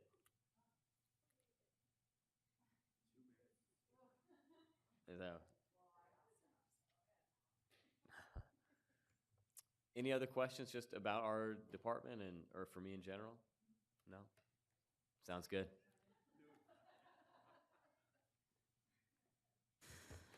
Okay. Item 9, closed sessions. There are no closed session items. Thank you, everyone, for joining the meeting. There being no further business, I would like to adjourn this meeting in memory of Alexis Gabe, who went missing on January 26, 2022.